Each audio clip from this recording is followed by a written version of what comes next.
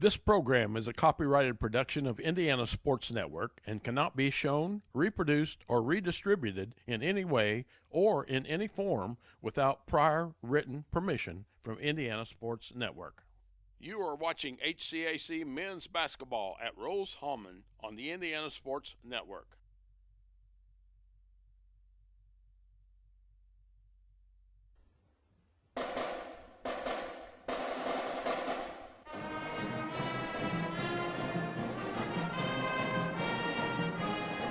Welcome to Rose-Hulman Institute of Technology, the U.S. News & World Report's #1 engineering school in the United States that offers a master's as its highest degree for 18 consecutive years.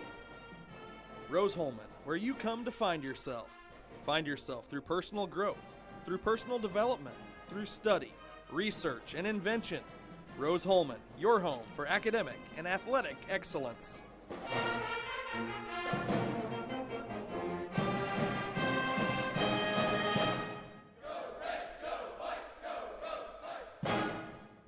You're watching Rose-Hulman men's basketball on the Indiana Sports Network.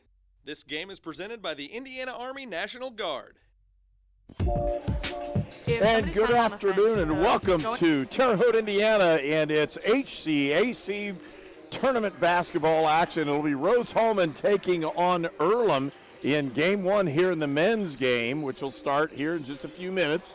At 3 o'clock, the women will take over, and they will have an opportunity to play as well, as they will take on Defiance. And we're excited to bring you the action here on Indiana Sports Network. Hello, everyone. I'm Herb King. Walt Gordon is my partner, and we're going to bring you Earlham coming in to take on Rose-Hulman in what is the rubber match. In December, it was Rose-Hulman defeating Earlham. In January, it was Earlham in overtime defeating Rose-Hulman. This is going to be a great ball game. It really will, and both teams protecting home court, which is what you want to do. And Rose-Hulman trying to get a home win today. Earlham trying to extend their season and move on to the semifinals. And a lot at stake today. Of course, we were talking about every game being a pivotal matchup, and boy, rubber hits the road today. It's win or go home, baby. And with that opportunity, again, tournament action, the Heartland Collegiate Athletic Conference has decided to expand the tournament this year. Normally they only have 6 teams, where the 3rd, 4th, 5th, and 6th teams will battle it out to make the semifinals. Mm-hmm. In this case, it's everybody in as far as the first 8. So right. There's 2 teams that aren't going to play that were in the conference this year, but that 8th place team is going to have to take on number 1. 7th place is taking on number 2, and that's what we have today. Earlham comes in at 7th place in the conference, and Rose-Hulman comes in squeaking out, and picking up 2nd place in the conference. I was talking to Kevin Lanke about how close that really was, and it was perilously close. I mean, when a couple of things don't fall our way and we are on the road today as opposed to, well, they're on the road, we're at home because we don't travel with the team. But it was so close, and you know, you feel for a team like Manchester, the men who have had a very nice season, fell on hard times at the end of the season. You just don't know at this point. We talked about that all year. You need a little luck, you need some health, you need to be injury free. You never know what can happen at the end of the year. Manchester lost their last 5 games. Unfortunately, they're not in. They're the 9th team. A team that, to be honest with you, I was hoping they would be at Hanover right now. Yeah. Because I like that matchup, and you never know what can happen from a selfish standpoint. I want the semifinals here. So that didn't happen. Mount St. Joe's found their way in, and so it's just that's the way it happens. So you finish the season, playing pretty good basketball like Rose-Hulman has done, and Earlham has done what they need to do. Here we are today for a big-time matchup. Rose-Hulman had a must-win this past Friday night. We were able to bring you the ball game, and probably the best ball game I've seen Rose-Hulman play in several years. I agree. They played exceptional on both ends of the floor. I thought their offense was the best that I've seen it, maybe since I've been doing games here. It's not like I've been doing games for 5 decades, but I'm just saying their offense was crisp. For the majority of the game, defense, looking at Harden and Jackson, them getting up into the offensive ball handler full court made a big difference at the tone defensively. And so we'll see what we can do today against a very athletic, very quick, very guard-oriented Earlham Quakers team. It's going to be a different ball game, a different battle today with a different type of team than what we faced on Friday night. But still, you got to find a way. Defense does travel and does translate to any style of basketball. 2 freshmen will start for Earlham. We'll talk about those in a little bit. And as senior, again, just an opportunity for these guys to play at the end of the season in a tournament that will decide the entry into the NCAA Division III tournament. And that's what they're really playing for. If somebody can do that, and you don't know, normally in this conference, you're not going to get an open or a non-qualified entry into the NCAA Division III playoffs, similar to what we had in football. You can have a really good team, and they're not going to make it in unless they win or have one loss. Even they're probably not going to make it in. Same thing happens today. So, like you said, it's do or die for these 2 teams. Their season, one of their seasons will end today. The other one will move on to the semifinal round. And again, we're happy to bring you the action here, HCAC tournament action from Terre Haute. You're watching Indiana Sports Network.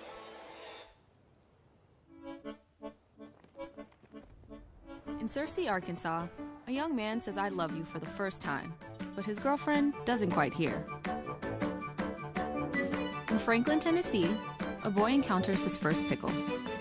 And in Kyle, Texas, after a mission for tots, cousins realize they're a long way from Kyle, Texas. One day, many people, millions of orders. This is Howie Sonic. If somebody's kind of on the fence of going into a recruiting office or just reaching out to a recruiter, I would absolutely encourage it, if anything, just for the information. We have a lot of enlistment bonuses out there right now, upwards to about $20,000. If you're in college or you plan to be to college, this is a great choice for you because our organization, we look for students who want to go to college. We also have educational benefits where we pay up to 100% of tuition. Wherever life takes you, whatever stage, anything that you need, no matter the season, getting there together. We are ready when you are. Crane cares. Introducing Sonic's new Car Hop Classic with double the beef, double the cheese, and now double the choices. Try quarter-pound double cheeseburger or slinger with tots for just $2.99. Get them now, ending soon. You are watching HCAC men's basketball at Rose-Hulman on the Indiana Sports Network. You're watching college sports on the Indiana Sports Network, presented by the Indiana Army National Guard.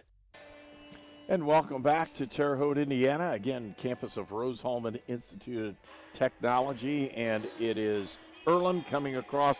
One of the things about Earlham and Rose-Hulman is I think academically these are the 2 top teams in the conference, regardless of what you're going to talk about. And that's what it's all about. And, of course, we're here to play a basketball game.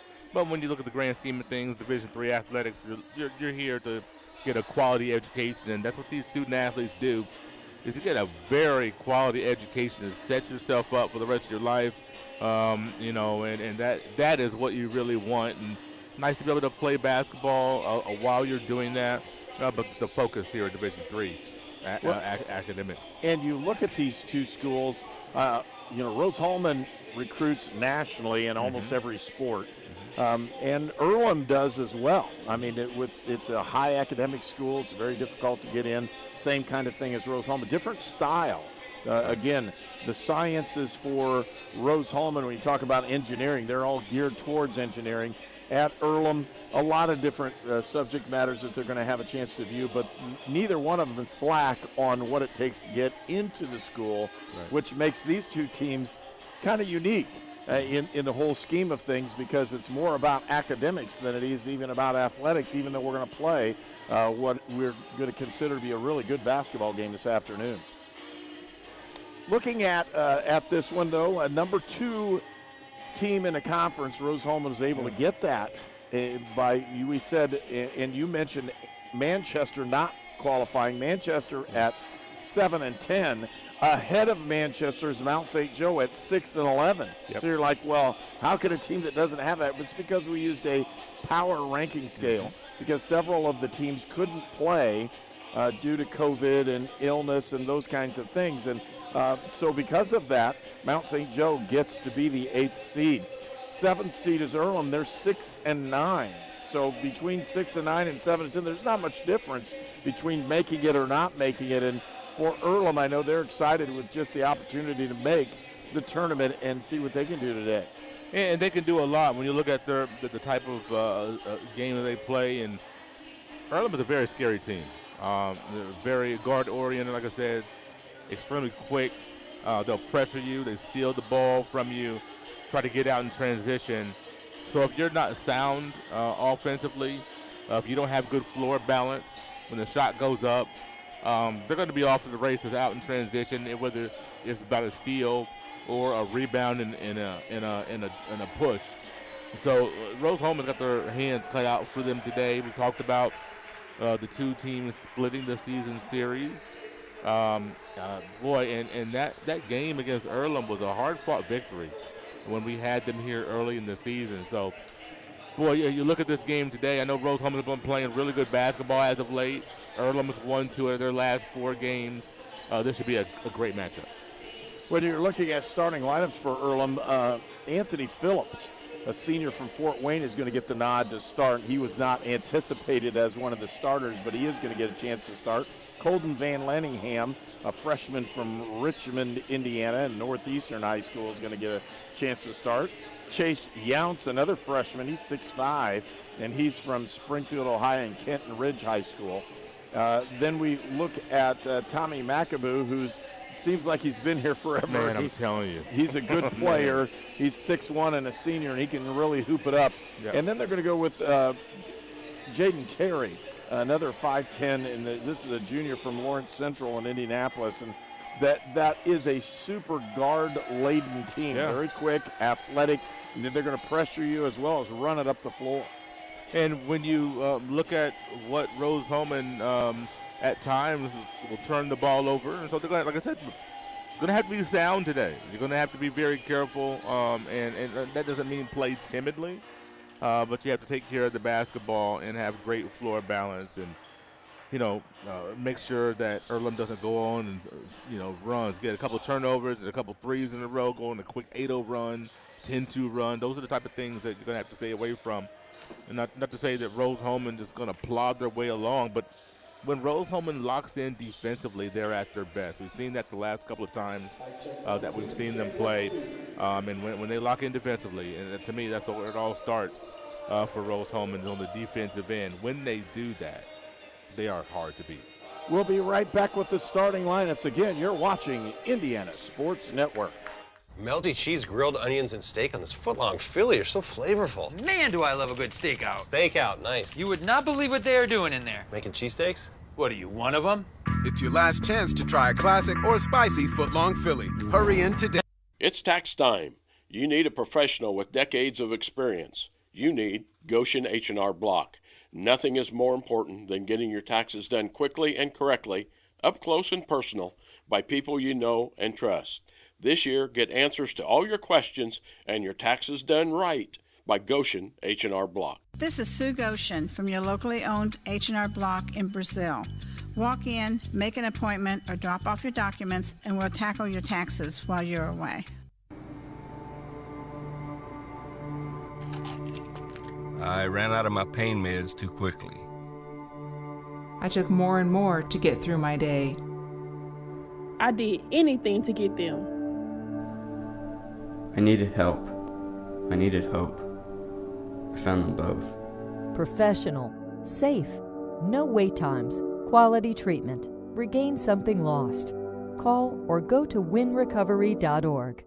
The city of Brazil was founded in 1866. By 1876, there were 2 schools, 7 dry goods stores, 2 hardware stores, 4 churches, and 5 drugstores. One of those drugstores is still there today, Lynn's Pharmacy. Lynn's Pharmacy has grown from a small neighborhood drugstore to a modern pharmacy, offering prescriptions and medical equipment with old-fashioned values and unparalleled service. You can even step back in time and visit Lynn's Soda Parlor here at Lynn's Pharmacy, downtown Brazil.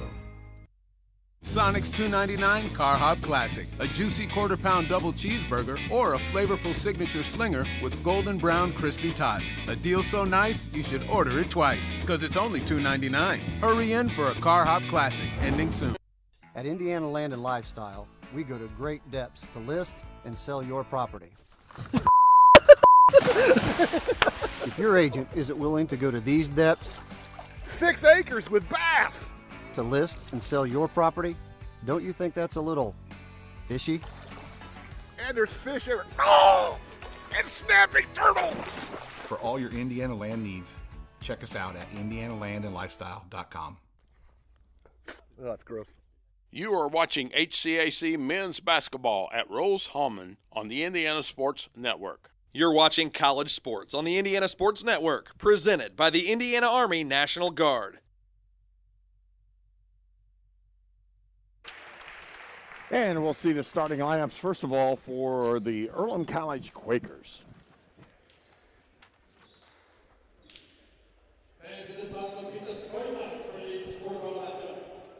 For the visiting Earlham College Quakers, I guard the 6'1" senior from Champaign, Illinois, number 2, Tommy McAboo. I guard the 5'10" junior from Indianapolis, Indiana, number 10, Jaden Terry. Forward, the 6'5" freshman from Springfield, Ohio, number 14, Chase Younts. I guard the 6'2" freshman from Richmond, Indiana, number 15, Colden Van Landingham. And I guard the 5'10" senior from Fort Wayne, Indiana, number 50, Anthony Phillips. The Quakers are coached by John Shires. And now the starting lineup for the number 2 seed, Rose-Hulman Fighting Engineers.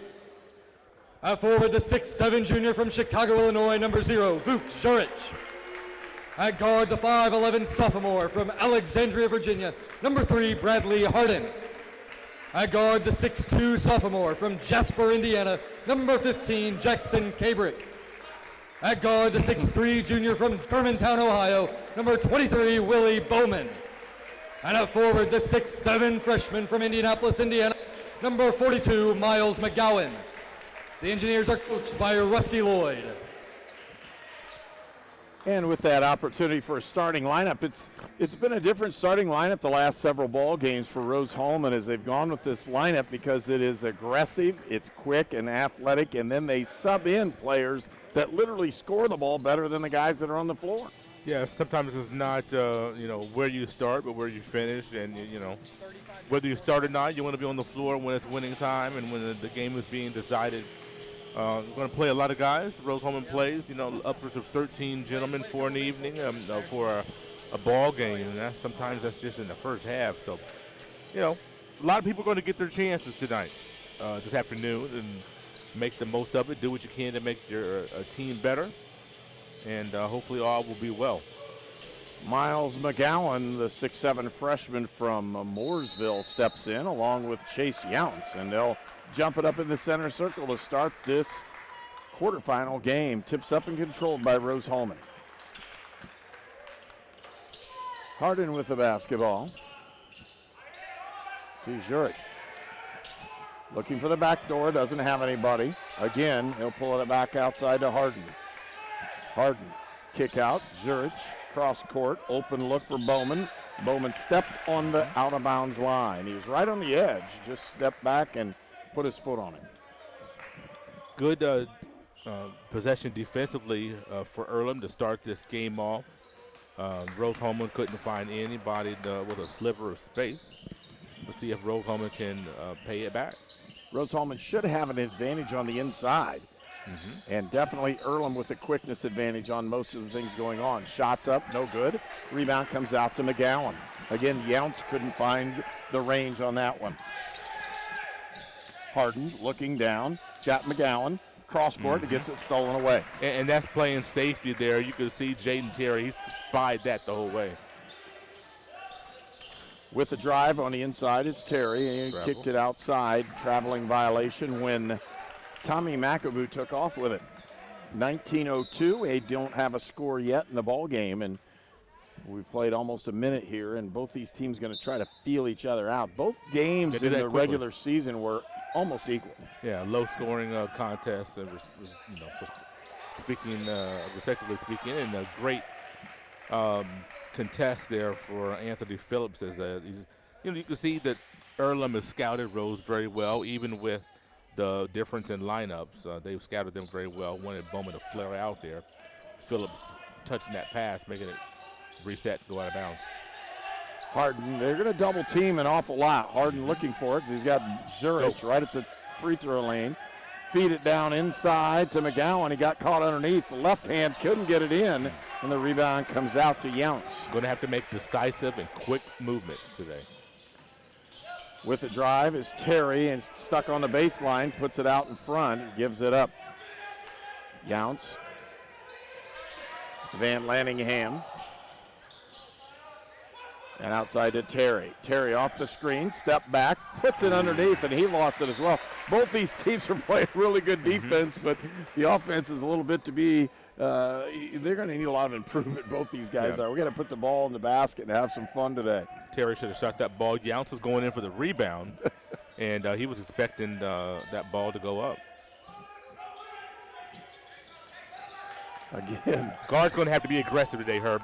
Going to have to be aggressive today. They're not aggressive right now. No. They're passive. Both sides. Harden with the drive, and they're going to call a foul. And I don't know if that was so much a foul as it was just a hard effort. Good, solid defense for Earlham in this ball game. That was a lot of body. It was a good, you saw the strength of Earlham defender there. As that was a lot of contact. Harden just fell hard. He made it look really bad because of how hard he fell. Trying to get the double screen. They don't have anybody. They're going to launch the ball into the back court and start. 20 seconds are on the shot clock when they threw it in. Bowman, double teamed, looking for somebody. Now pulls it back out. Cabrick. Cabrick's going to turn the corner. Pull right up down the lane. Got an open look. Can't get it to go. And rebound. Fought for, scrambled, and picked up by Earlham. Terry with the basketball. Leads the offense. Kicks it out to Phillips on the drive in the baseline. Again, Terry using that screen. He'll try to turn the corner. Kick outside. Another traveling violation on Tommy McAboo. Substitutions for Rose-Hulman. Neither team is as yet to score. Yeah. And here comes the Zachary Jackson, the guy who's really propelled Rose-Hulman the last couple ball games. This is, I believe, the second turnover on McAboo. I think both the traveling violations, I believe, were on him. And on that catch, got to set your feet. And let's see if we can get a little better offense here. Got to be aggressive. Using the screen, they'll kick it out. Nice pass. Chaplin pumped. Feeds down the low post to McGowan. McGowan with it. Looking outside. Samvit Ram for three. Can't get it. Rebound was Voop. Scramble for it. Loose. And they're going to call a foul. That is a hard foul to call. You have 3 or 4 guys going after it. No one with a clear advantage. I know the ball squirted away. I know bodies hit the floor. I would have loved to see that being a play on. There was no advantage. It's hard to. That's a tough foul to pick up. From our angle, it didn't look like anybody hit anybody either. It's just easy going for the basketball. Zachary Jackson with it. With the drive. Scoop scores. Zachary Jackson. You can see it going to happen. Yeah, off the wrong foot. Took out from outside of the restricted circle and it kind of glide in the air for the first 2 points of the game. Wow. And he's been the defensive specialist, but offensively he did a nice job of getting to the rack that time. Van Lanningham trying to drive the lane, kicks out. Open look for Phillips. Can't get it to go, and rebound comes out to Rose-Hulman. Chaplin with the basketball, and I'm kind of surprised they didn't get that counterattack that Rose-Hulman has had the last couple ball games. Yeah, it wasn't there. The defense was right on it. Chaplin looking for the screen. He'll use it. Go to the baseline. Drives. Doesn't have anybody. Kicks it. Ram in the corner. Pulls up. 10-footer. Got it. Samvit Ram. Very aggressive. Samvit Ram very aggressive today as already taken a couple of attempts, the first three just kind of rimmed out. We need that from him today. Terry turns the corner. He'll kick it back out to McAboo. McAboo with the drive down the lane. Open look for Phillips. He pulls up after a pump fake. He misses the shot and rebound to Ram. Chaplin with the ball in the wing. Feeds. Pulls up. Looking for somebody. Finally he'll get it to Zurich. Drive. Kick outside. Ram open for three. He'll launch one. Got it. Sambit Ram for three. And it's a 7-0 Rose-Hulman lead. I love the start. I love the start for Sambit Ram. Didn't get minutes last game. Played about 1 minute. Stay ready. You have to stay ready. I love that. Put him in, a senior with the opportunity to try to put Rose-Hulman in the second level. Ooh, good pass. Down inside. That was a really nice play and a good score by Chase Younts. Van Landingham with the bullet down through the paint between a couple of Rose defenders. A great pass. What two freshmen in that opportunity for Earlham. They're going to call a moving screen on Rose-Hulman. Turnover will give the ball back to Earlham, and we'll take a timeout. It's 7-2, Rose-Hulman. Home. It can be the family farm, a small town, or a busy city. But wherever you call home, we are where you are.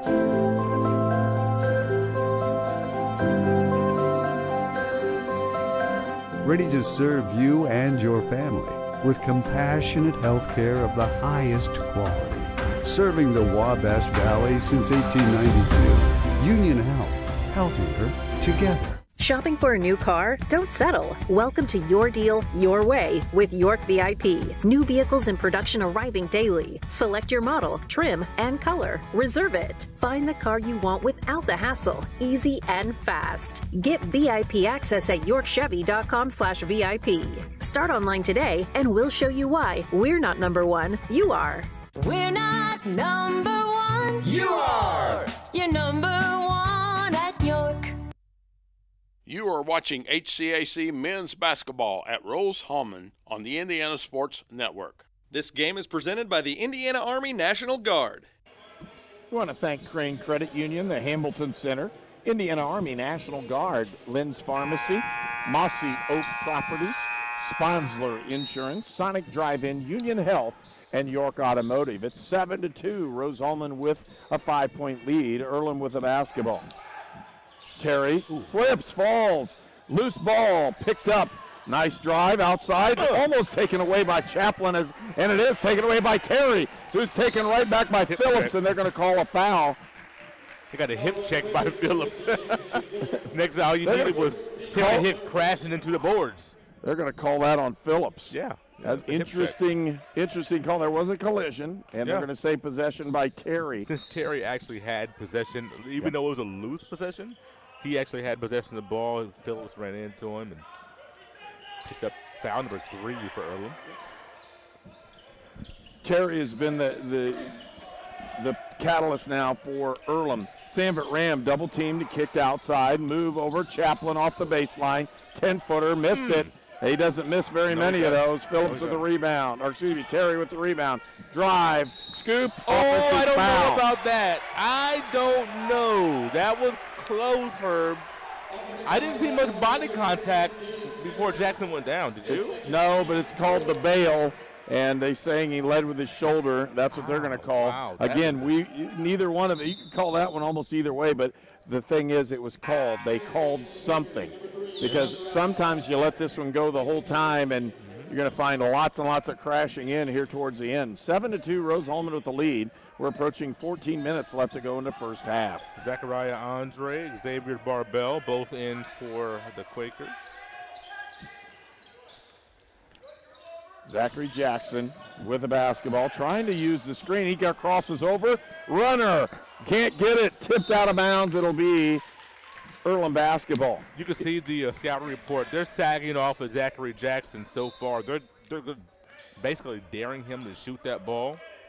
So it's going to be interesting to see what he does, how he responds to that. The pressure turns him over. He got Tommy McAboo, tipped the ball off of his leg, and it's going back the other way. That full court pressure, we've talked about that.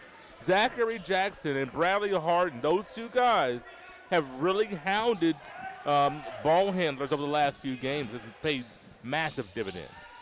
And Jackson has really helped offensively as well because of his penetration. Hasn't been able to do it today. Wirtz open, cross court, open as Ram. He'll drive, pull up, can't get it. Rebound to Wirtz. Shot clock is going down inside. Ram with the reverse layup. Ram's got 7 already out of the 9 for Rose-Hulman. It's one of those when you're hot, you're going to get the basketball. Outside move by Phillips. He'll kick it out to McAboo. Gets his dribble right away. Drive in the corner. He'll have it tipped away by Terry Hicks. That was a tough pass to make. When a guy drifts baseline, there's not too many passes he can make because he definitely doesn't want to pass back over the middle, past that baseline, and Hicks was waiting for it, tipped it out of bounds. A great hand for Sanveet Ram as he takes the seat. Dylan Duff in for the first time today. If he can find one over there. No doubt. Duff into the ball game. First time we've seen Dylan today. Rose-Hulman will play 12 to 13 players in that first half. Kick outside, McAboo for 3. Can't get it. Rebound. And pulled down. Nice rebound that time by Andre, who's in the ball game. Andre with another board and loose ball. Zachary Jackson with it. Pulled it up. Dylan Duff with the basketball. Pushed it up. Chaplin had an opportunity. Come on, still looking for that post. Now the screen high. Chaplin with the drive. He'll continue all the way up. It's out of bounds. I wanted Trey Wirtz to post like you wanted. He had Tommy McAboo down there in the post on the transition. Man, post like even if he puts him on the floor and gets an offensive foul, to me that's better than what I just saw. I wanted to see him put McAboo on his backside. Duff right in the lane. Duff puts it up.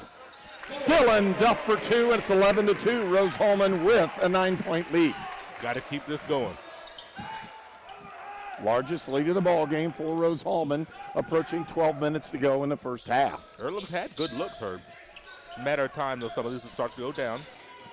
On the outside, Van Lenningham kicks it back out to Barbell, puts the shot up and in. Very nice. Xavier Barbell from Edgewater, Florida. 6'6", very long and range. He showed his athleticism right there getting to the rim. Duff with the drive, got to the baseline. Now pull it back outside. Jackson has an open. They're just going to let him shoot if he wants to shoot it.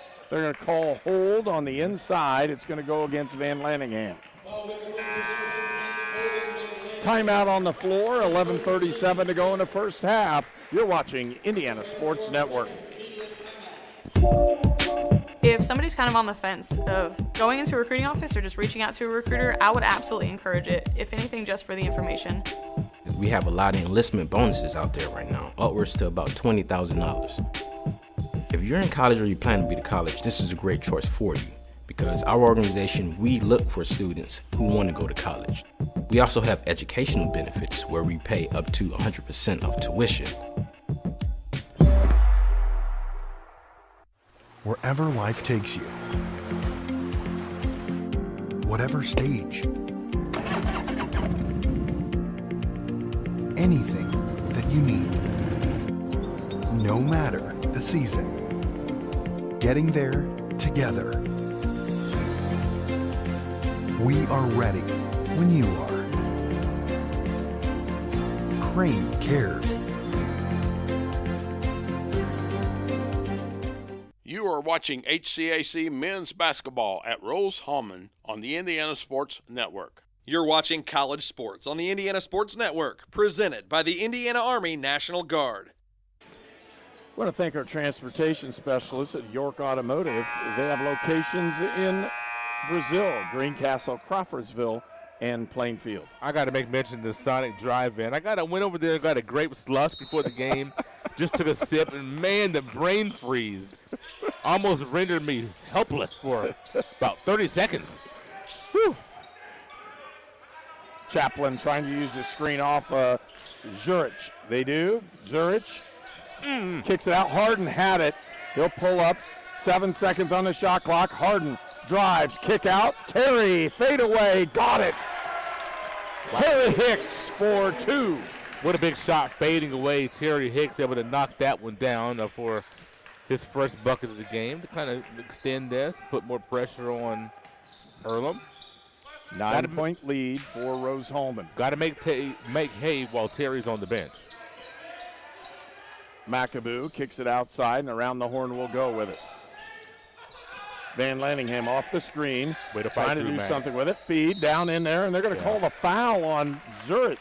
Yeah, I think so. Max almost got hung up on that screen. He fought through it to get back in guarding position, or close to it at least, but still a foul on Voop. It's going to be a second foul, I do believe. Both fouls by Rose-Hulman on the same player. That's going to hurt. We're going to have to send him to the bench. Incoming Isaac Farnsworth. Met his dad before the game, didn't we? He came over and said hi to us. That was very nice. He was excited for his son to have an opportunity to play here, and he's played some quality minutes throughout the season. Gets another chance here this afternoon. Second free throw is good. Lead is to 8 for Rose-Hulman, and they have the basketball. Harden with a basketball, kicks it outside. Chaplin with the drive. Used the board and got that one. It looked like it was at home, banking it off the barn door. Just like you were taught when you're 3 years old. Hit the square, son. Hit the square. McAboo, it's a 10-point Rose-Hulman lead, largest lead of the ball game for the Fighting Engineers. With the drive, down on that baseline again. Farnsworth's a good defensive player. He's going to have a hard time getting a drive on him. Phillips has it with the block. He might have been on the circle. They said his foot was on the line. That's where he pointed for. Chaplin's going to be called for the foul. Basket's going to count. And the advantage of us and the signal the official makes is he pointed down at the floor like your foot was on the line. That's why I had to call it. Great call, an explanation thereof. So there's no disputing. No. You see, he saw the foot was on the line. Lets us know that's great communication. Also keeps players from just sitting down there and trying to undercut somebody as they're driving to the basket. That's right. 15-8 is the score. We're approaching 10 minutes left to go in the first half. Harden trying to back down another player. Hard screen. Double teams. Bradley Harden outside to Dylan Duff. Duff has it tipped away and picks up the dribble. You see the backdoor cut yet? Not yet. Okay. Harden with a drive. Long 3 attempt. Can't get it to go, and the rebound comes out to Van Lanningham. I mentioned the backdoor cuts. You see this pressure defense by Earlham. You got to go backdoor and make them pay for that. Ball moved around to the outside. Younce gave it up to Van Lanningham. Back to Phillips. Van Lanningham off of it. Takes the 3-point shot. Can't get it to go. Rebound comes out to Farnsworth. Push up the floor for Rose-Hulman. They haven't pushed it as hard. Oh my man open, looking inside. They'll give it up. Here comes Hicks with the drive. He'll do the little fadeaway and got it. Terry Hicks. That's his shot. That's his spot. And the lead's back to 9. Doesn't have the explosion this year that he would like to have, having a little health issues, but that he's a great shooter, and the 2 fadeaways. How about that today? Van Lanningham kicks it back outside, open look for Andre, and he nails that. Did that look good when it left his hand, or what? 8-point lead for Rose-Hulman.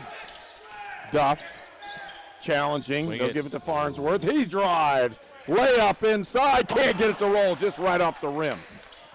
Nice drive. I would have loved to see one more pass when he got the ball. You had Chaplin left side wide open, unattended. That had solved the riddle of the hard double teams. We haven't been able to do that yet. Van Lanningham with the basketball, working off the high screen of Younce. With the drive, he'll kick outside. Phillips with the drive, but he travels with the basketball. That's one riddle that they're going to have to solve. It's the 3rd time today on the catch.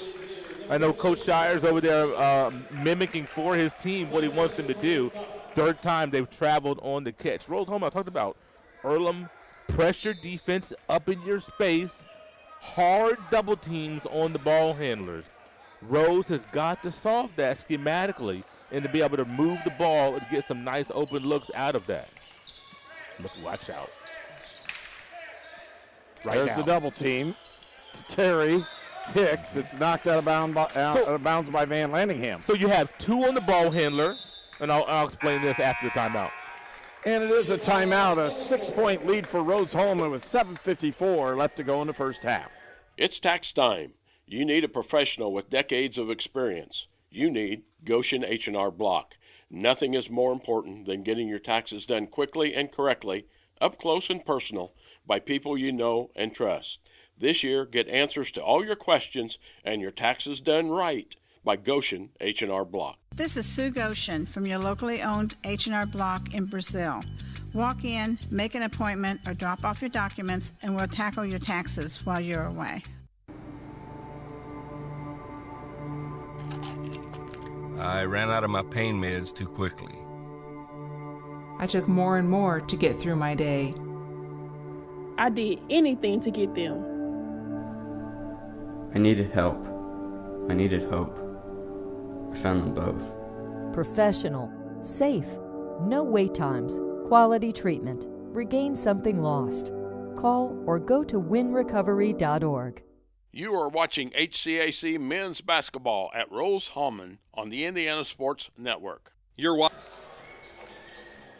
17-11, 7:54 left to go in the first half. And Rose-Hulman is led by as many as 10. But I'll tell you what, Earlham can score the basketball very quickly if they want to. They really can. Great speed. They can hit the three-point shot. Just hit their first one a moment ago, Zachariah Andre. So, once again, with Terry on the bench, Rose-Hulman, you got to keep this lead and try to expand on it. Just handed the basketball. Turnover. Van Landingham with the ball. Looking to feed it. Phillips, crossover, drive, shots up, no good. Rebound to Earlham. It's stolen away and then stolen back, and then great effort. Held basketball. Should be a jump, yeah. And it'll be Earlham basketball. Big problem that I have right there, the offensive rebound by Earlham came in the middle of 4 engineers. That'll send the coach, make him give him a few extra gray hairs. Make him lose his voice by raising it. I always say it makes you lose hair. That too. Right on the top too. of the head. And we know what that's like, both of us. My goodness, yeah, we do. Follically challenged.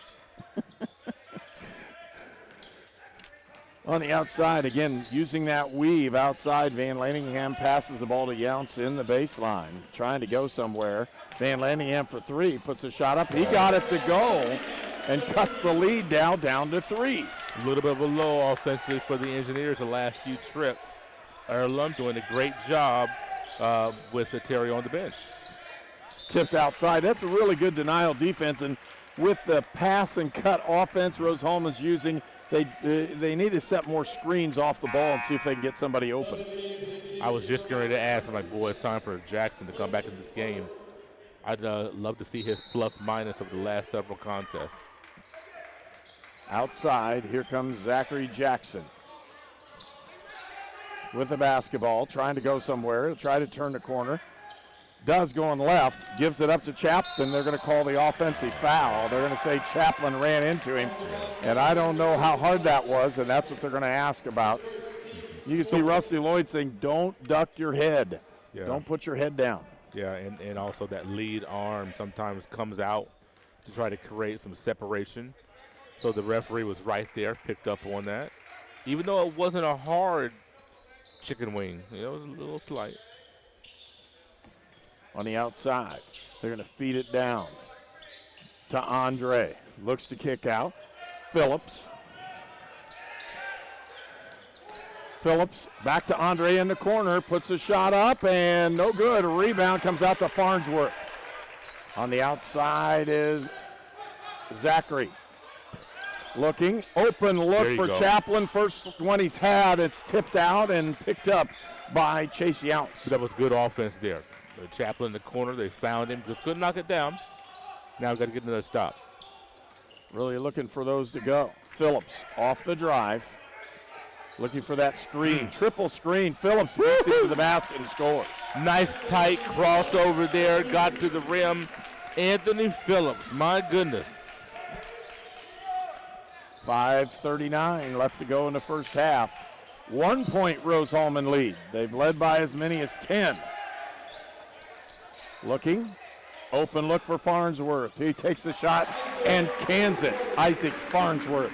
That's another guy that just can really do major damage in that mid-range. And Farnsworth, that was a big bucket right there to get Rose a little bit more breathing room. 3 point Rose-Hulman lead. 5:09 left to go in the first half. Phillips. Again, Anthony handling the basketball, gives it up. Van Lanningham, he'll drive, he'll shoot. I thought he was going to score that one. It looked pretty good.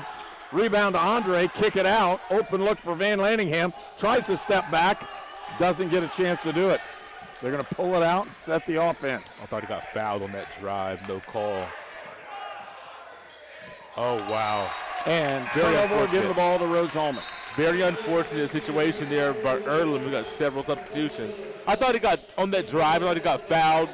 Sometimes you think it might go in, you'll let it go. I thought that was contact there. Could have been a foul call. And then on the offensive rebound, they ended up turning the ball over. Very unfortunate sequence, not getting the call and then turning it over for Earlham. That's unfortunate. But sometimes you got to play through those things and keep moving, see if they can get a stop. Zachary Jackson with the basketball, looking for the screen. They're hedging those off the top. And we call a foul on Andre. I really like Zachary. If you look at Zachary Andre, man, I just know he played football. Look at that body, the aggression on that young man. Just a sophomore. Man, he's a tough dude, man. I'm telling you what. Look at Dylan Duff. You look at him, he's got size on him, man. You're not getting through that guy. I don't know if I want him trying to take Andre to the paint off the dribble. Bowman wanted to feed it inside. That was good hand-eye coordination as, again, Anthony Phillips knocks that one out of bounds. How quick are their hands collectively? 1 through 5. Everybody's got quick hands.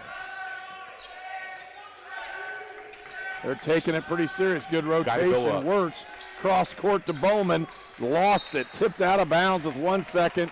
You got to throw this thing in the post, see if you can get something. If you're Trey Work, 6'7", you have a guy coming at you that's 6'1", shoot the daggum ball. Shoot it right over him. The city of Brazil was founded in 1866. By 1876, there were 2 schools, 7 dry goods stores, 2 hardware stores, 4 churches, and 5 drugstores. One of those drugstores is still there today, Lynn's Pharmacy. Lynn's Pharmacy has grown from a small neighborhood drugstore to a modern pharmacy, offering prescriptions and medical equipment with old-fashioned values and unparalleled service. You can even step back in time and visit Lynn's Soda Parlor here at Lynn's Pharmacy, downtown Brazil. At Indiana Land and Lifestyle, we go to great depths to list and sell your property.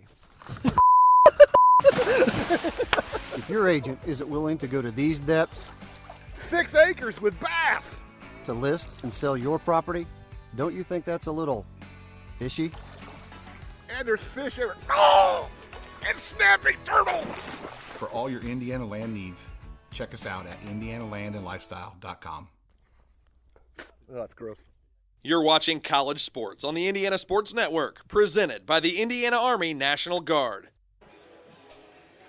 19-16, low-scoring affair in comparison to what we've had in the last couple ball games, but that's because both teams are playing good defense, and it's tough to get a good shot. It really is. It is extremely tough. Turnovers are a little higher than what the coaches probably would want them to be. Earlham, 8 turnovers. And have 16 points on the board. They are out rebounding Rose-Hulman by 2, speaking of boards. And this is a team that Rose-Hulman, rebound margin-wise, first in the league. Went for the alley-oop, couldn't get it done. Choice. Tipped. It'll be out of bounds, and the shot clock violation will give the basketball to Earlham. But that's what happens, and I picked on Trey Wirtz, and I don't want to pick it on him. But he's got size. You can just jump up and shoot that. You know the shot clock's running down. You got to shoot the rock in that late in the shot clock. And they're going to call an offensive foul. That's a good job by Andre. He thought he had the position, and then all of a sudden, I'm going to say a potential flop a little bit of acting job. I didn't see it. Everybody does that. I didn't even see it. I was looking down at the stats.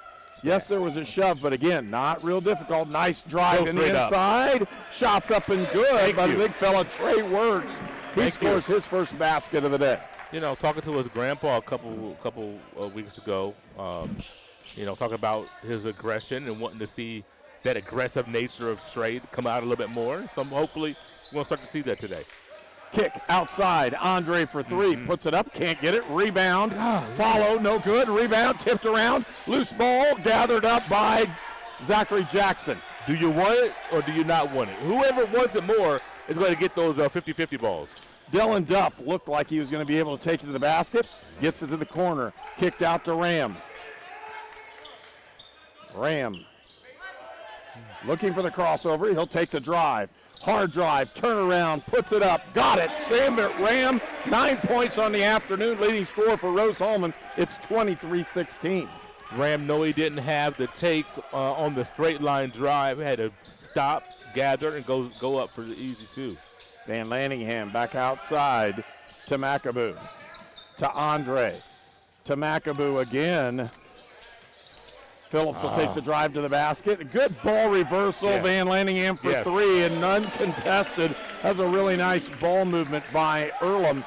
Cut the lead down. It's 23-19. It really was, and too much helping for Rose-Hulman. You get too far off these defenders when you really, in a lot of cases, don't really need to.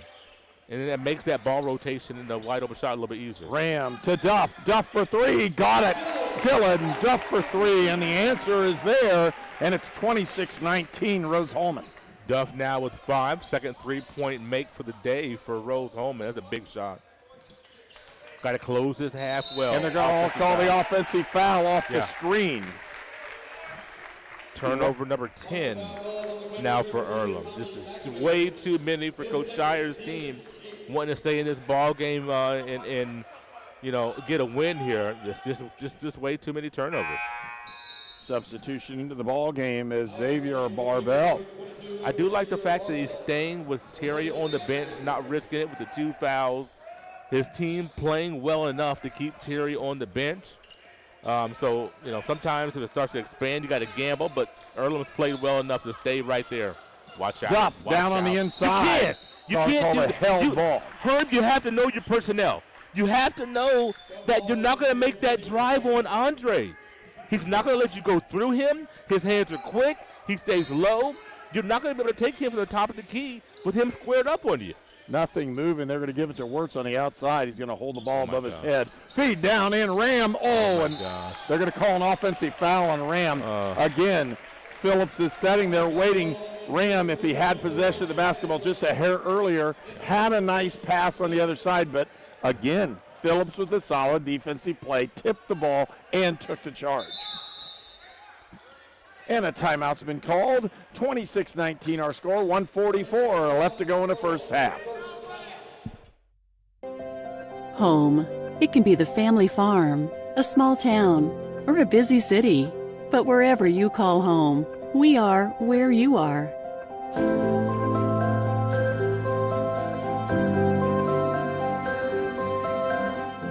The healthcare professionals of Union Health since 1892, providing compassionate healthcare of the highest quality to generations of Wabash Valley families. Union Health, healthier together. Shopping for a new car? Don't settle. Welcome to Your Deal, Your Way with York VIP. That was a 2. And welcome back to Holbert Arena on the campus of Rose-Hulman Institute of Technology. A 7-point Rose-Hulman lead, 1:44 left to go in the first half. Earlham has played very well defensively. That's what we were talking about in this timeout. They have played a very good defense and holding Rose to 26 points, and then conversely, Rose holding them to 19.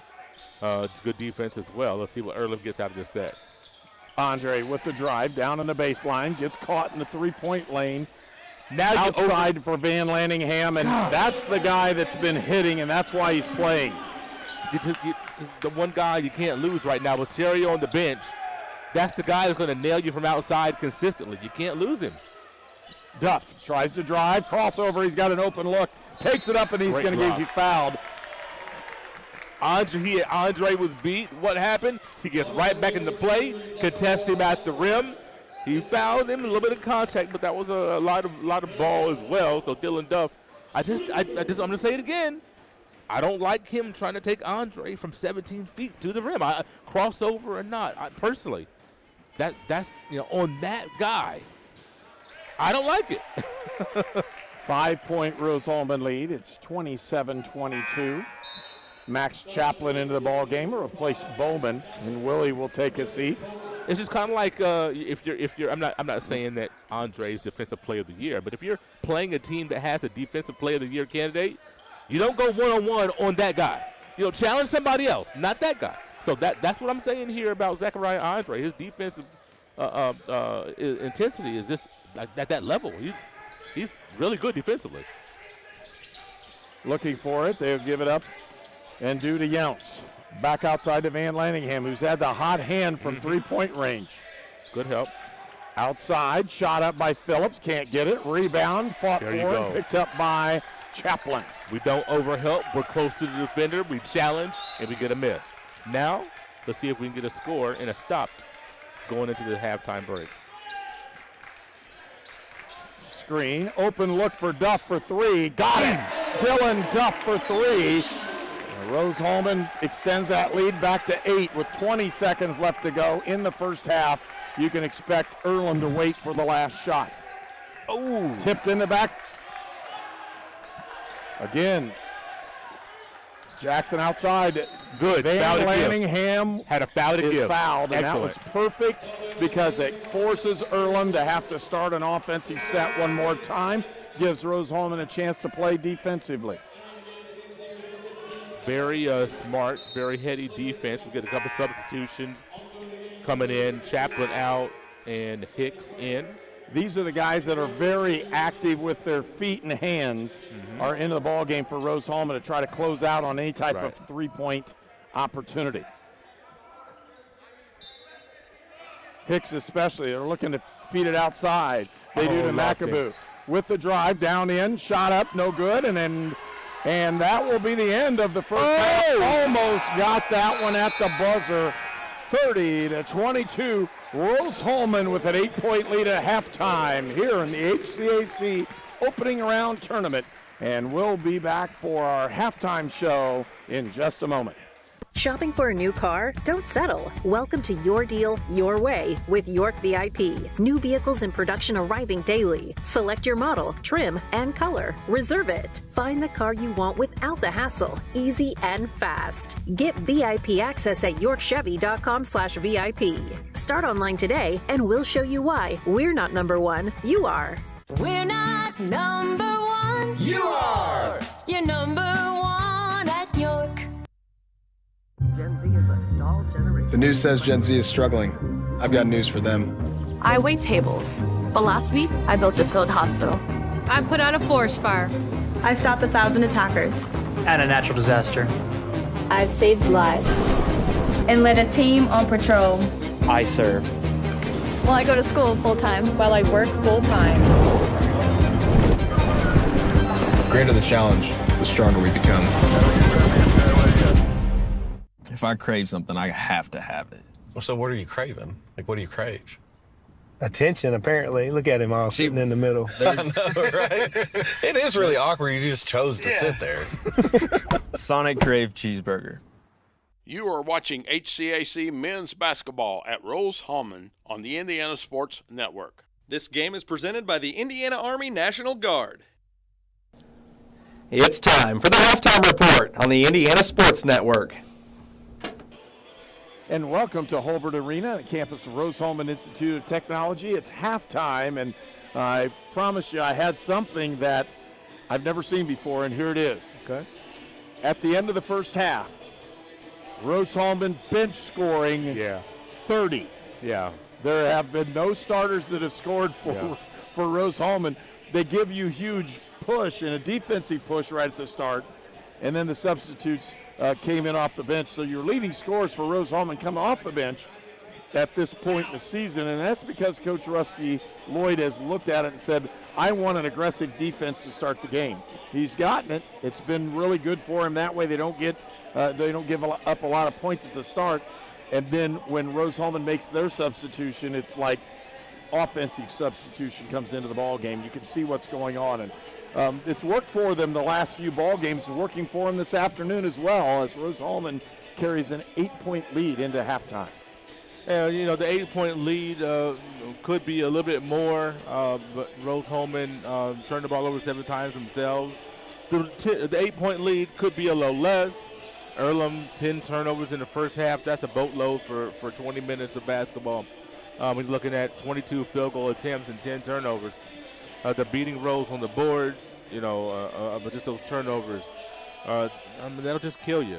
Just kill you every time. And so Coach Shires and his staff going to have to help the team to navigate that. If they keep that second half turnover mark to around 3 or 4, maybe 5, they can put themselves in a really good position. But Rose-Hulman, man, shooting the ball really well here this afternoon. Well, and part of that's just the last few minutes of the ball game. They're able to hit shots. A couple guys are scoring it. And Sanford ran that with 9 points. And he really, as you mentioned during the middle of the ball game, did not play this last ball game very many minutes at all. Without looking, how many minutes did he play in the first half? In this one? Yeah. 5. Okay. 9. 9 points in 9 minutes. And, I'm going to be honest. Right around the 5 to 7 minute mark, I'm thinking, where's Sanford? Yeah. And then he ended up coming back in the game, finished the half, makes another bucket. I mean, the young man is hot. I hope he gets, instead of 9 minutes in the second half, hopefully he gets, more like 15 minutes. I don't know what will happen, but if he's shooting that well in the second half, I hope we get him more than 9 minutes. Oh, yeah. Yeah, and we were offered. Did we just get offered food? We just got offered food. That never on the air offered food. That didn't happen very often at all. How many people have we seen come with not a slice of pizza, but a pizza, a big pizza? Everybody getting fed today. That's awesome. Except us, and I think we've had enough. We're fine. 10:33 left to go here at halftime. Again, our score 30-22. Rose-Hulman with an 8-point lead. We'll return for more here on our halftime show on Indiana Sports Network. Introducing Sonic's new Car Hop Classic with double the beef, double the cheese, and now double the choices. Try quarter-pound double cheeseburger or slinger with tots for just $2.99. Get them now, ending soon. If somebody's kind of on the fence of going into a recruiting office or just reaching out to a recruiter, I would absolutely encourage it, if anything, just for the information. We have a lot of enlistment bonuses out there right now, upwards to about $20,000. If you're in college or you plan to be to college, this is a great choice for you because our organization, we look for students who want to go to college. We also have educational benefits where we pay up to 100% of tuition. Wherever life takes you, whatever stage,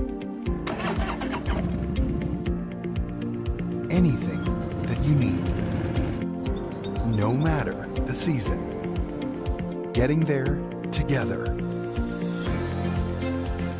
We are ready when you are. Crane cares.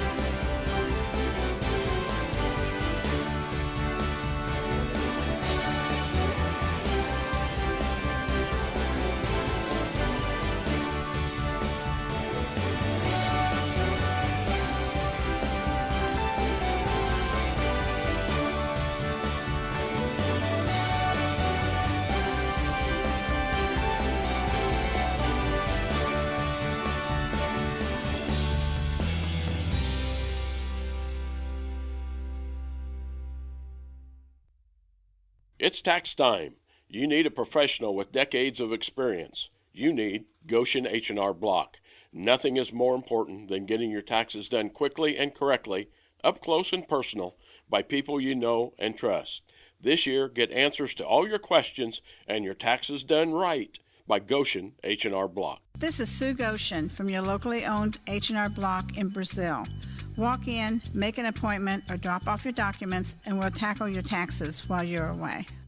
This program is a copyrighted production of Indiana Sports Network and cannot be shown, reproduced, or redistributed in any way or in any form without prior written permission from Indiana Sports Network. Melty cheese, grilled onions, and steak on this footlong Philly are so flavorful. Man, do I love a good steakhouse. Steakout, nice. You would not believe what they are doing in there. Making cheesesteaks? What are you, one of them? It's your last chance to try a classic or spicy footlong Philly. Hurry in today. You are watching HCAC men's basketball at Rose-Hulman on the Indiana Sports Network. You're watching college sports on the Indiana Sports Network, presented by the Indiana Army National Guard. And we want to thank the Indiana Army National Guard for coming alongside and sponsoring basketball here at Rose-Hulman. And again, just an opportunity for these guys to do a really good job. Look at the efficiency ranking right now for Rose-Hulman.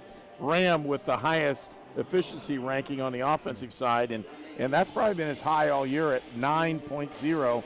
And you go right down, Dylan Duff, Zachary Jackson, Terry Hicks, those guys have all done a really nice job in the first half. And again, coming off the bench at a certain point to do this. And you can see that huge surge when these guys come off the bench. Instead of a relaxation on the offensive side, it gets better for Rose-Hulman. It really does, and not only has the bench scored all 30 points, everyone who came off the bench scored. Yeah. I mean, it just, that's just one of those things. Now, the starters who started the first half will most likely start the second half. They'll score some points. I mean, it's not like, it's like this. It's like a senior day, and we start the seniors. They just happen to be players 12, 13, 14, 15, 16 on the bench. That's not the case. And these guys that are starting for us can play ball, and they'll score. But the intensity of the defense that started off this game, that really held throughout the half, that's what's going to win Rose-Hulman basketball games. So if that means you shake up the lineup and start some different guys, so be it. You do want your starters to score some for you because they're going to play the first 3, 4, 5 minutes as a unit, unless things go really sour. But these guys will score, and they'll continue to do so. But the unit that comes off the bench, guys know they're going to get some minutes, and they know they have to be productive. And it seems like Rusty Lloyd has their attention at this point, and it also seems like they're responding. Other ball games today, it's Mount St. Joe at Hanover, and that game will start again at 1 o'clock. That game actually is at halftime. Hanover has a 1-point lead, 40-39 at halftime. Now, I'm definitely scoreboard watching, especially that game. That's the second premier game for me. Right. I'm trying not to get too excited about that game because if we win and Hanover loses, we host the weekend. Yeah. So I from a selfish standpoint want that to happen. So I'm what's the thing for Mount St. Joe's? We had Bite 'em Beavers yesterday on Friday. What is it for Mount St. Joe's? Do you know? I don't know that one. We got to figure that one out, and we'll give that to you later, maybe. But that's a game that I definitely have an eye on.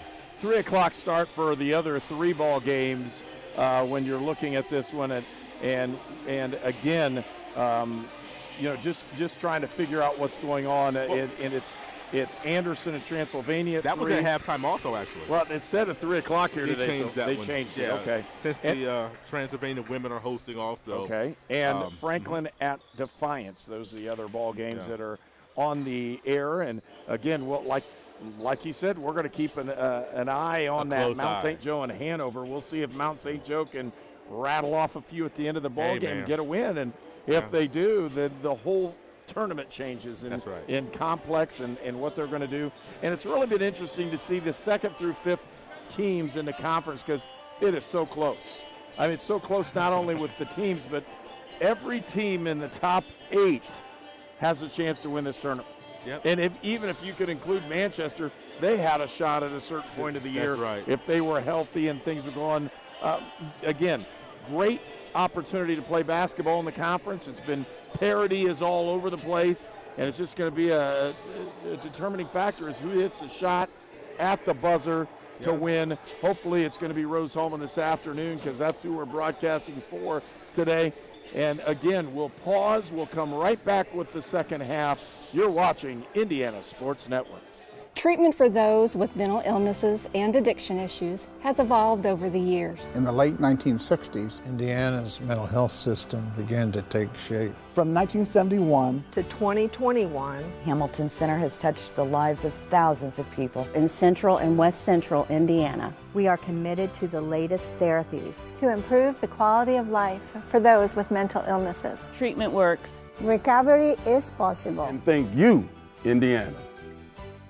The city of Brazil was founded in 1866. By 1876, there were 2 schools, 7 dry goods stores, 2 hardware stores, 4 churches, and 5 drugstores. One of those drugstores is still there today, Lynn's Pharmacy. Lynn's Pharmacy has grown from a small neighborhood drugstore to a modern pharmacy, offering prescriptions and medical equipment with old-fashioned values and unparalleled service. You can even step back in time and visit Lynn's Soda Parlor here at Lynn's Pharmacy, downtown Brazil.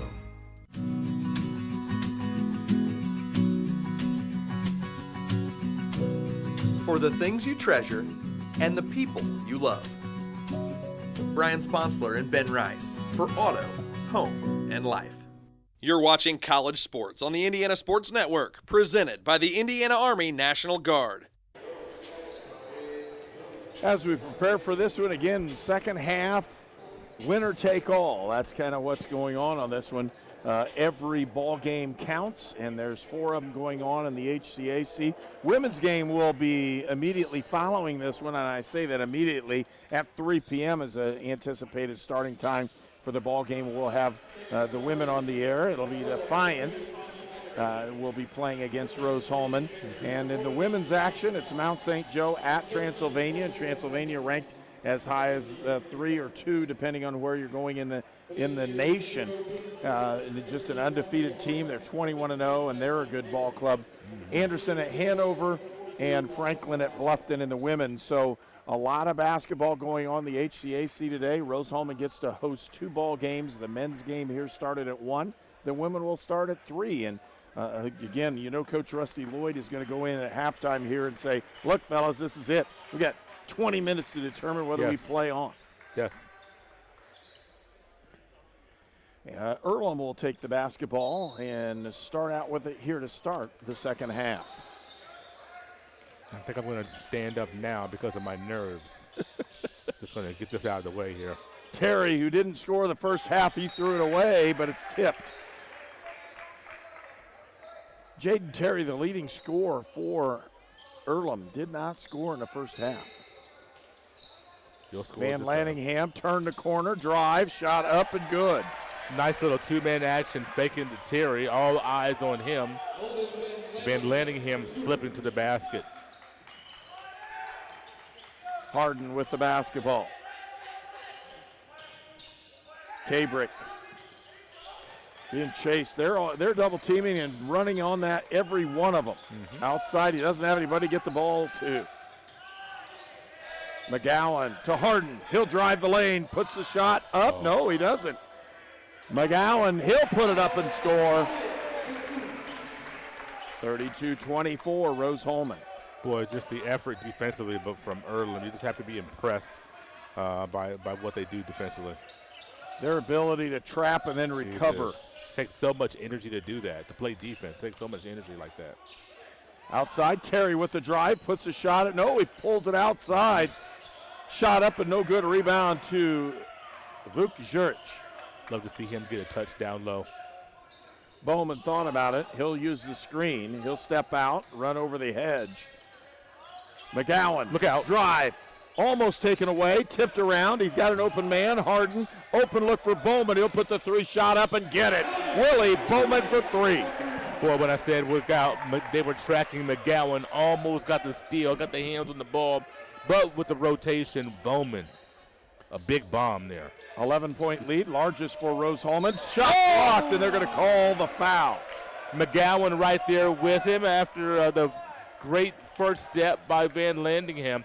Boy, I'm telling you what, Van Landingham does not play like a freshman, does he? No, he doesn't. And he's smooth. He is a guard. He is a guard, but he has to play more of a post possession type of a player for Earlham, and he does a nice job shooting the ball outside, although he misses that free throw attempt. 11-point lead right now for Rose-Hulman. We're going to thank Crane Credit Union, Hamilton Center, Indiana Army National Guard, Lynn's Pharmacy, Mossy Oak Properties, Sponsler Insurance, Sonic Drive-In, Union Health, and York Automotive. A 10-point lead for Rose-Hulman. One thing about Van Landingham, you can't miss him with those shoes. I love the shoes that he's got on today. Those lime green shoes. Bowman got caught in the corner, and Phillips picked his pocket. On the outside, it's McAboo. Hesitation, 10-footer, got it up, no good. Rebound, it comes out to Vuk Juric. Harden bringing it back to the wing, and he'll try to set an offense. Again, opportunities. If they'd slip straight to the basket, they would have an opportunity. Outside to Cabrick. Jackson with the pull-up at 5 foot, got it. Jackson Cabrick, and it's a 12-point lead, the largest for Rose-Hulman in the ball game. He almost had come down off of his jump before he let the ball go. Hanging on that one, tipped out. Bowman almost got his hands on a steal there, and Phillips with the basketball. Outside to McAboo. Terry, pull up from 15, can't get it. Rebound comes out off his leg. Just unfortunate there. That ball couldn't squeeze it, hit his leg, and sometimes that happens. I'm going to say kudos to Miles McGowan for hanging with Van Landingham. That's a really tough cover with him being that range, but McGowan's length helps, and I say that, and he goes out, Hicks in, also Chaplin in. Earlham with the basketball. Phillips feeds Van Landingham, who's taking it on himself to do the job. Put it up, can't get it. Tipped around and my gosh, almost lost, and they'll have a foul called, and the foul will go against Terry. That's his, it's an effort. If that's his first foul or second foul, you don't complain about it. But for Terry, Earlham, you need him on the floor. You got to let that rebound go, not pick up that third foul. That's might maybe hamper his aggressiveness. We'll have to see how this plays out early second half. He sat most of the first half. Yes, he did. In foul trouble. Chaplin looking, reverse, nice job. Open look for Cabrick, pulled up, 15-footer, up, can't get it. Rebound, Vuk, and they're going to call the position foul as Juric. And Vuk was really pounding it inside, and they're going to call him for a foul, said he pushed off. Quick sub for Earlham. Joshi in the ball game for Tommy McAboo. His first time being in the game, I do believe. So Joshi into the basketball game. Terry with the drive and score, and that's what you're used to seeing with Jaden Terry. Right through 4 defenders, and that was like a little bit of Olay defense there. 10-point lead. Second offensive foul in a row. Huge turnovers as Terry Hicks gets called for that one, and push off of the post up. Man, you don't see that call 2 times in a row generally when you're trying to. I didn't see how vociferous that post up was, so. But it's kind of unusual to see that 2 times in a row. Well, they threw the ball over the top, and the defender ended up on the floor. There's a turnover. He'll give the ball back to Rose-Hulman as Terry got excited with that. And Jade unforced. Just pounded that ball over to the side. Unforced error there for Jaden Terry as he's trying to find his footing in this game. Turnover number 11 for Earlham. 10-point lead inside, and a block shot by Van Landingham. Terry with the basketball on the open floor. He'll pull up. Van Landingham pump. He's trying to drive. Scoop shot. Got it up and in. Oh, wow. And Van Landingham with a huge play at both ends of the floor. 8-point lead. Cabrick drive. Hangs in the air again. Can't get it. Vuk had it, and now he doesn't. The rebound comes out to Chase Younts. Look out here. Feel a little bit of momentum shift with Earlham gaining a little bit of traction right now. See if Rose can get a stop. Jaden Terry off the screen, kicks it out to Younts. Here comes Van Lanningham again. And Terry Hicks blocked the shot and put Van Lanningham on the floor hard. He went down hard. Timeout on the floor. We'll take one as well. Rose-Hulman with an 8-point lead. Here at Mossfield Properties, Indiana Land and Lifestyle, we know dirt. Last year, this piece of property produced 50 acres of beans. It's a little low on nitrogen, and the pH is 6.8. Oh, and they also had cattle on here. When it comes to knowing your ground, isn't it important to have a realtor who does as well? And that's no bull. For all your Indiana land needs, check us out at indianalandandlifestyle.com. We are your Indiana land specialist. Home. It can be the family farm, a small town, or a busy city. But wherever you call home, we are where you are.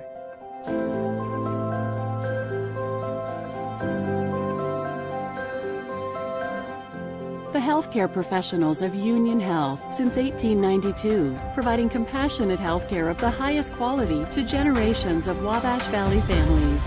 Union Health, healthier together. You are watching HCAC men's basketball at Rose-Hulman on the Indiana Sports Network. This game is presented by the Indiana Army National Guard.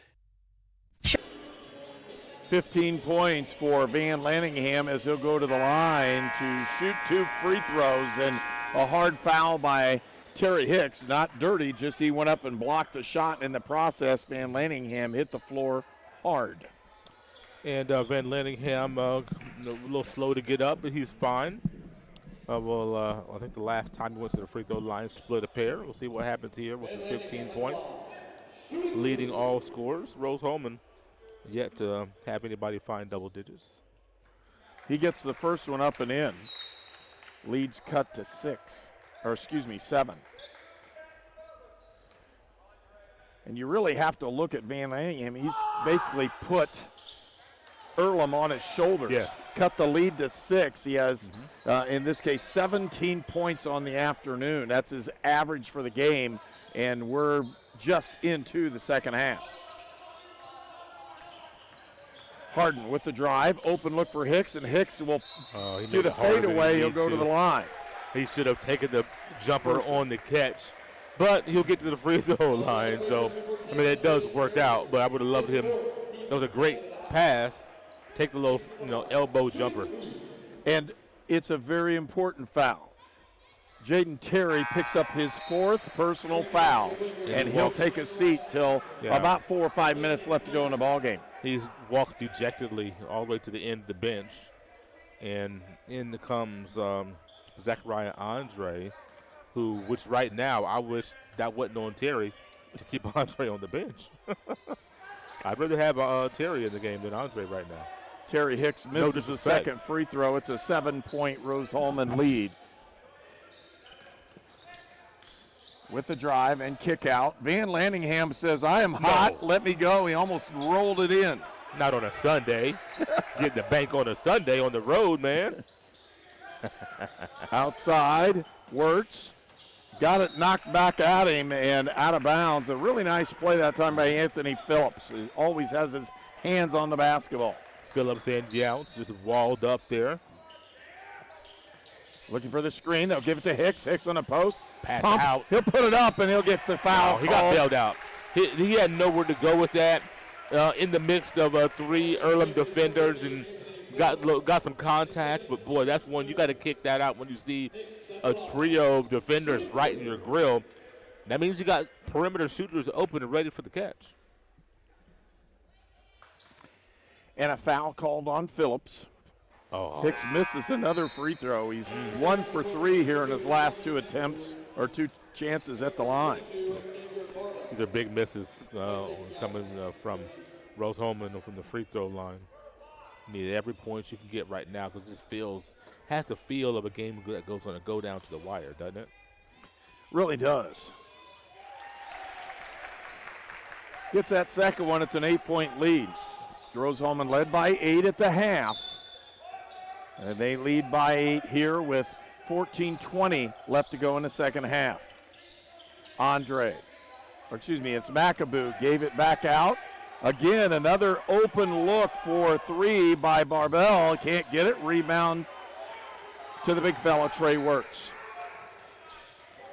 Looking, Chaplin lost it, and they're going to call a foul. They said he grabbed him.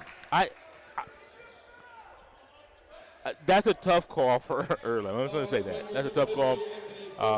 From our angle, it's tough to see what the contact was. I know that Chaplin dribbling the ball into harm's way is very dangerous with those quick hands of Earlham.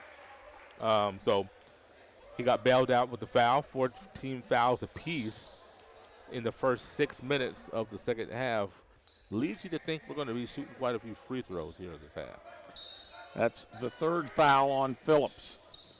Lead to Terry. Open look for Chaplin. Yes, sir. He pulls it around. That's one you practice daily. Yeah. Just couldn't get it in. Yeah, good An look. 8-point Rose-Hulman lead. With the ball, Phillips kicks back outside.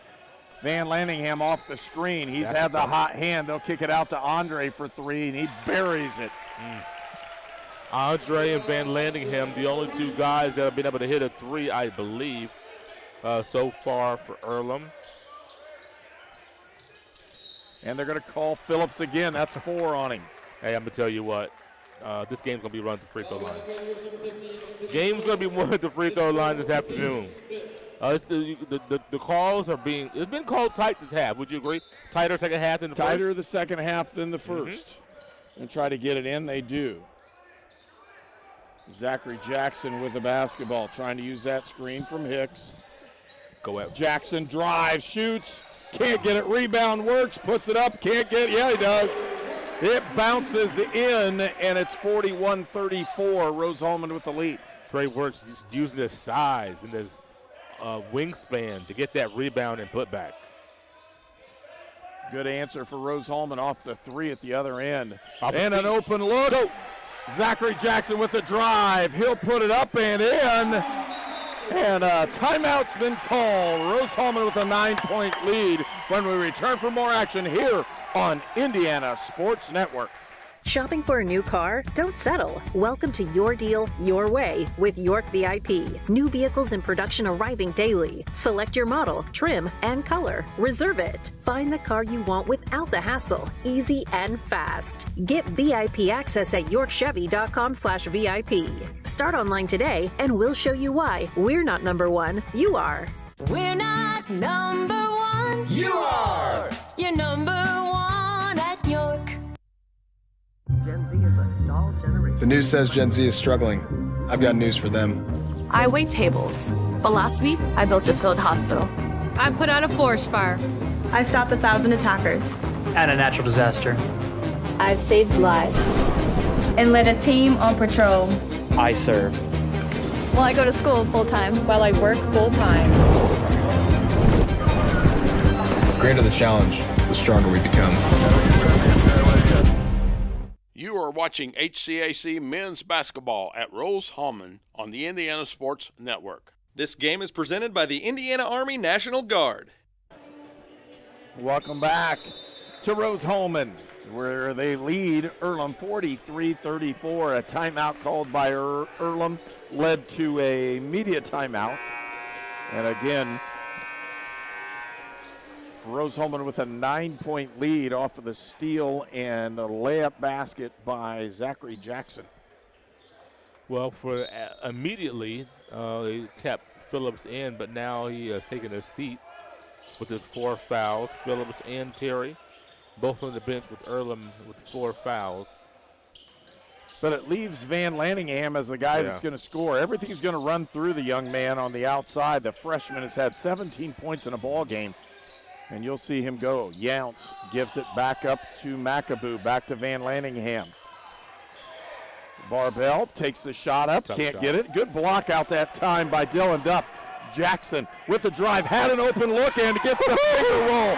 Zachary Jackson for 2. Zachary Jackson, I'm telling you what, the last 2 transition opportunities, the rip and the go, just the jets, the speed, and be able to finish at the rim. Open look to Barbell. He'll cross over, go to the lane, puts it up and in. That's a tough shot, and he got it to go. Basically on the other side of the backboard, bringing the arm on the play side, and it's a great move by that sophomore. 9-point lead. Ram, who had 9 points in the first half. Back door, there's Jackson again. Feed works for 2, and Zachary Jackson is on fire offensively and defensively. The young man's playing a great game again for Rose-Hulman. 47-36, 11-point lead, floater, and they're going to call the foul. And Wirtz is going to get called for this one. He put his hands out. Yeah. If he'd have just, and the last time he went the lane, he had an opportunity that way as well. 11:34 left to go in the ball game. It's 47-36 when we return on Indiana Sports Network. Wherever life takes you, whatever stage, anything that you need, no matter the season, getting there together. We are ready when you are. Crane cares. It's tax time. You need a professional with decades of experience. You need Goshen H&R Block. Nothing is more important than getting your taxes done quickly and correctly, up close and personal, by people you know and trust. This year, get answers to all your questions and your taxes done right by Goshen H&R Block. This is Sue Goshen from your locally owned H&R Block in Brazil. Walk in, make an appointment, or drop off your documents, and we'll tackle your taxes while you're away. You're watching College Sports on the Indiana Sports Network, presented by the Indiana Army National Guard. 47-36, an 11-point lead for Rose-Hulman. 11:34 left to go in the ball game, and Van Lanningham will go to the line to shoot 2 shots. He has 17 on the afternoon. And there's a nice amount of time at the line. These will be free throws number 7 and 8 for Van Lanningham.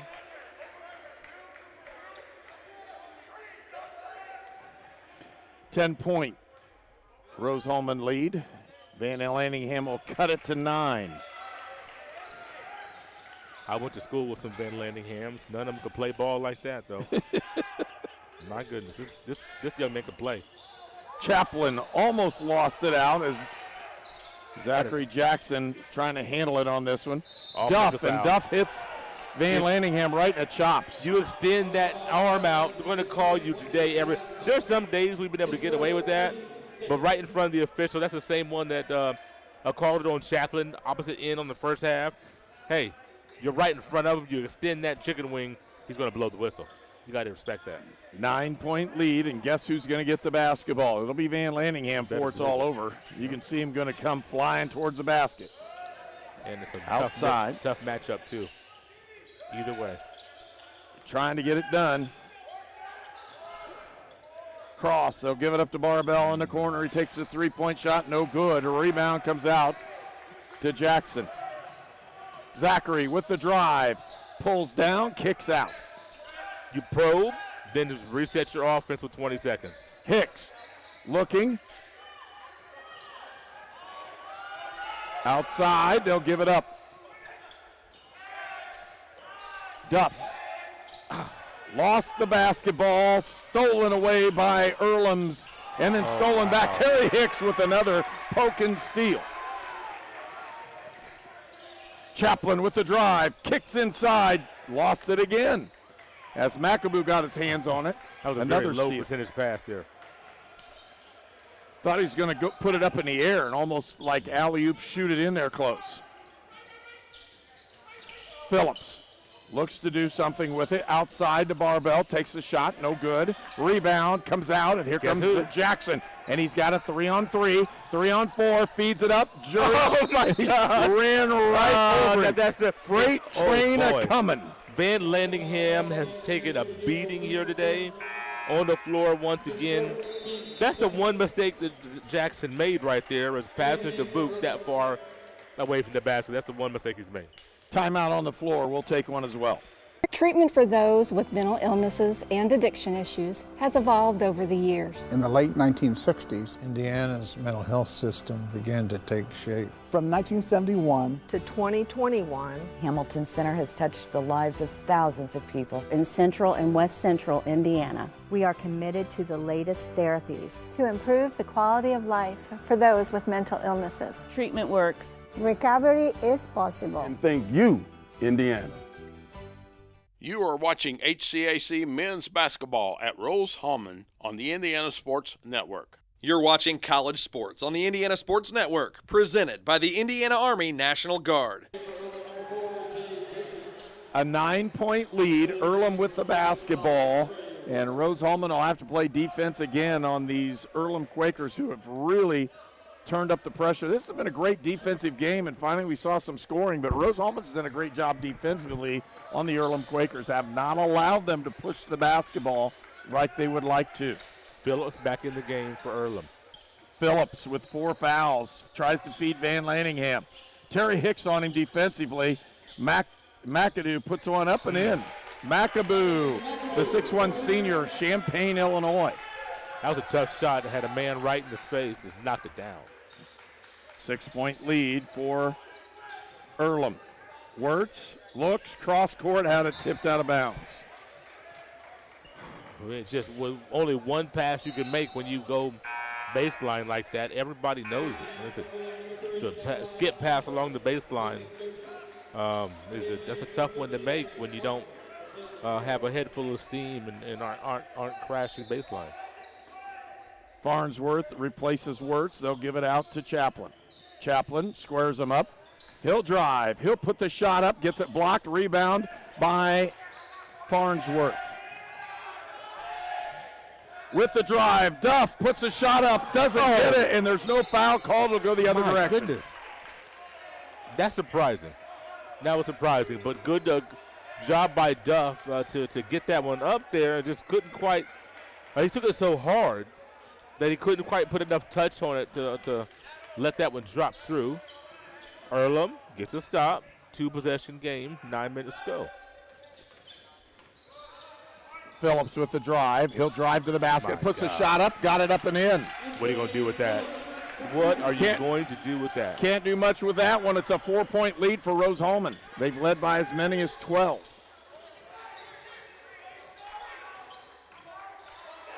That's a foul.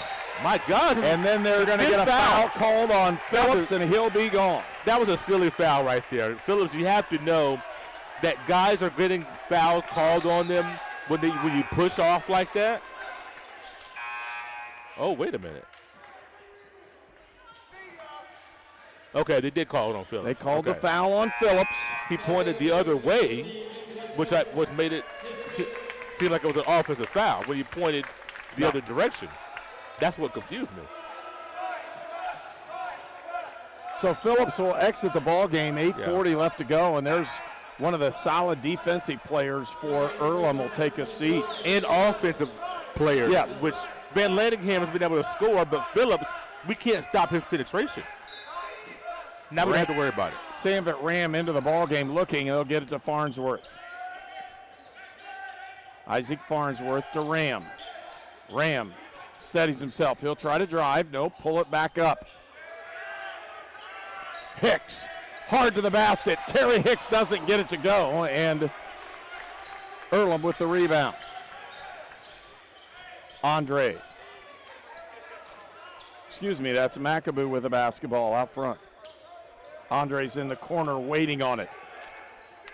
And that's the guy you don't want to have shoot that three. Outside, Barbell. Good offense. Van Lanningham steadies himself, puts it up, doesn't get it. It's a fight and a scrum and a held ball. Yep. Rose-Hulman possession. That was a good offensive set there by Earlham with a deep three by Van Lanningham. Legs may be a little weary as we lead the timeout. And with 8 minutes, 7:58 left to go in the ball game, Rose-Hulman with a 4-point lead. The city of Brazil was founded in 1866. By 1876, there were 2 schools, 7 dry goods stores, 2 hardware stores, 4 churches, and 5 drugstores. One of those drugstores is still there today, Lynn's Pharmacy. Lynn's Pharmacy has grown from a small neighborhood drugstore to a modern pharmacy, offering prescriptions and medical equipment with old-fashioned values and unparalleled service. You can even step back in time and visit Lynn's Soda Parlor Here at Lynn's Pharmacy, downtown Brazil.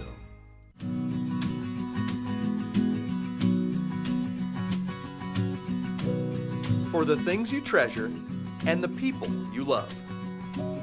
Brian Sponsler and Ben Rice for Auto, Home, and Life. If I crave something, I have to have it. Well, so what are you craving? Like, what do you crave? Attention, apparently. Look at him all sitting in the middle. I know, right? It is really awkward. You just chose to sit there. Sonic Crave Cheeseburger. You are watching HCAC men's basketball at Rose-Hulman on the Indiana Sports Network. You're watching College Sports on the Indiana Sports Network, presented by the Indiana Army National Guard. Folks, this is the way an actual ball game should be in tournament play. Both these teams really playing hard, going at it very hard, and we're in for a barn burner here at the end. 47-43. Rose-Hulman with a 4-point lead, and they have the basketball. I would expect that Zachary Jackson suck wind as quick as you can, young man. So I hope to see him back in here fairly soon. The other one we're going to have to look at is Terry. Backdoor cut, and they just missed him. That's what I called for in the first half with the hard defensive intensity by Earlham. I didn't see too many back doors. Just it was there. Just couldn't quite put it on him. Good effort though. 4-point Rose-Hulman lead, but Earlham with the basketball. Got to get a stop. McAboo to Van Lanningham. He'll drive, put it inside, trying to go for a backdoor cut there as well. They're going to call a foul. It's a trip. The foul will go against Earlham, and it'll go against number 14. Yeah, it's going to be Younts. And that's Younts. When I'm looking at that pass by Van Lanningham, I don't know. I think he expected someone to cut. That didn't happen. One thing with Van Lanningham, I believe he has played all to this point, 32 minutes and 29 seconds. I don't think he's been out at all. So legs may be getting a little heavy. I wouldn't be surprised. I'd see Terry. I know Terry's had a rough game, but maybe bring him in to give Van Lanningham a little break. Oh, we need these missed free the front throws. end. Hicks tipped it out of bounds. It'll be Earlham basketball. Rose-Hulman now 3 for 7 from the free throw line. We've hit more 3-pointers than free throws. 4 of 8 from 3. McAboo with the basketball outside. They'll give it up to Andre. Andre to Van Lanningham. It's a tough cover for Harden. But it's on the outside, and he's going to have to drive to the basket. Open look, McAboo.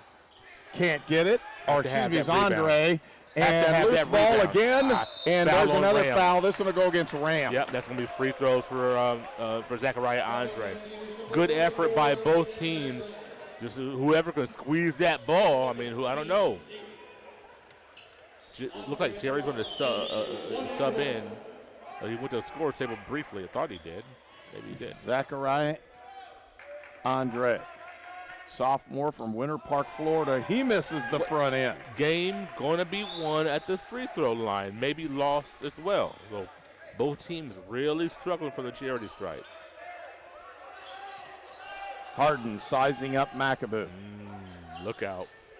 Harden held up outside. They'll give it to Chaplin. Had an open look. Cross court to Farnsworth. Almost taken away. 8 seconds. Ram looking, driving. Gonna have to put it up. Oh my God! For 2 with a fadeaway in the corner. Isaac Farnsworth. Mark that. Stolen away, Farnsworth. Another steal. Here comes Farnsworth. The drive, shoot, doesn't get it. Tip is up and good by Terry Hicks. Timeout. Earlham. Here at Mossfield Properties, Indiana Land and Lifestyle, we know dirt. Last year, this piece of property produced 50 acres of beans. It's a little low on nitrogen, and the pH is 6.8. Oh, and they also had cattle on here. When it comes to knowing your ground, isn't it important to have a realtor who does as well? And that's no bull. For all your Indiana land needs, check us out at indianalandandlifestyle.com. We are your Indiana land specialist. You are watching HCAC men's basketball at Rose-Hulman on the Indiana Sports Network. This game is presented by the Indiana Army National Guard. Boy, what a sequence. We'll remember that one for a little bit. Farnsworth with the fadeaway in the corner. He scores, goes to the other end. He steals the ball length of the court, misses the layup, but the follow by Terry Hicks, a 4-point sequence right away, extends Rose-Hulman's lead back to that 8-point mark that we started the second half with. So difficult to keep climbing the mountain. You get toward the top, and then you slide back down. You got to start all over again. Terry back into the ball game, and he's being guarded by Chaplin. Good ball movement. Terry, they're going to feed it inside. They're going to say Sandvik Ram got a hold of Van Lanningham on the inside. I don't know. It was a reach. He had his hand, left hand on his body and reached around with his right. So that was a foul. If you're going to get that call, once again, 1-1 situation. How about this, Herb? 1 minute, 18 seconds left in the second half. Mount St. Joe's and Hanover tied at 67. Can't get much better than that, can you? No. That's number 8 and number 1. Yes. 7-point lead now for Rose-Hulman. Van Lanningham pounds the second one in there as well. It's down to 6-point lead.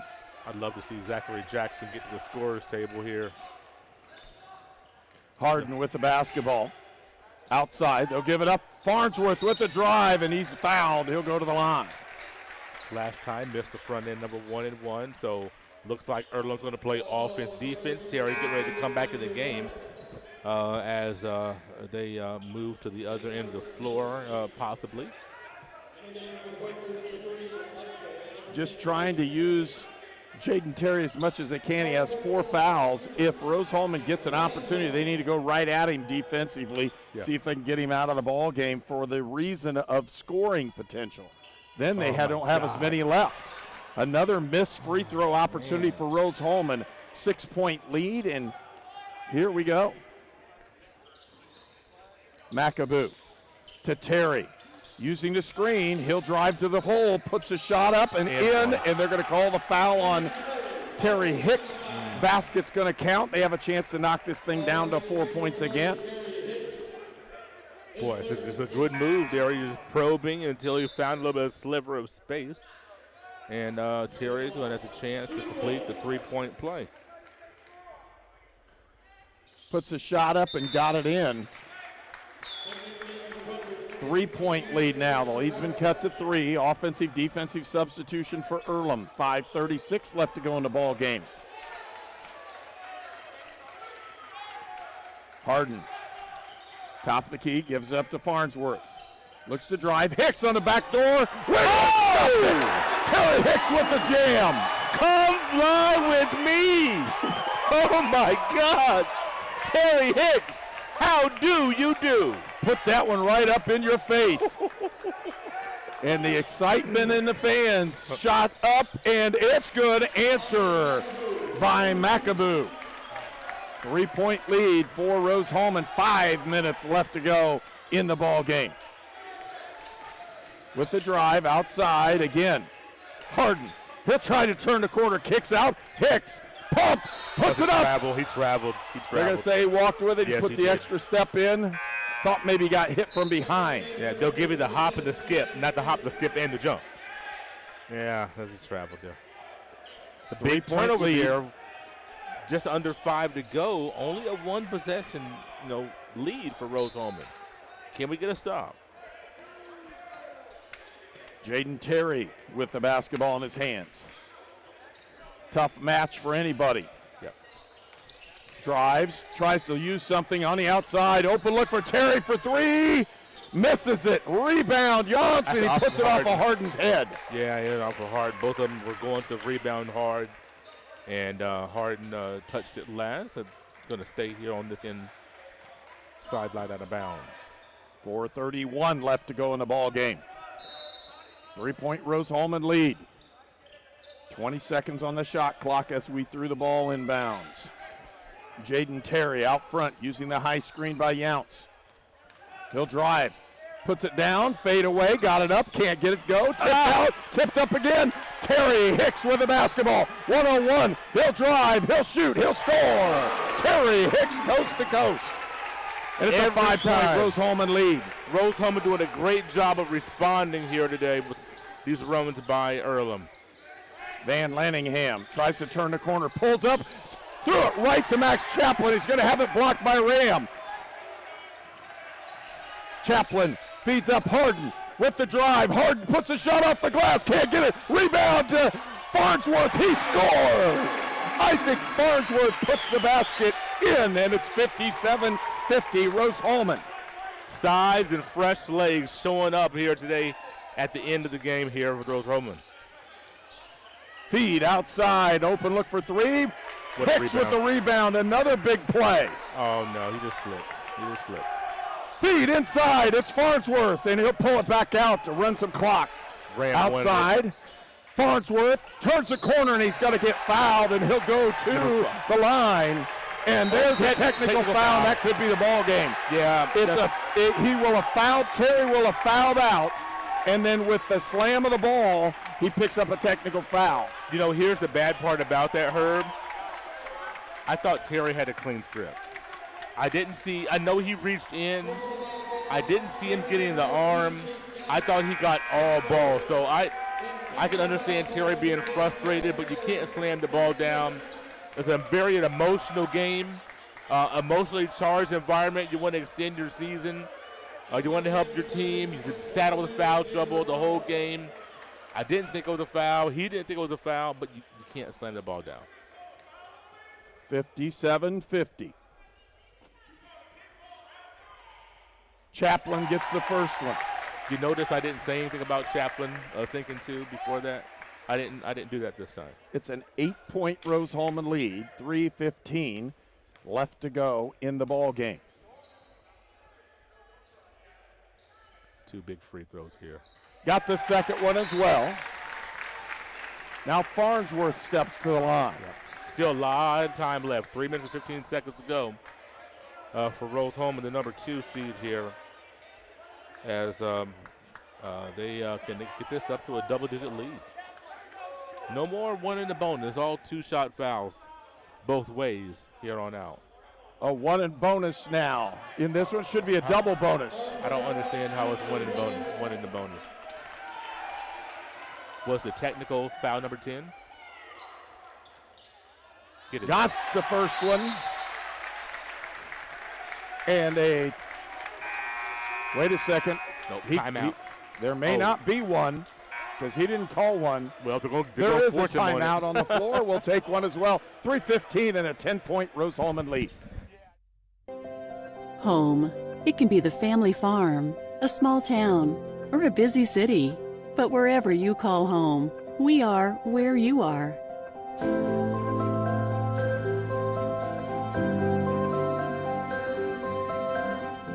The healthcare professionals of Union Health since 1892, providing compassionate healthcare of the highest quality to generations of Wabash Valley families. Union Health. Healthier together. Shopping for a new car? Don't settle. Welcome to Your Deal, Your Way with York VIP.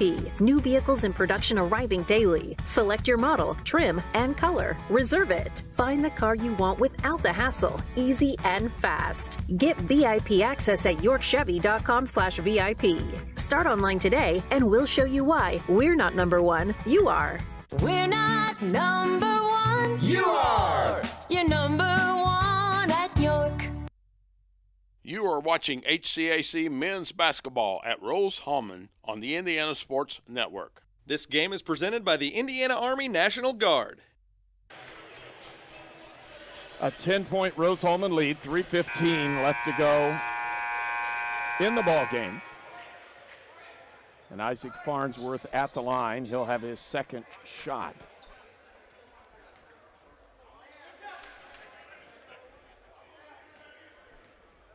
Farnsworth gets the second one to fall. It's 11-point Rose-Hulman lead. Now 7 of 12 from the free throw line is Rose-Hulman. McAboo drives down in the lane, kicks it back outside. Look, in the corner, outside to Barbell. Van Landingham in a moving screen. Yep, they've been calling that so tight here today, that moving screen. And, you know, boy, it's just you just wonder if Earlham has enough gas for one more push. It's still got 3 minutes to go. I know you're down 11, you got 3 minutes to go, but do they have enough gas for one more big push? Harden with the drive, kick in the corner to Hicks. Hicks will try to turn the corner. He puts it up, doesn't get it. A rebound, Van Landingham. Van Landingham in the open court. He'll try to size up Ram, puts the shot up, can't get it. Rebound, follow, and Van Landingham has taken it on his shoulders. 23 points in the afternoon as an outstanding play by the freshman. That's his first bucket in probably about 4 or 5 game minutes, but that was a big one right there. Hicks looking inside, had a backdoor cut. Ram with it, looking, open look. Here comes Harden with the drive. Open look for Chaplin for 3. Oh, boy. They're going to call a charge on Harden. Off the ball. They said he passed the ball and then ran through him. All right. Okay. So, charge on one end, charge on the other end, and here we are, still a 9-point game with 2:14 to go. Rose-Hulman trying to get out of here with the win.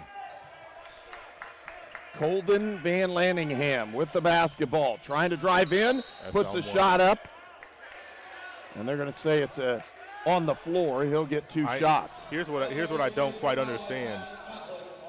Why that's the matchup? You know, why there was no screen, there was no switch. You know, why is Chaplin on Van Landingham to start off with in that possession? I don't understand. Leads down to 8. 2:05 left to go in the ball game. And everything will go through Van Landingham. Yep. As it should. He's on fire. He shoots well. He's been the guy the entire ball game. Picks up another 2 points on that possession. 25 points on the afternoon. Only player in double figures for Earlham. Harden with the drive. Kick, open look. Back outside to Ram. They're going to do it one more time. Harden with the drive. Ooh. Has an open man outside. He can't get in the ball, and a held possession. It'll still be Rose-Hulman basketball. 1:46 left to go, 11 seconds on the shot clock. Once you get in that paint and your dribble is still alive, you're in trouble because those hands coming, they're swarming, they're trying to strip you. And, they didn't switch the arrow last time, so it's Earlham ball. It is Earlham basketball. Remember when I said this game wasn't over and wondered if Earlham has another push? If they get a bucket here, it's a 2-possession game. 7-point lead for the Fighting Engineers. Tommy McAboo. They'll start the offense. Van Landingham open for 3, puts a shot up, and Hicks with the board. Wow. Terry Hicks, a big board that time. Talking about dodging a bullet. Chaplin looking, feeds, throws it right away and right to McAboo. McAboo with the drive, kicks it, and stolen away by Hicks again. Terry Hicks with a huge play. Whew. I'm surprised they're not fouling here. There's a lot of time. There you go. And they finally foul, and it's Harden. Can't let 26 seconds go off the clock. You got to foul, send them to the line, hope for some free throw misses, and extend this game. So, Joshi with the foul. Young man from Atlanta, Georgia, picked up that foul. Harden at the line. He misses the first of 2 attempts. And again, as you mentioned earlier, free throws. Yes. Free throws either going to win it or lose it for you. And right now, Rose-Hulman's about 50%. Yeah, they could be sitting very comfortably right now with some 5 more free throw makes. You know. Second one's in. It's an 8-point lead. With the drive, kick out, and there's another screen. Man, this has been a rough game. This game has not been for the faint of heart. Man. I was going to say you can put pads on and do that one because that was a shot. Does Earlham have a football team? They did. They don't anymore. They don't now. That's what I thought. So Yeah. I'm thinking, I know there's one of the members that don't have a football team. You could take these guys, put some pads on them, and see if we can get something started up. Well, they've talked about doing it and reintroducing it again. They just haven't found the money from the alumni to do it, and it'd be nice to see them do that. They had a program in the 70s and 80s that was winning, and it's just fallen on the hard times. They had a hard time recruiting people. Hardin puts that one up and in. 63-54, a 9-point lead. One more basket here, and Rose-Hulman's going to get closer and closer towards a next round ball game, and it will go through Hanover. Yeah. Hanover got that victory, 73-67. They finished on a 6-0 run in the last 1 minute and 14 seconds to get that win. That's what good teams do. Open looking, it's blocked by Farnsworth. He saved it, and it went off of Barbell, and another super play by the freshman Isaac Farnsworth. Timeout's been called. We'll take one as well. Rose-Hulman by 10. If somebody's kind of on the fence of going into a recruiting office or just reaching out to a recruiter, I would absolutely encourage it, if anything, just for the information. We have a lot of enlistment bonuses out there right now, upwards to about $20,000. If you're in college or you plan to be to college, this is a great choice for you, because our organization, we look for students who want to go to college. We also have educational benefits where we pay up to 100% of tuition. Wherever life takes you, whatever stage, anything that you need, no matter the season, getting there together. We are ready when you are. Crane cares. You are watching HCAC men's basketball at Rose-Hulman on the Indiana Sports Network. You're watching College Sports on the Indiana Sports Network, presented by the Indiana Army National Guard. And we want to thank Crane Credit Union, the Hamilton Center, Indiana Army National Guard, Lynn's Pharmacy, Mossy Oak Properties, Sponsler Insurance, Sonic Drive-In, Union Health, and York Automotive. Our camera operators are Kanan Harper, Dakota Sponsler, and Noah Gastineau. As we'll throw this one in, they'll get it in to Max Chaplin, double teamed in the back court. They'll give it up to Hardin, and he'll be fouled and go to the line. Also want to let you know that our digital technician is Keith Lawson. We're directed by Tony Harper, and we're produced by Indiana Sports Network. And you know, Herb, we talked about Earlham fighting so hard to try to get back into the game. Then you get close and you slide back down. You just expend so much energy. As we have their third disqualification here regarding the free throw. You know who else has expended a lot of energy? We have. Oh, yeah. And we got another game to go. And we're going to have a good time doing it as well. Yes, the absolutely. women's game will be on at approximately 3 o'clock. Well, it's almost 3 o'clock now, so it definitely won't be at 3 o'clock. I know, but we're going to have about a 30-minute in-between games here. Yeah. We'll give an idea as to what's going on here when we start our post-game show. We'll be off the air for about 15 minutes, and we'll pop right back on and have the women's game as they take on Defiance. Second free throw attempt is good. It's 66-54, a 12-point Rose-Hulman lead. Van Lanningham will drive to the basket. He'll put the shot up and in. And 2-point shots at this point are not going to hurt you. You just want the clock to keep running. Hicks to Chaplin. Chaplin feeds it inside to Ram, and Ram will just try to run the clock out. Nice job by Rose-Hulman. No need to shoot the ball. Well, there is. I mean, he didn't 5 need to take the second layup. difference in the shot clock. Take the shot clock violation and move on. And hey, that's what you want to do there. Chaplin says, I don't want the turnover. Hicks is like, I'll take it. Don't worry about it. Hicks got the turnover in this one, and it's a team turnover realistically, so I'll put that one on there. He's like, didn't you shoot it? He's like, no, I'm not shooting it. We're beating them. That's right. It's a 10-point victory, and Earlham will do the same thing, and Van Lanningham with an outstanding ball game for Outstanding. Earlham. The freshman, that's one of the best performances by a freshman in this league all year. Looked really good. Again, Rose-Hulman will advance. Earlham will take the trip back to Richmond, and no, they played hard all year. They're just getting better, and when I say this, they've got 3 freshmen that really look good for Earlham. Boy, I'm telling you what, they really, really do. You know, when you look at Colton Van Lanningham to start off, and that young man is going to have a bright future if he just continues to work on his game, you know, stays healthy. You know, you all wish that for these young men. He's going to have a bright future over there at Earlham.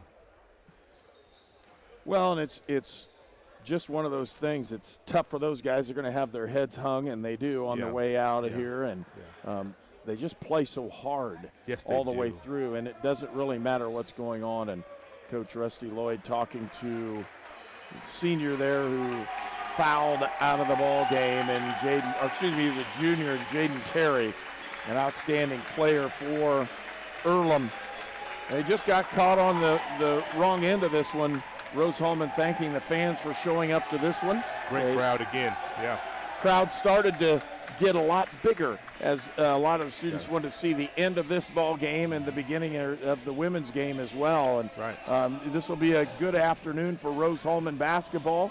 The ladies will be out here in just a few moments. And Rose-Hulman, watching the men's team, they've really gotten a lot better throughout the year.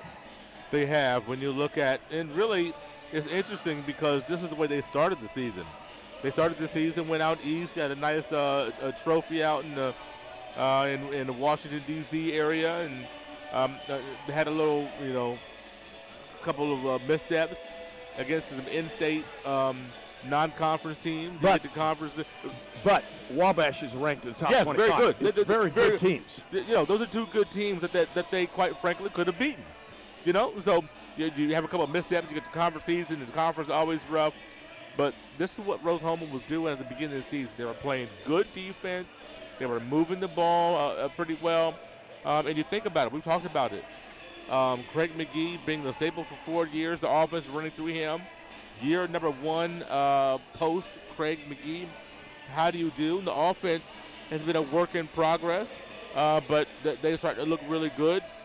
Playing against a dangerous Earlham team that gets up in your shirt collar for 40 minutes. That's tough to play, and Rose-Hulman survives, moves on, and like you said, they're playing good basketball. And the last couple ball games, it's been a decent job offensively. We've seen them improve not only in shooting the ball movement, they've reduced their turnovers, and then their defense has played well. But one of the key guys I'm going to say is Zachary Jackson, who had another good ball game this afternoon. Yes, he just did. Handled himself really well. And when you look at Isaac Farnsworth coming off the bench, those 2 guys, and Zachary's a junior, didn't get a lot of playing time last year or anything but he's playing very well right now. And when you look at Isaac Farnsworth, a couple really big plays down the stretch. And Farnsworth on the floor when it counted, did not start. A lot of these guys, you look at who was on the floor at the end of the game. Farnsworth didn't start. Chaplin didn't start. Hicks didn't start. Ram didn't start. So the only starter that was on the floor at the end of the game was Bradley Harden. And that's just a testament to the depth of this team at Rose-Hulman. These guys played really well. But, Farnsworth, that sophomore really does good things. And the physicality that he plays with, the ability to play multiple positions on defense, switch in probably 1 through 4 comfortably. That's a good guy to have with that defensive versatility. Well, folks, again, Rose-Hulman will move on. Everything goes to Hanover now, where Rose-Hulman will take on, in this case, they're the number 2 seed. Number 2 will take on either Defiance or Franklin, where the winner of that ball game is who will play Rose-Hulman. And The Fighting Engineers have a really good chance to make it to the final game. It's just as good as anybody else, because in this league there is so much parity, you really don't know what's going to happen. Great ball game. I'm glad you joined us this afternoon, and we'll see you again in about 15 minutes. We'll pause. We'll come right back and have the ladies contest. It will be Rose-Hulman taking on Defiance in their quarterfinal game here from Rose-Hulman. For my partner, Walter Gordon, I'm Herb King. We'll see so long, and we'll be back on in about 15 minutes.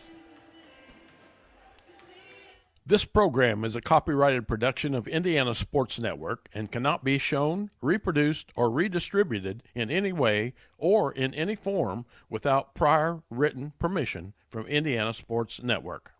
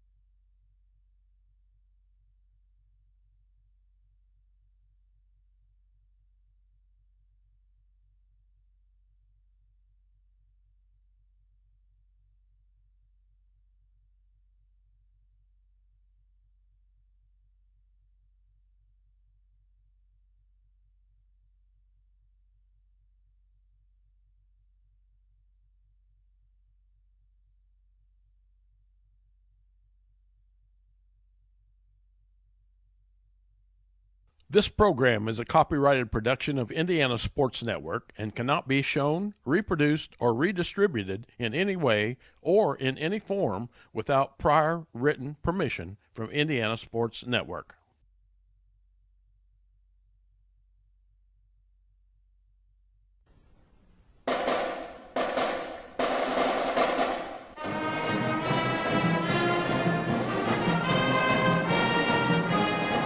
Welcome to Rose-Hulman Institute of Technology, the U.S. News and World Report's #1 engineering school in the United States that offers a master's as its highest degree for 18 consecutive years. Rose-Hulman, where you come to find yourself. Find yourself through personal growth, through personal development, through study, research, and invention. Rose-Hulman, your home for academic and athletic excellence.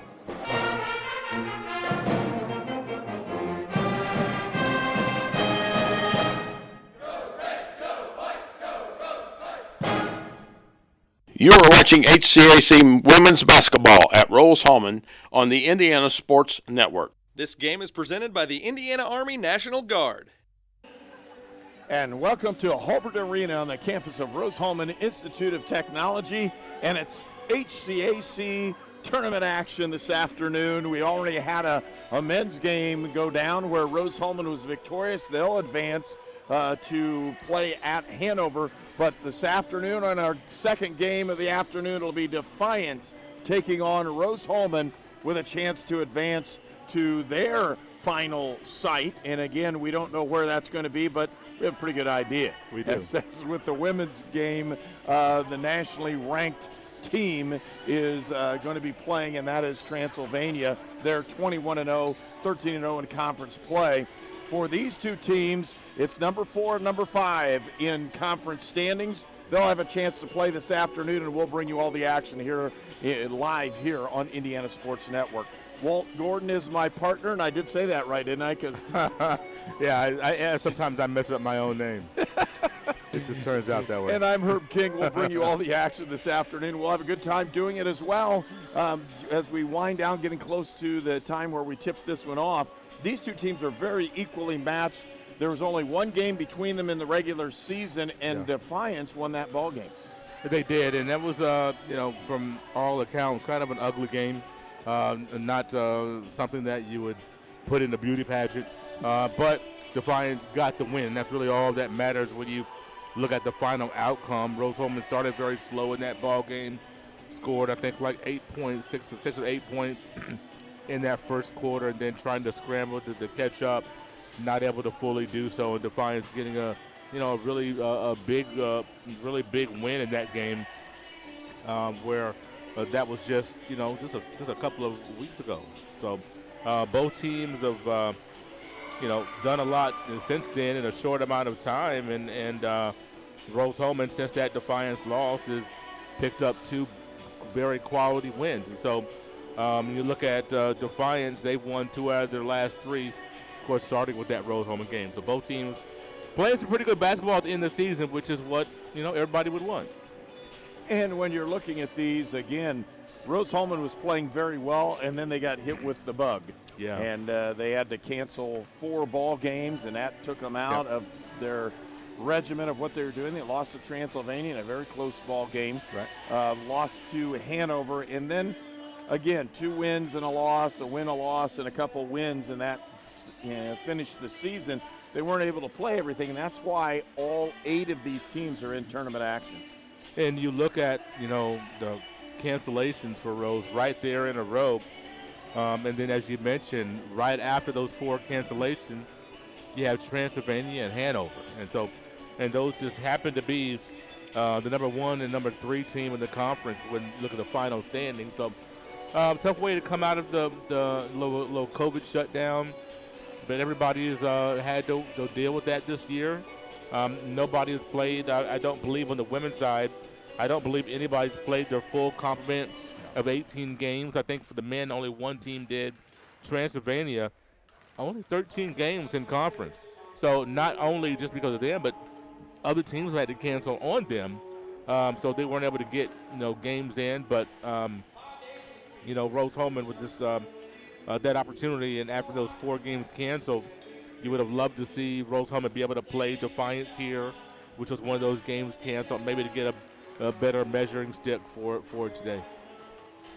Basic starting lineups for both these teams are not going to change. Yeah. Defiance is going to go with Kylie Brinkman, Lauren Kribles, Taylor Day, Taylor Steinbrunner, and Nisha Speed, and they will have that contingent in the ball game. For Rose-Hulman, it'll be Rowan Hine, Nola Wilson, Jordan Barlow, Jamie Baum, and Rose Burnham, the same basic starting lineups they had for a while.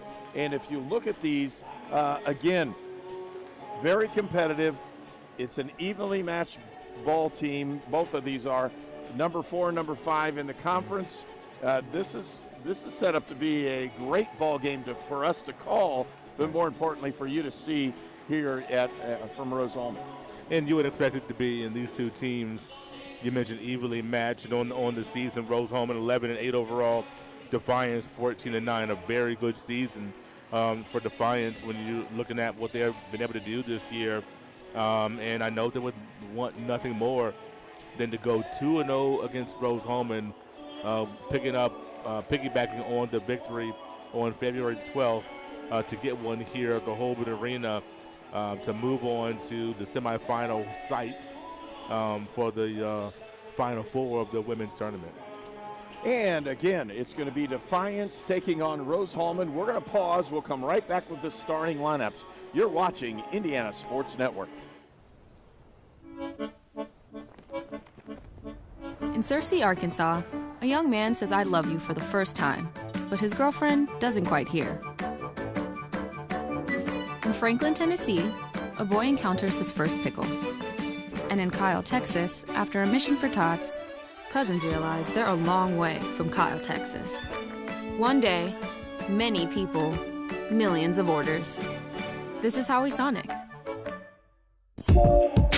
If somebody's kind of on the fence of going into a recruiting office or just reaching out to a recruiter, I would absolutely encourage it, if anything, just for the information.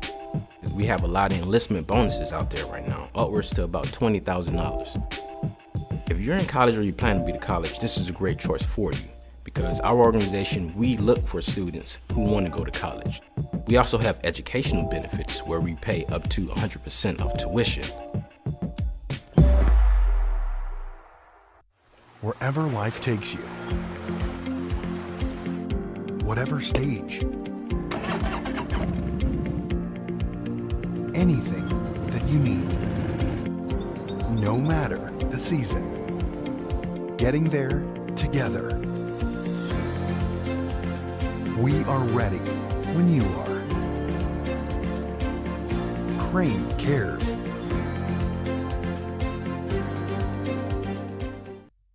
Sonic's $2.99 Car Hop Classic. A juicy quarter-pound double cheeseburger or a flavorful signature slinger with golden brown crispy tots. A deal so nice, you should order it twice, because it's only $2.99. Hurry in for a Car Hop Classic, ending soon.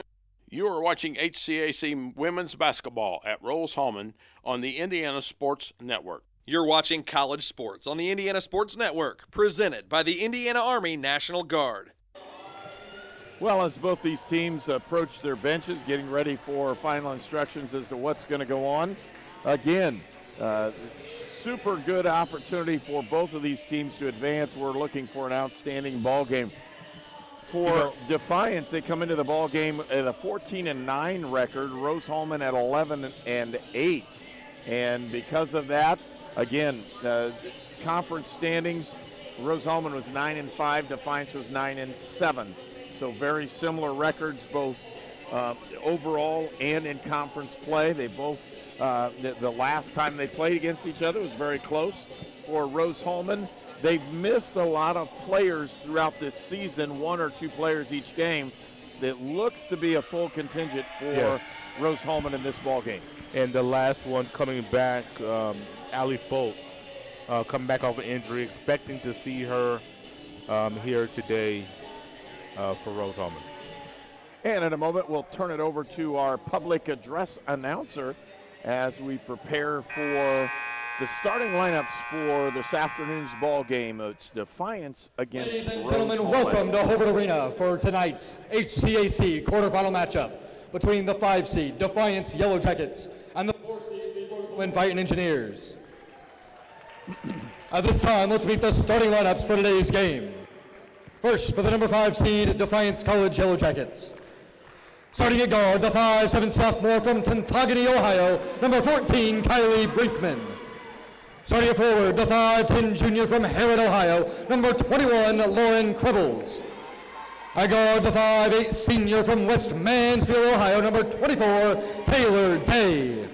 Starting at guard, the 5'7" junior from Beaver Creek, Ohio, number 32, Taylor Steinbruner.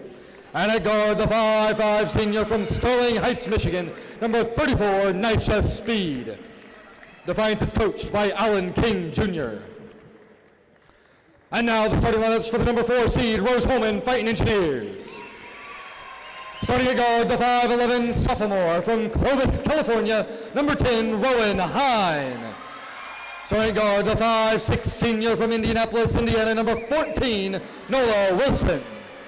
At forward, the 6'1" junior from Haven, Kansas, number 21, Jordan Barlow.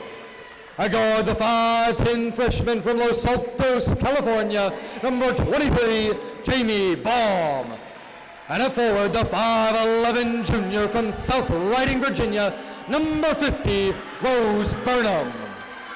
The Fighting Engineers are coached by John Prevost. And we'll get ready for the first quarter. Of course, ladies basketball in college, it's quarter by quarter, and quarter number 1, 10 minutes on the clock. We'll get ready to go with this one. Stepping into the circle is Taylor Day, senior from West Mansfield, Ohio. And she'll jump it up. Stepping into the circle for Rose-Hulman will be Jordan Barlow. We did have a ball game before this one. We did. We're ready to go. Turns out. Barlow in the middle. Tip is up and controlled by Defiance.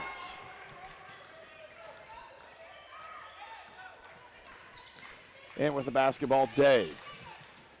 Feed down on that baseline and back to Day in the three-point area. They'll feed in. Ball almost stolen away, and is Barlow with the steal. Wilson with the basketball. To Hine. Bomb. Back to Wilson. Burnham will step up, take the 15-footer. Can't get it to go. Rebound to Barlow. Back out to Wilson. Ball reversal. Gives it back out to Hine, and they'll start the offense. And that's what the Engineers are going to have to do. They're going to have to take advantage of their size. Pound those boards here today. Bomb be guarded by Brinkman. Bomb pulls up, 10-footer. Can't get it. Rebound comes out to Defiance. Day running the break down that left side. She'll drive towards the basket, out of bounds, and stolen away. Hine with the basketball. Has Bomb, lead pass, layup, can't get it. A little too hard. She could have just slowed up just a hair. She'd have probably got that one in. Yeah, but I like the opportunity there in transition. Hine saw her the whole way, but waited until she could pass the ball to where she wouldn't have to take a dribble. And so I like the fact that she waited, just couldn't quite make the layup. Good ball movement and reversal. They'll put it in Speed's hands on that baseline, trying to do something with. They'll kick it back outside and do so to Steinbruner. Ball's loose, stolen away by Baum, and Hine with the basketball. Rowan Hine, she'll drive, looks to do something. She'll pull it out, right back at it. Step through, scoop shot, got it up and in. Rowan to Hine. First 2 points of the game go to Hine and Defiance. A couple of turnovers here starting off. Outside is Day. Open look and a wide open for Steinbrenner. She can't get it in. Steinbrenner, she can't get it. Ball stolen away. And a nice play. Taylor Steinbrenner with the steal, and she gets it stuffed back in her face. And a nice block that time by Rose Burnham. Lead pass to Nola Wilson, and a foul called on the play.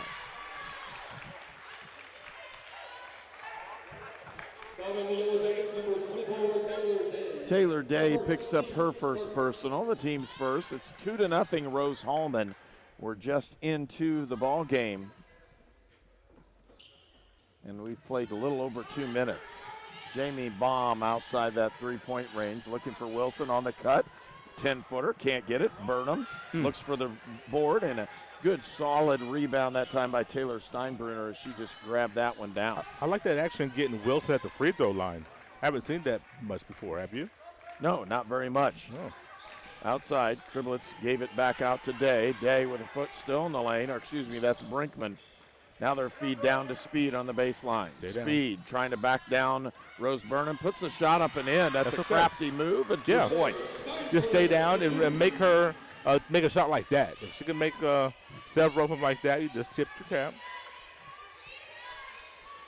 Burnham looking to get the ball to somebody. She looks to take it. She'll pull it back out. Bomb.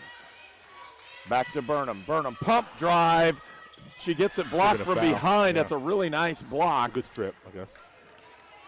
Defiance with the basketball. Driving is Day in the low post. Turn around, no place to go. We'll put it back outside to Brinkman. And to Steinbruner. Cross court, Day for 3. She'll put the shot up, can't get it. Rebound comes out, and it's a effort for Speed with the basketball. She'll put it up, and she'll go to the line. As fouled from behind. Rose Burnham, I believe, is who will pick up that foul. But what effort underneath there to pick up that big offensive rebound. Nice just Speed. That's one of those that you can't give up. You got to get that defensive board right there to go the other way. So Rose Burnham picks up her first personal, subs into the ball game. 35 is Peyton Miller. 25 is Ashley Black. Shots up and good by Speed. So with Miller and Black into the ball game, folks, we want to thank Crane Credit Union, the Hamilton Center, Indiana Army National Guard, Lynn's Pharmacy, Mossy Oak Properties, and Sponsler Insurance for their sponsorship to this afternoon's ball game. It's 3-2, feed down inside, and a big difference as Barlow's playing well right now. Yeah, she's going to be unstoppable here today. She gets good possession. 1 point Rose-Hulman lead. Speed down inside, puts it up, has it blocked, a rebound to Barlow, outlet to Baum. And Rose-Hulman is running the basketball up the floor. They're going to look. Cross court to Miller. Miller will take that shot on occasion. He'll feed it out to Barlow. She'll put the three-pointer up, can't get it. Rebound, fought for, out of bounds, yes, and it's just tipped out by Defiance. Yeah, it's good effort there. Just couldn't quite control the ball. Just get a couple more subs in.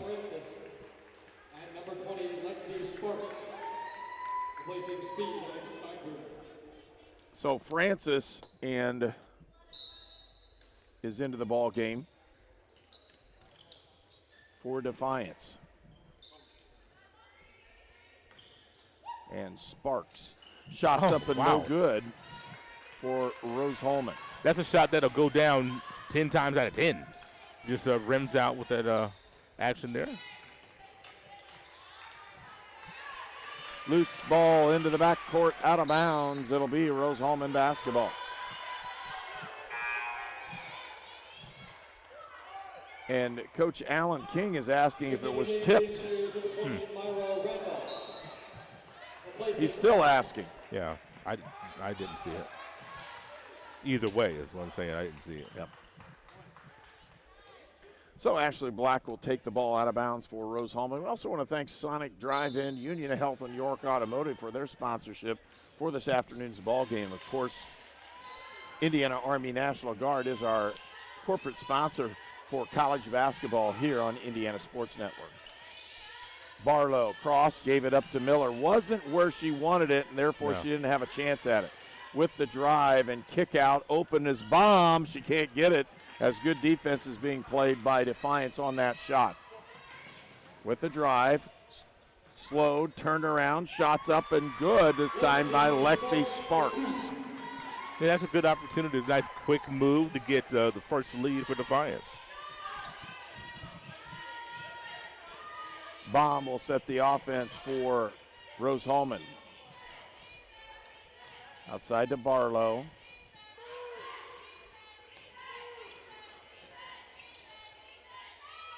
And again, Randolph feet the Barlow with the basketball. Can't get it. She gets her own rebound, and Randolph now back to Baum. Outside is Black, and she traveled with it. Took off with it before she put it on the floor. Media timeout. And a timeout on the floor. We'll take one as well. A 1-point Defiance lead. It's tax time. You need a professional with decades of experience. You need Goshen H&R Block. Nothing is more important than getting your taxes done quickly and correctly, up close and personal, by people you know and trust.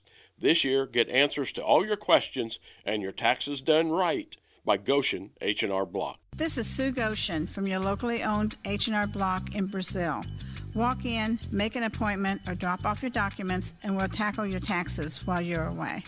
Treatment for those with mental illnesses and addiction issues has evolved over the years. In the late 1960s, Indiana's mental health system began to take shape. From 1971 to 2021, Hamilton Center has touched the lives of thousands of people in central and west central Indiana. We are committed to the latest therapies to improve the quality of life for those with mental illnesses. Treatment works. Recovery is possible. And thank you, Indiana.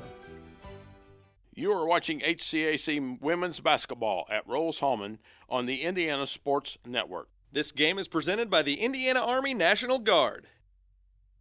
And both of these teams, again, we're expecting a very close ball game all the way through. And so far, it's been just a good, hard battle by both these clubs, back and forth. It really has. Both teams trying to find their footing.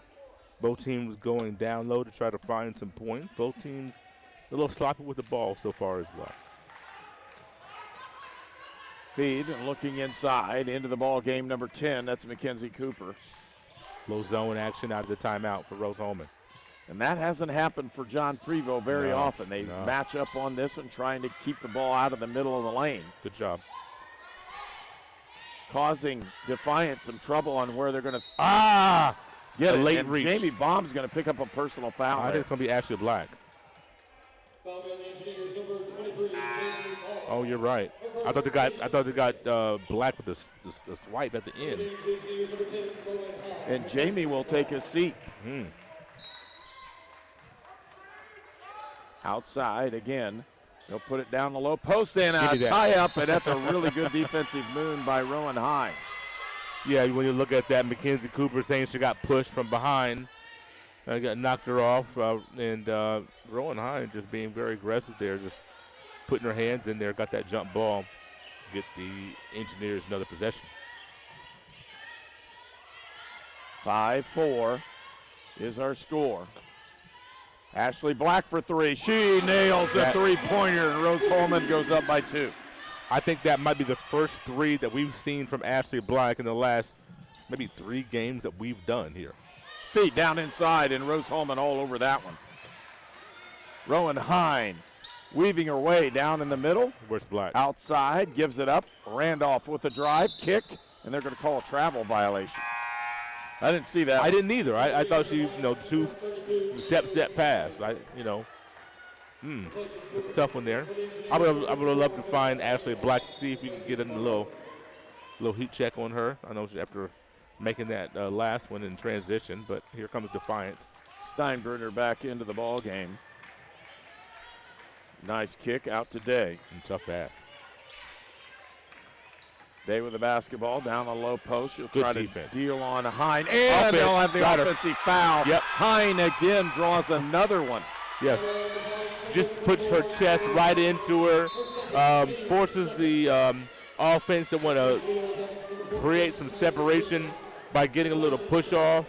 And, Rowan Hine playing some really good defense. You don't want her to play defense and not pick up fouls. She's done just that. 2 personals on Day, and she'll take a seat, probably for the whole first half. Outside, Randolph had that open. Just threw it out of bounds. Not on the same page there. 7-5, Rose-Hulman with the lead, and that turnover will give the basketball to Defiance. On the outside was Brinkman. They'll rotate the basketball out and around to Steinbruner. Steinbruner back outside. And again, Cooper back over to the outside. And Steinbruner in the middle puts that shot up, or can't get it to go, and a rebound comes out to Rose-Hulman.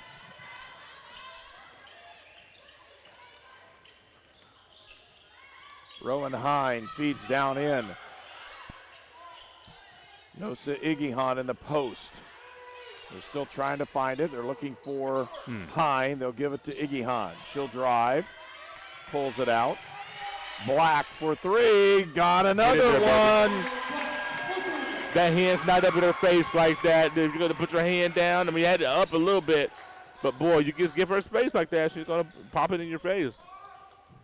The outside fed in that post. Another good look at a three. That's the one. And nailing that one was Kylie Brinkman, the sophomore. And that's one of the ones that you can't give too much help off of. Her and Steinbrenner will just nail it from outside. Hine, they'll feed Iggy Hahn in the post. And they're going to call the foul on a hold on the outside. It'll be Rose-Hulman basketball. Steinbrenner and Brinkman, the only two that have taken over 63s in the season. Vast majority of their shots come from outside when you look at what they've done over the course of the year.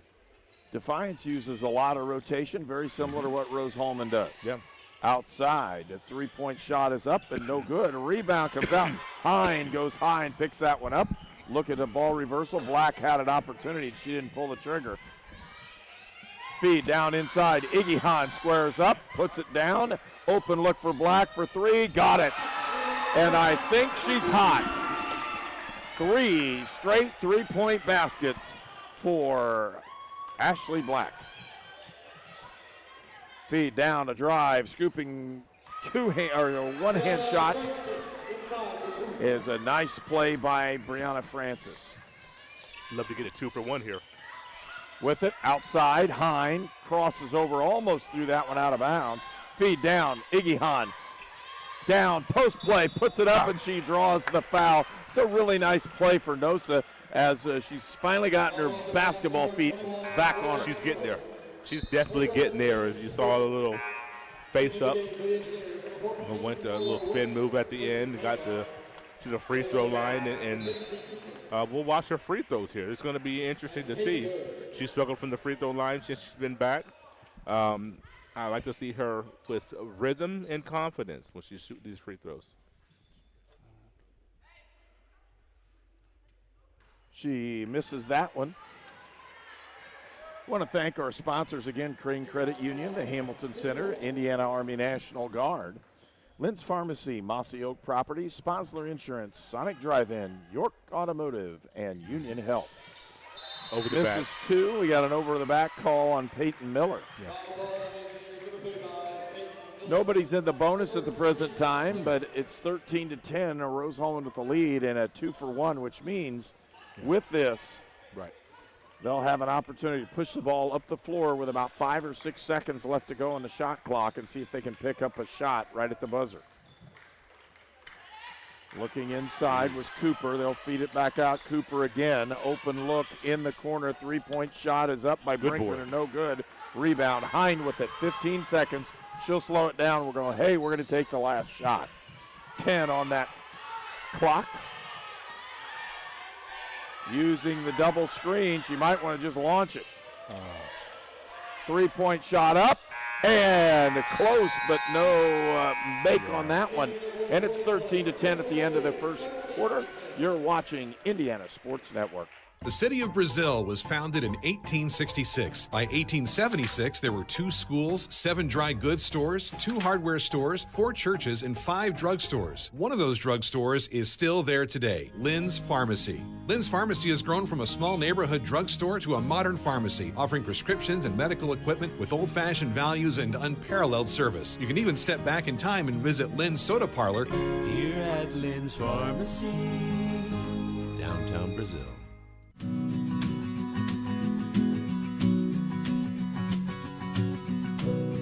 For the things you treasure and the people you love. Brian Sponsler and Ben Rice for Auto, Home, and Life. Introducing Sonic's new Car Hop Classic with double the beef, double the cheese, and now double the choices. Try quarter-pound double cheeseburger or slinger with tots for just $2.99. Get them now, ending soon. You are watching HCAC women's basketball at Rose-Hulman on the Indiana Sports Network. You're watching College Sports on the Indiana Sports Network, presented by the Indiana Army National Guard. Well, Ashley Black has been the difference in the first quarter for Rose-Hulman, 3 for 3. Ashley Black played really good basketball, as when you see her coming off the bench, and she is really giving a big spark. And Rose-Hulman, when you get that from the outside like that, is really going to be beneficial.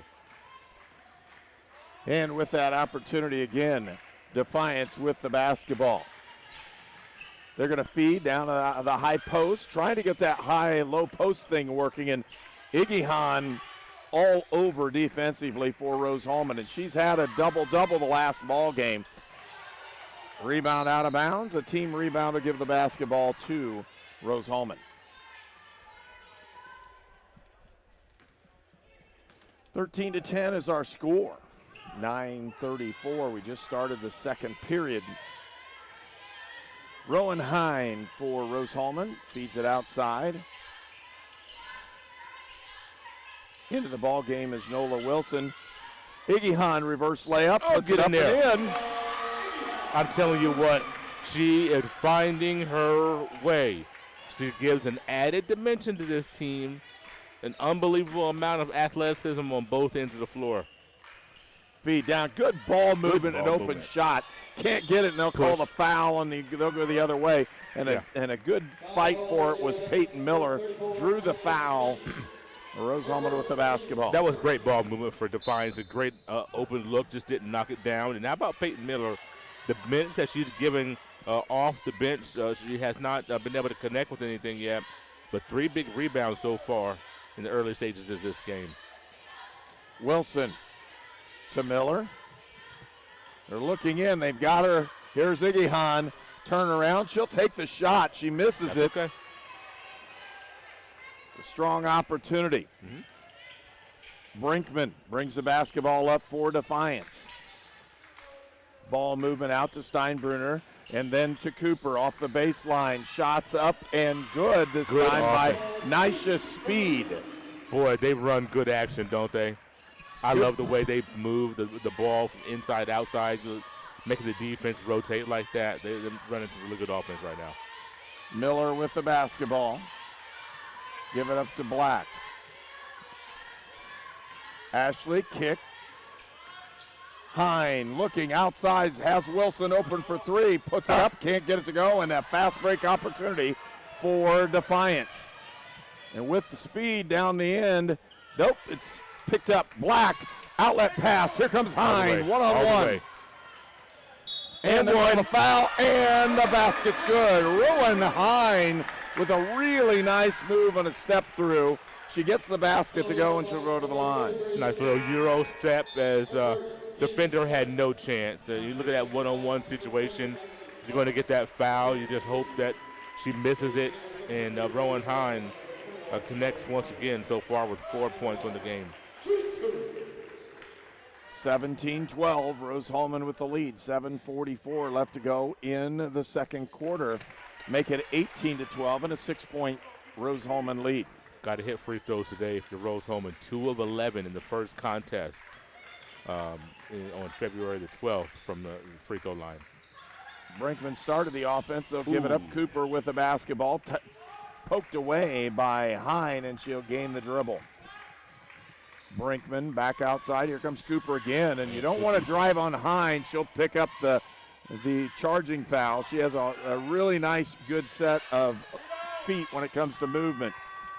Shots up, no good. Another team rebound as that one goes off. Missed by Lexi Sparks on the shot. That's another really good, solid defensive possession there for Rose-Hulman. The offense for Defiance is nice. It's just as far as the flow of ball and player movement. But, boy, just the rotation for Rose-Hulman helping, but not too much, then recovering. Another good defensive stop. With it down at the top, and a kick out to Wilson.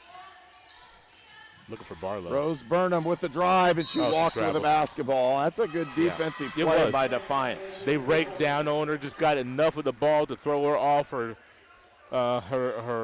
rhythm, and then she came down with it, ended up traveling with the basketball. Outside is Brinkman. She'll feed back up to Sparks. Stay now down. inside. It's stolen away. They'll have a jump ball. That's a really nice play by Rowan Hine. Smart move. Went down low. They're not going to get called for the foul very often if you're down low. And she was able to tie her up for the jump ball. Possession arrow favors Rose-Hulman. Going to go for turnover number 8 for Defiance. Rose-Hulman's got 6, so both teams got to do a better job with the ball. Feed to Barlow. Turn it. I thought she'd turn and go, and they're going to have an offensive foul on that moving screen. I would, like you said, I wanted her on the catch, turn face, take the little free throw line jumper. She's wide open for that.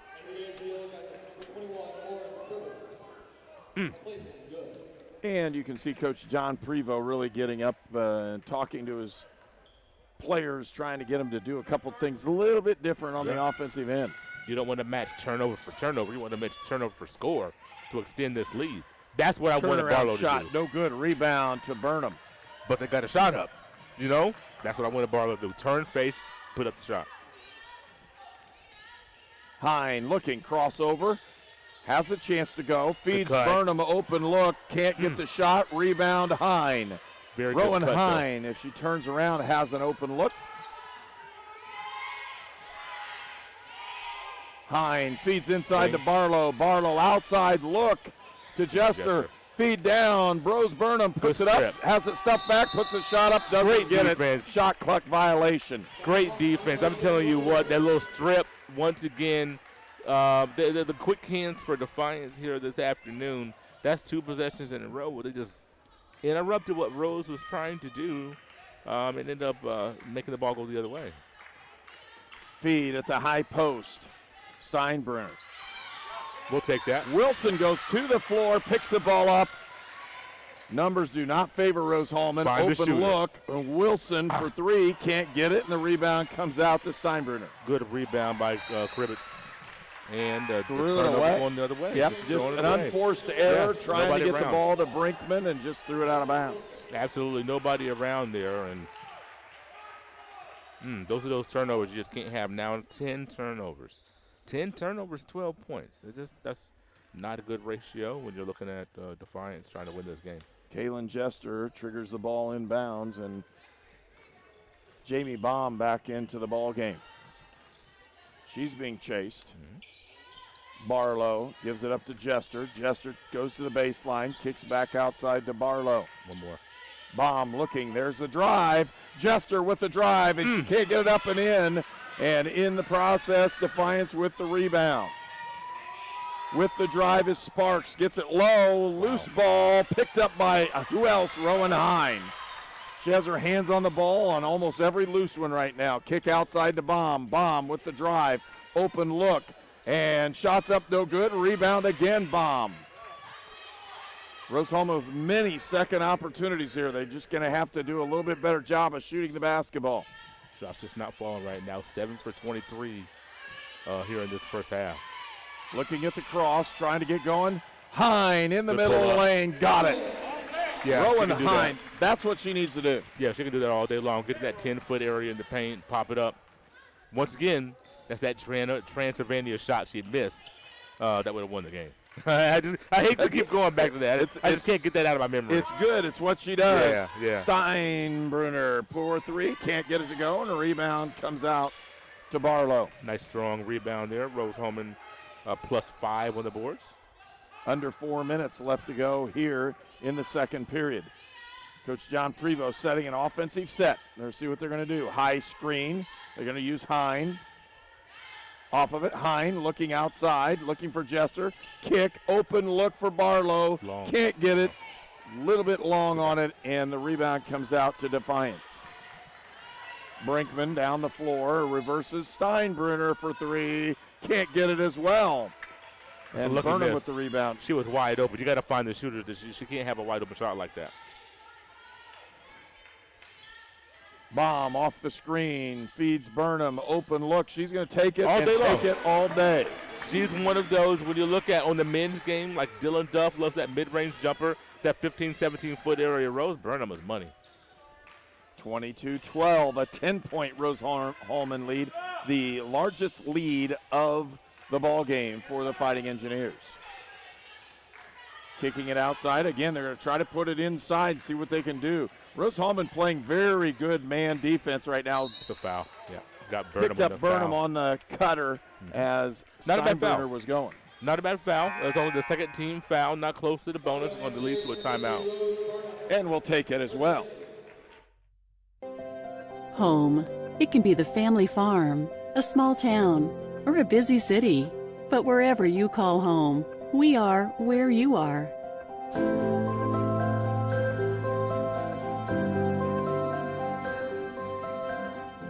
The healthcare professionals of Union Health since 1892, providing compassionate healthcare of the highest quality to generations of Wabash Valley families. Union Health. Healthier together. Shopping for a new car? Don't settle. Welcome to Your Deal, Your Way with York VIP. New vehicles in production arriving daily. Select your model, trim, and color. Reserve it. Find the car you want without the hassle. Easy and fast. Get VIP access at yorkchevy.com/VIP. Start online today and we'll show you why we're not number one. You are. We're not number one. You are. You're number one at York. You are watching HCAC men's basketball at Rose-Hulman on the Indiana Sports Network. The news says Gen Z is struggling. I've got news for them. I wait tables, but last week I built a field hospital. I put out a forest fire. I stopped 1,000 attackers. And a natural disaster. I've saved lives. And led a team on patrol. I serve. Well, I go to school full-time. While I work full-time. The greater the challenge, the stronger we become. This game is presented by the Indiana Army National Guard. Steinbrenner with the drive inside as Speed traveled with it. Yes, he did. And he finally caught that one. The underneath official missed it, and that's why you have the third one. And she took about 3 steps right before she launched it up. The basket would have counted had she not traveled to the basketball. 10-point Rose-Hulman lead, 22-12.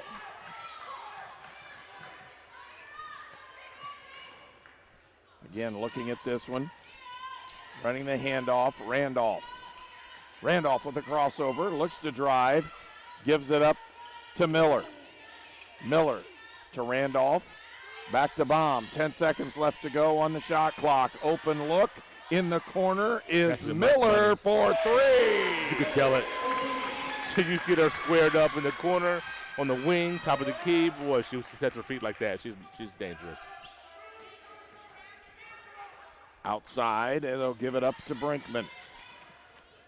Brinkman crosses up, potential travel, and they're going to call the foul on the drive.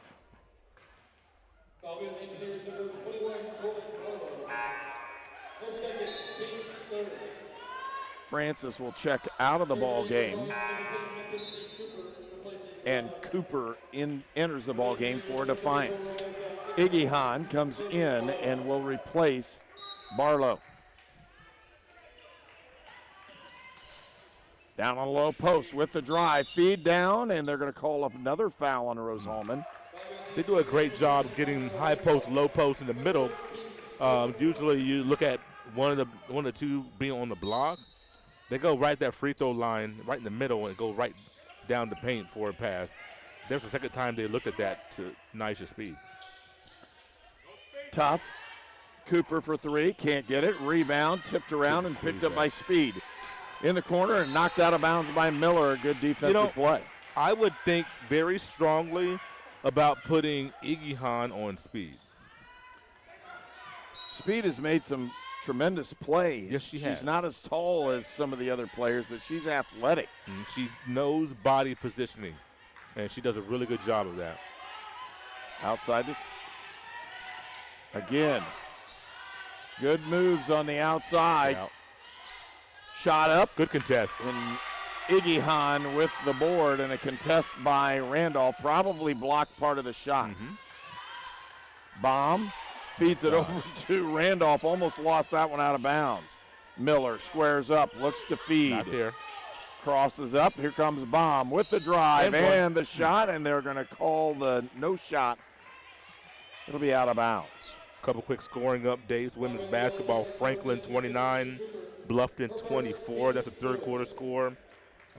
In the Anderson-Hanover game, early third quarter, Hanover 44, Anderson 40. In the game that would feed into this game, the winner of Transylvania and Manchester.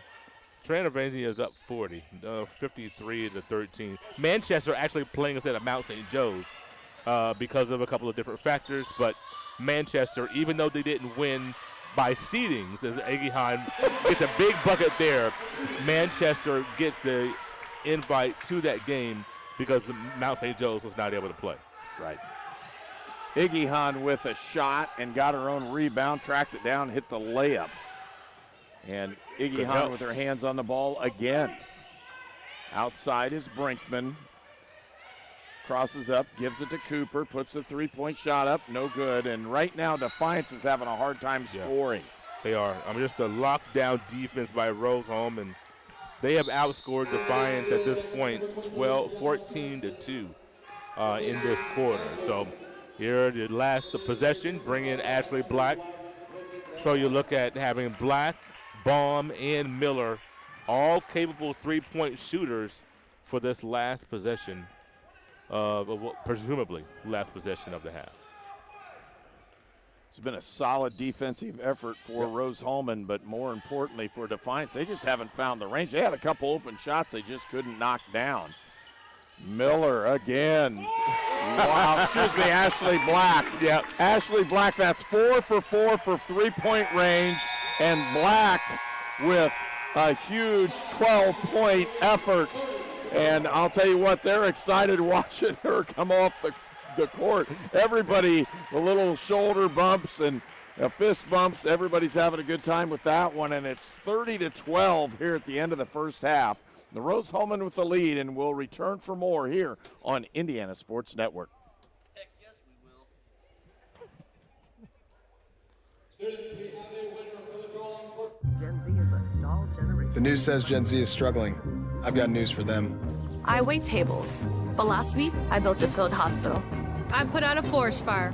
I stopped 1,000 attackers. And a natural disaster. I've saved lives. And led a team on patrol. I serve.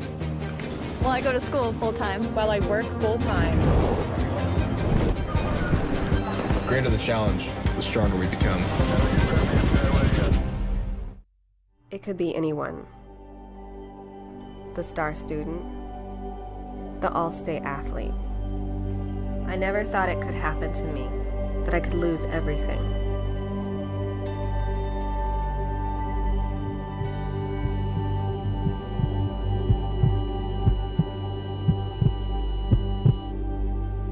I found help, I found hope, I found recovery. I regained something lost. You are watching HCAC women's basketball at Rose-Hulman on the Indiana Sports Network. You're watching College Sports on the Indiana Sports Network, presented by the Indiana Army National Guard. It's time for the halftime report on the Indiana Sports Network. Okay, it's the second quarter, and that's the determining factor in this one. Rose-Hulman up 30-12. They outscored Defiance 17-2 in the second period. If you do that against your opponent, you're going to be up big. You see Rose-Hulman up 18 points at the second quarter break, and you still got 20 minutes to go. You got to come out and play another 2 quarters, but Rose-Hulman played awfully well in the first half, especially from the defensive end. Well, and that's rebounding. They've had 9 defensive rebounds. Again, 12-6 on the rebound again. We had some lead changes early in this ball game, and all of a sudden it was 30-12. Ashley Black came in the game, hit a couple big triples. Ashley Black, incidentally, has as many points as Defiance does as a team. And the thing that's disappointing for me, just watching this contest, they got to get a hand up. When Ashley Black is at the three-point line with the ball, respect the fact that she's hit a couple. Get a hand up. You can't just be there and be at arm's length. You've got to contest that shot, get a hand in her face to deter her from shooting make her move the ball. So make her a driver, get up in her airspace. Don't let her just kill you from 3-point line, because if you let her, she will. So that's the one thing for Defiance, or not the one thing, but one of the things for Defiance that I find just a little bit troubling in that first half is just the lack of contested shots on a shooter that is scorching hot. And once she hit the first one, and then she got the second one, Yeah. third one, right at the end of that first half, she's open in the corner. She nails another three, and it's 30-12. And Rose-Hulman in a commanding lead right now. And that doesn't mean that Defiance isn't going to fight back or hit shots or contest things in the second half. We've all seen crazy things, but that second period was almost a backbreaker for Defiance, and they're going to have a hard time getting back into the ball game. It's going to take a huge effort for them to do it.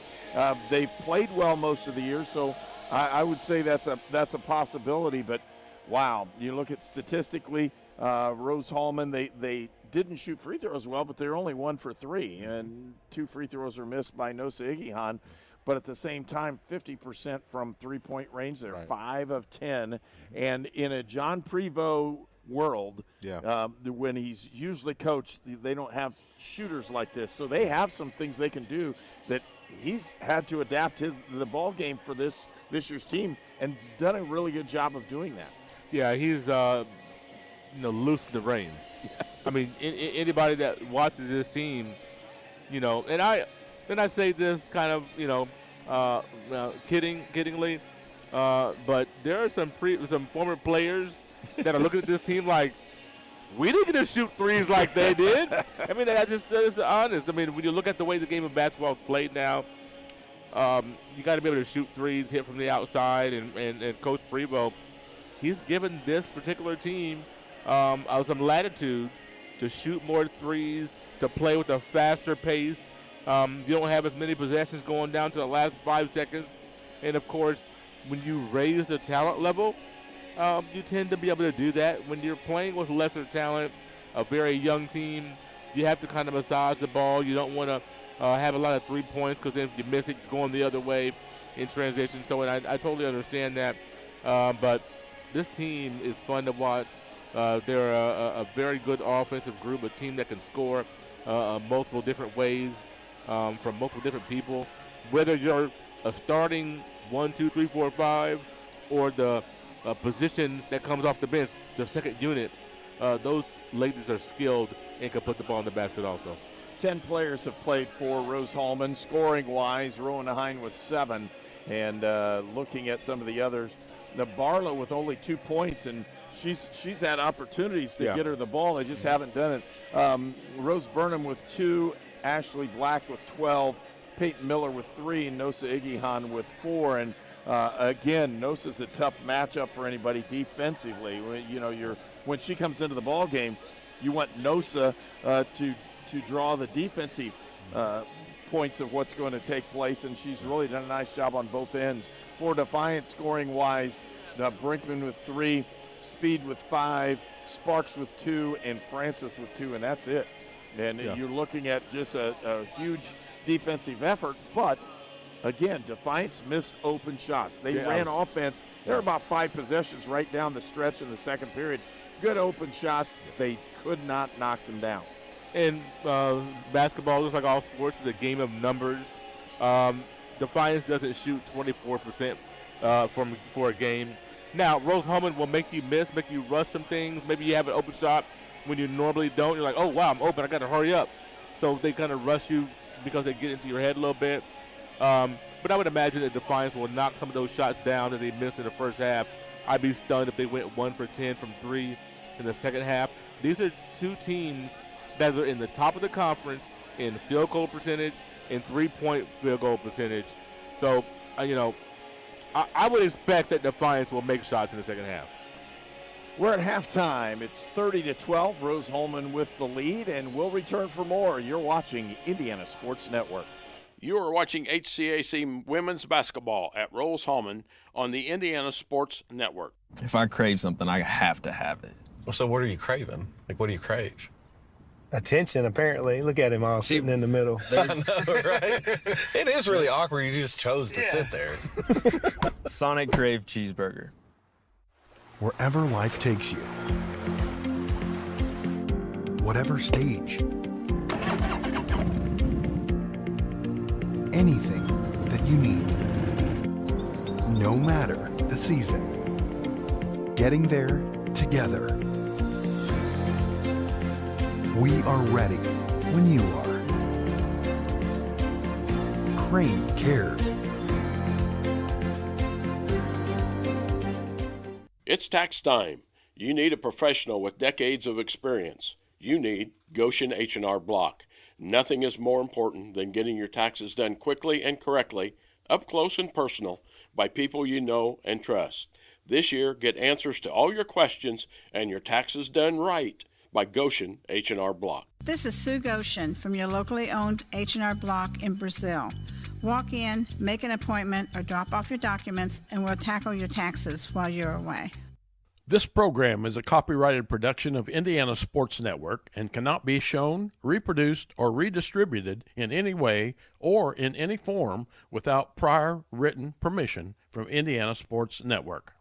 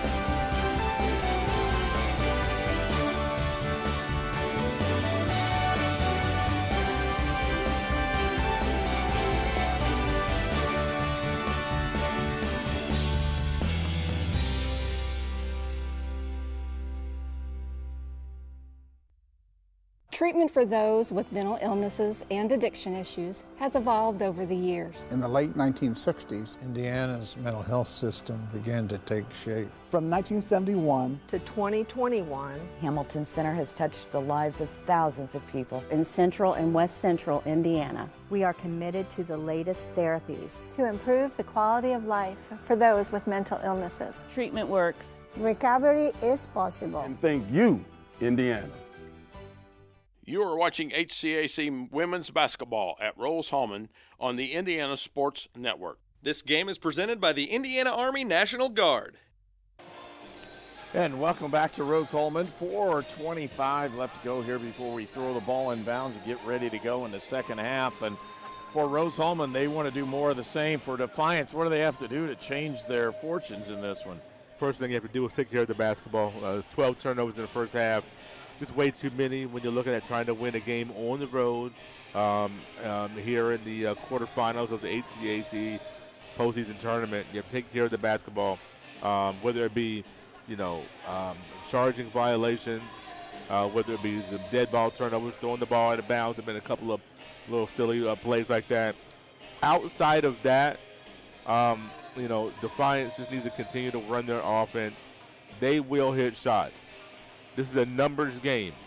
You miss some, you lose some, but at the end of the day, you find a way to be somewhere around your average. I think the average for a Rose-Hulman opponent is a little lower because of Rose-Hulman's defense. They're top of the right at the top of the conference in defensive ratings, but Defiance will make shots if they just stick with their game plan. Like you said, they got a lot of open looks.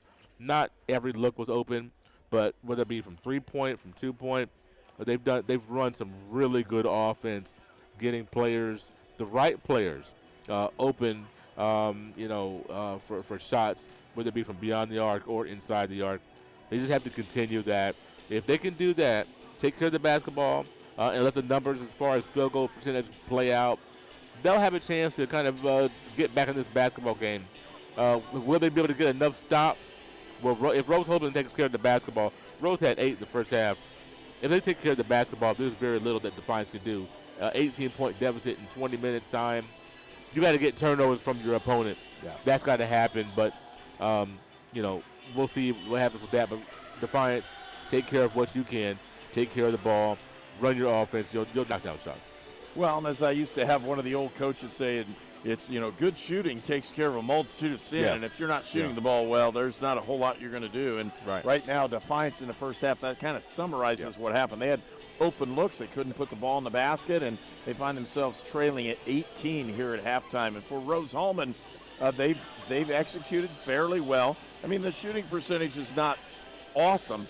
They shot the ball 46 or 40% for the entire half. That's not bad. It's not awesome, and it's not the best they've done all year, but at the same time, with their defensive pressure and the things that are going on, they have a chance to really, put the clamps down here in the second half, see if they can get a win and advance to the conference semifinals. You look at Rose shooting percentage over the course of the year, 43% shooting team, and so they're just a shade below their average, and that's to be, it's okay. Where the surprising thing has been knocking down 5 of 10 3-pointers. And so when you allow them to do that. It's 5 of 10 because Ashley Black knocked 4 straight threes down. She's taken 4 shots, hit all 4 of them. She's the leading scorer in the ball game, and actually she's the reason that Rose-Hulman has this 18-point lead. That and the inside play and the rebounding. Again, Rose-Hulman has dominated every facet of the ball game in the first half. We'll see what they can do in the second half here as clock's winding down on this one.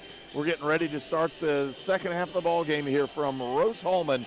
It's, again, Defiance taking on the Fighting Engineers of Rose-Hulman. They will advance to Transylvania. Yeah, literally. They'll go to Transylvania with a win and play Transylvania. I told you I'm doing a lot of scoreboard watching. I just clicked off the scoreboard for the Transylvania-Manchester game. Kind of wish there was a mercy rule in college. I'm not being funny. But, when you have 40 points at halftime, you need to keep that clock going. I mean, Transylvania is an awfully good team. Rose-Hulman has played them well twice. Coach Preville's not looking ahead, but I'll start to maybe think about doing that. Played them well 2 times. Hard to beat a team 3 times in a season. Sure is, even if it's at their home place. When you say tournament and it's your back's against the wall and you've got everything to play for and nothing to lose, the Rose-Hulman could find themselves in that position. Right. But they have to handle things in the second half. Defiance with the basketball. Speed, they'll feed down into Steinbruner. Good double. Cross, they'll get it outside. Again, Day drives in the middle, kicks it out. Steinbruner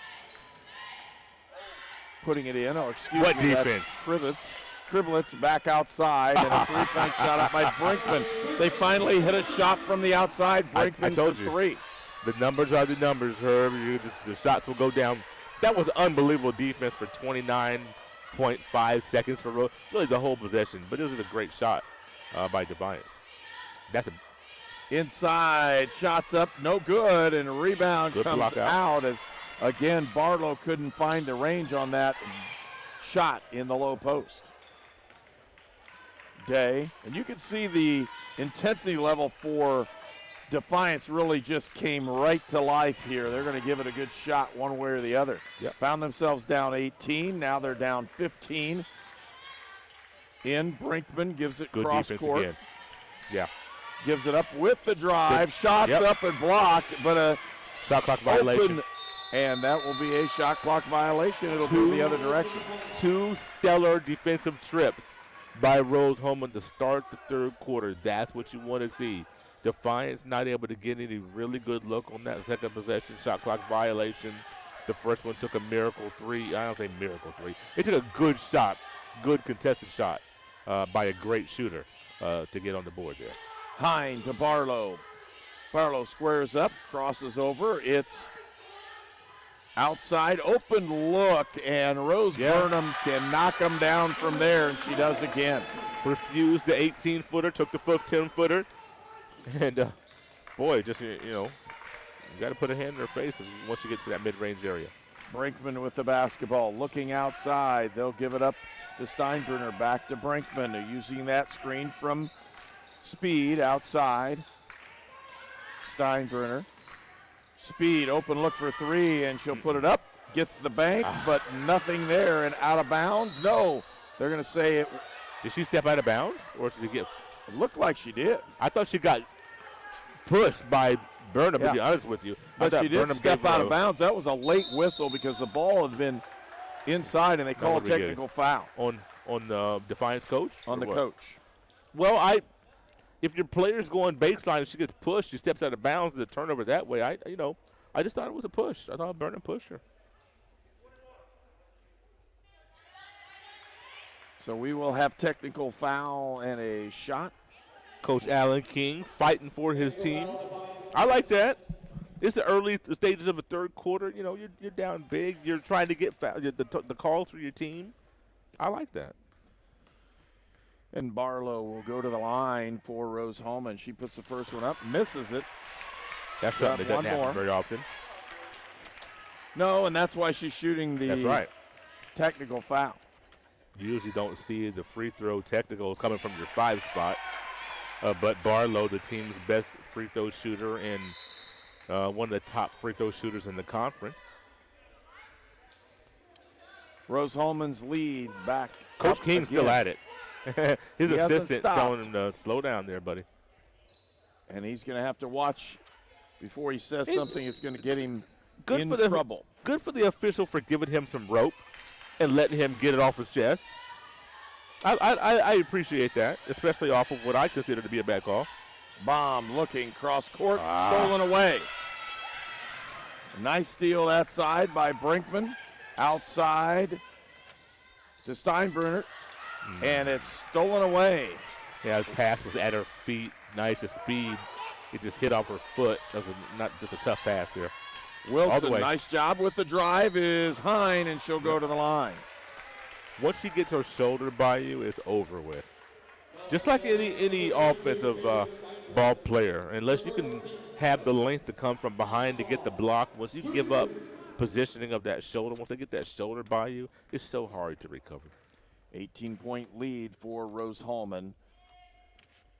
Rowan Hine at the line makes it 19, largest lead of the ball game so far. We want to thank Crane Credit Union, the Hamilton Center, Indiana Army National Guard, Lynn's Pharmacy, Mossy Oak Properties, Sponsler Insurance, Sonic Drive-In, Union Health, and York Automotive. Transportation for Indiana Sports Network is provided by York Automotive with 5 locations in Brazil, Greencastle, Crawfordsville, and Plainfield. Day turns the corner, goes to the outside. Look at that. Held ball, Nola Wilson. I'm telling you, I told you that a couple games ago. She is the best on this team. Off the ball, the ball's in her area. She's going to put her hands in there. She gets jump ball after jump ball. I like Defiance going with the pressure. This is good.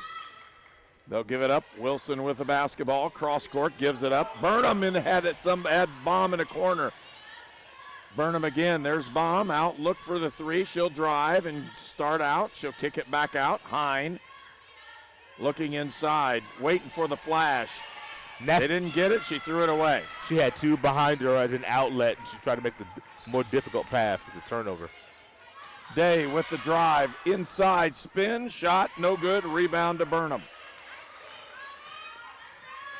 Lead pass. They'll give it up to Baum. Baum feeds inside. Barlow puts a shot up. Can't get it. And rebound comes out to Speed.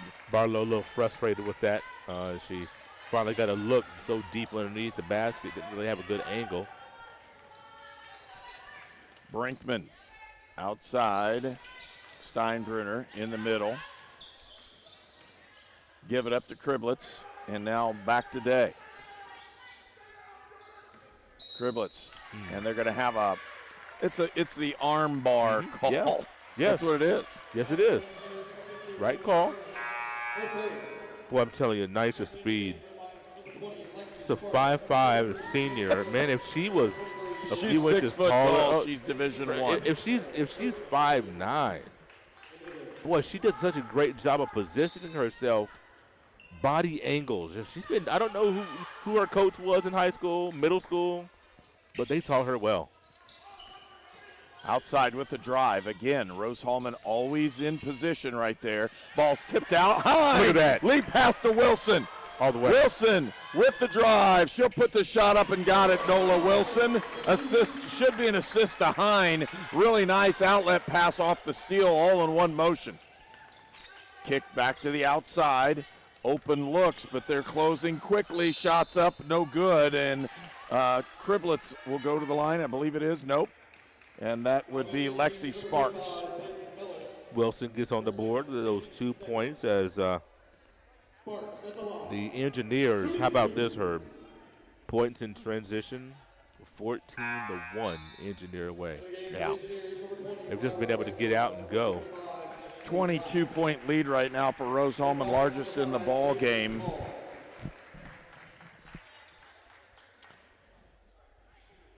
Our camera operators for today's game are Kanan Harper, Dakota Sponsler, and Noah Gastineau. Our digital technician is Keith Lawson. We're directed by Tony Harper. We're produced by Indiana Sports Network. Gets both those free throws and a nice play by Lexi Sparks. Lead is 20 for Rose-Hulman. Looking at it, Iggy Hahn will give it back up. Here's Baum in the corner, open look, and a nice play. Another one. They're going to call the offensive foul. This one will go against Ashley Black. Yeah, I thought she might have been able to avoid the contact a little bit as she was trying to move her body away from the contact. It's a tough one there. I like the fact that she turned down the three to drive to the basket. I do like that. Day, they'll kick it back outside and do so to Sparks. Back to Day. Look for the three, but chooses not to shoot it. Back in her hands one more time. There's a three-point shot up and good. This time by Sims, who checked into the ball game. Loose ball, turnover. This is the tough one right now for Rose-Hulman. You give a couple turnovers, it doesn't look good, and all of a sudden things fall apart. Another three-point shot, that time by Sparks. And a couple of bench players doing a great job providing some energy for Defiance. Baum will put it back up, and Randolph will have possession. So 6 points very quickly. Black will take the three-pointer. She doesn't hit, and all of a sudden Defiance has just a little bit of edge to them right now. They do. With the basketball, good ball reversal. I had an open look for the three. They'll feed the post. They'll get a foul. Yeah, it's a good call. Peyton Miller with the foul, going to lead to a timeout by Coach Prevo. And I inadvertently gave the call to Sims on the three-pointer. It was Caitlin Paul who hit the three-pointer. It's 37-23 when we return on Indiana Sports Network. The city of Brazil was founded in 1866. By 1876, there were 2 schools, 7 dry goods stores, 2 hardware stores, 4 churches, and 5 drugstores. One of those drugstores is still there today, Lynn's Pharmacy. Lynn's Pharmacy has grown from a small neighborhood drugstore to a modern pharmacy, offering prescriptions and medical equipment with old-fashioned values and unparalleled service. You can even step back in time and visit Lynn's Soda Parlor here at Lynn's Pharmacy, downtown Brazil.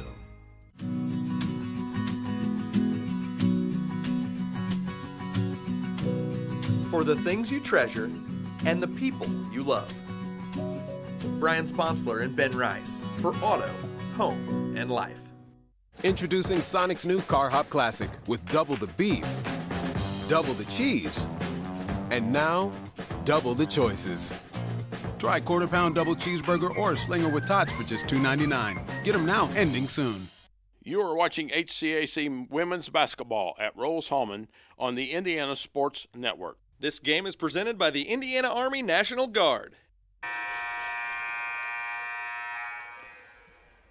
And into the ball game, Nosa Igihan, Kaylin Jester, Ashley Black, Myra Randolph, and Jamie Baum. How about Defiance, 8-0 run in the last buck 32 to get back in this game. Still down a couple touchdowns. And we're waiting on the officials to get themselves set, and a whistle blow, and here we go. Looking for the screen up the middle. They don't get it. Randolph almost took that one away. Ball on the outside for Defiance, she just walked with that one. And she walked the second time. They'll call the second one.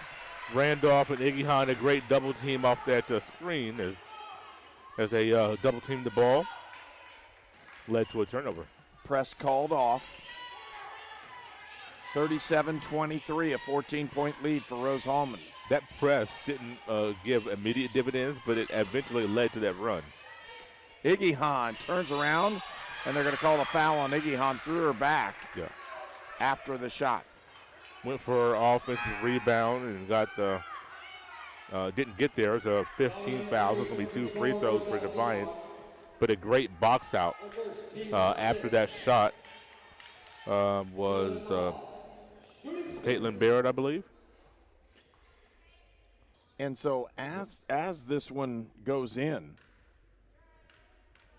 and I'll tell you what, it's tough to see the numbers on the back. It is. Yes, that's the issue. Everybody has long hair. No, to be so lucky. This might be Kate Good. Yeah, this is Kate Good. I'm sorry, not Caitlin Barrett. It's Kate Good, 5'8" sophomore from Napoleon, Ohio. Outside cross court pass, they'll give to Randolph, and they'll set the offense. Jester to Black. Randolph to Jester. Almost stolen away. That ball was slowly thrown. Iggy on feed, and it's a loose ball. Yeah. Here comes Day. Day picks it up. Pass. She'll go to drive, puts the shot up in the lane, and puts it in. Now you think about Rowan Hine coming back in this game here very soon. Now the trap back on. 10-point lead as Defiance has moved quite quickly in this one to pick up the opportunity to score. Bomb. Randolph, Jester. Jamie Baum for 3, puts it up, can't get it to go. And as hot as Rose-Hulman was in the second period, they're just as cold in the third, and Defiance has gone the other way. They've gotten warm in this one. Back on the outside is Paul, and they'll give it back up. Feed it. Good to move. Good. Good puts it up, can't get it. Ball's tipped out of bounds, Rose-Hulman basketball. That was a great move there by Kate Good. Got a little up fake, got to the rim, just a nice block by Rose-Hulman. How about this unit here by the Defiance, really making some hay, getting a nice strong run here as the starters, a lot of the starters staying on the bench. Hine with the basketball, open look for Baum, feed down in the low post. Turnaround shots up and good, and it's Allie Foltz back into the ball game. First time we've seen Allie. Yeah, she immediately makes a contribution. Yeah, and she's still not 100%. She looks still to be kind of gimpy out there. So getting some minutes to see how her body will respond. Going to have to watch this. Loose ball, Foltz with the steal. Yeah, she's not moving that well. Feeds back to Hine. Rowan Hine looks to go down the middle. She'll pull it back out. Bomb with the drive. Kick, and it's out of bounds. Fortunate it was tipped out of bounds by Defiance.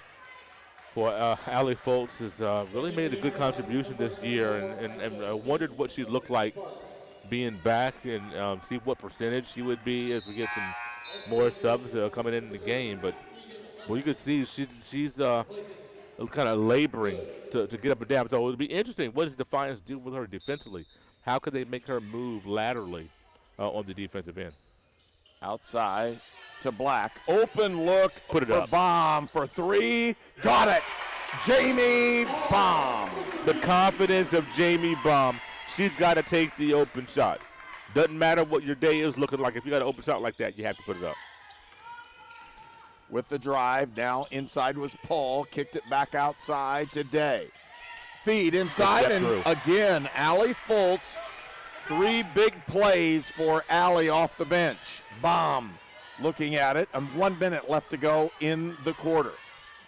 Baum outside to Black. Ashley back to Jamie Baum. Jester for 3. Get in there. She puts it up, can't get it. Looked online, she just couldn't get it to drop, a little short. 42-27 is our score. 2 for 1 opportunity. I'm glad you took that shot. Held possession. It'll be Defiance basketball. Yep. But we'll take the arrow. So the arrow will change, but substitutions into the ball game. Brinkman back in. Speed back in. Steinbrunner back in. And Speed. So not all Defiance players were substituted in and out, but there were 3 young ladies that popped in. Brinkman with a basketball, looking for Steinbrunner. Pull it back out. 3-point shot up and good by Lexi Sparks. Boy, that's a big shot right there for Defiance. Cross court, they'll give it to Black. They've broken the pressure. 18 seconds left to go. They have fouls to give. Defiance does. 10. So we'll see what they do here. Looking for the screen. Hine with the drive inside. She's going to have to put it up. Fade away. Just doesn't go in. 42-30, a 12-point lead when we return for the 4th period. You're watching Indiana Sports Network.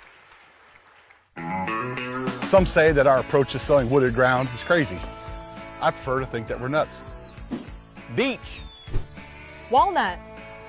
White oak. Hickory. We feel having an agent who is nuts about your property helps us attract more customers, making us, well, poplar. For all your Indiana land needs, check us out at indianalandandlifestyle.com.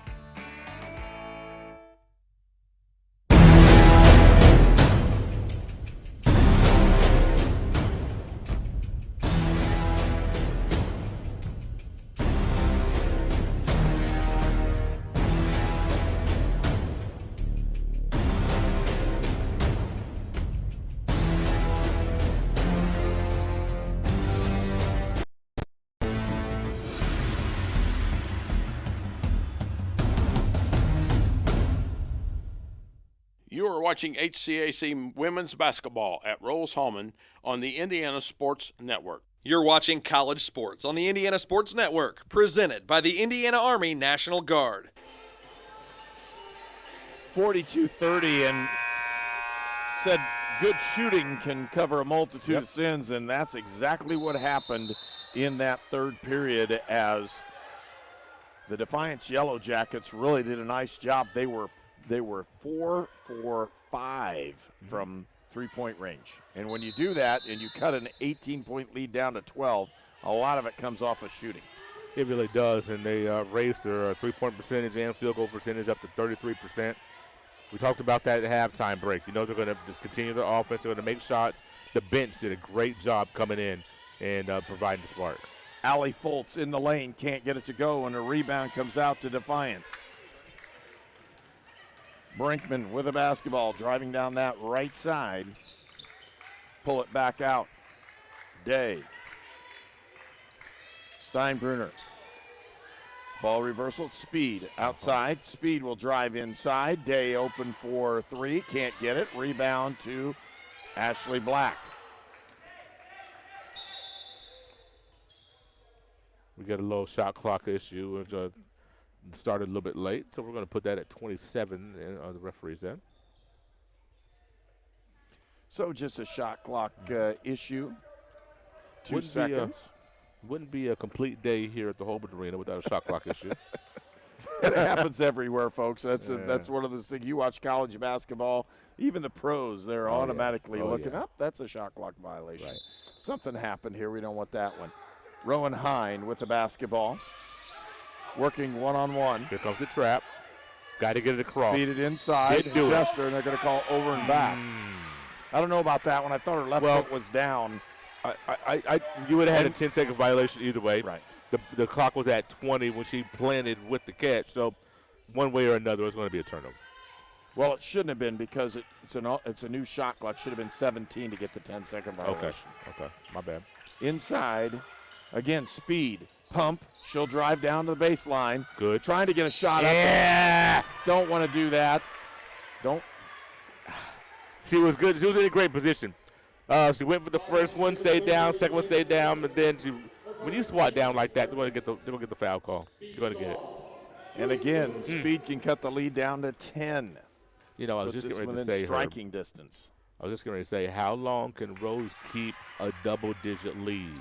You know, that's going to be key in this basketball contest. Can they keep that double-digit lead, you know, down to the 5-minute mark? So Speed puts the second one up and in. True on that shot. Substitution in. Nola Wilson into the ball game. And for Defiance, everybody's been involved in the scoring. Yeah. To bring this one back to where they wanted it. Oh my gosh. In and across very easily. Jamie Baum with the basketball. Back outside to Jester. They're going to feed inside. Allie Foltz squares up. I don't know what that was because that didn't look like a travel. Subs into the ball game. As into the ball game comes Jordan Barlow.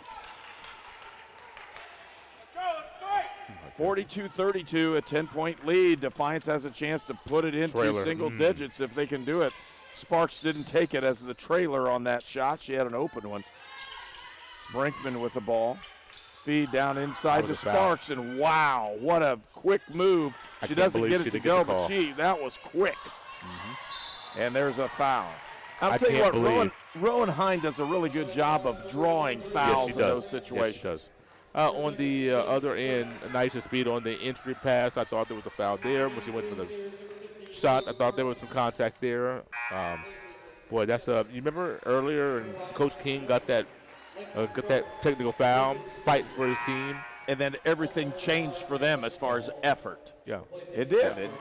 And sometimes, and I've coached with some guys who will say that, hey, look, I'll get one technical foul. Now, in high school basketball, that's going to give you a hard time because they're going to immediately send you to the state house and you have to do all kinds of stuff. But in college basketball, that's not a bad move to get one foul or one technical foul, because what that does is shows everybody you're fighting for your team and you want them to really get after it.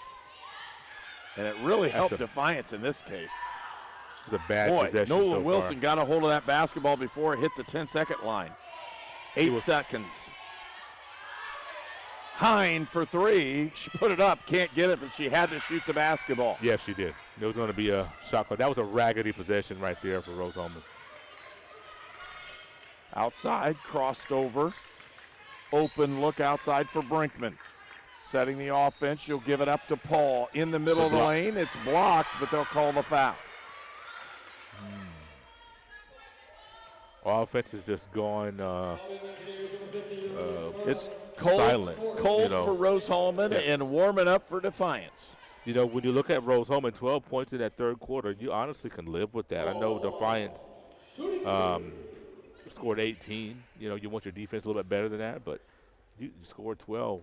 You can live with that. But right now, here in the first 2.5 minutes of the quarter, Rose still has not scored, whereas Defiance has 3 free throw makes. So they're just chipping into this lead. Remember I said how long can they keep it a single-digit game?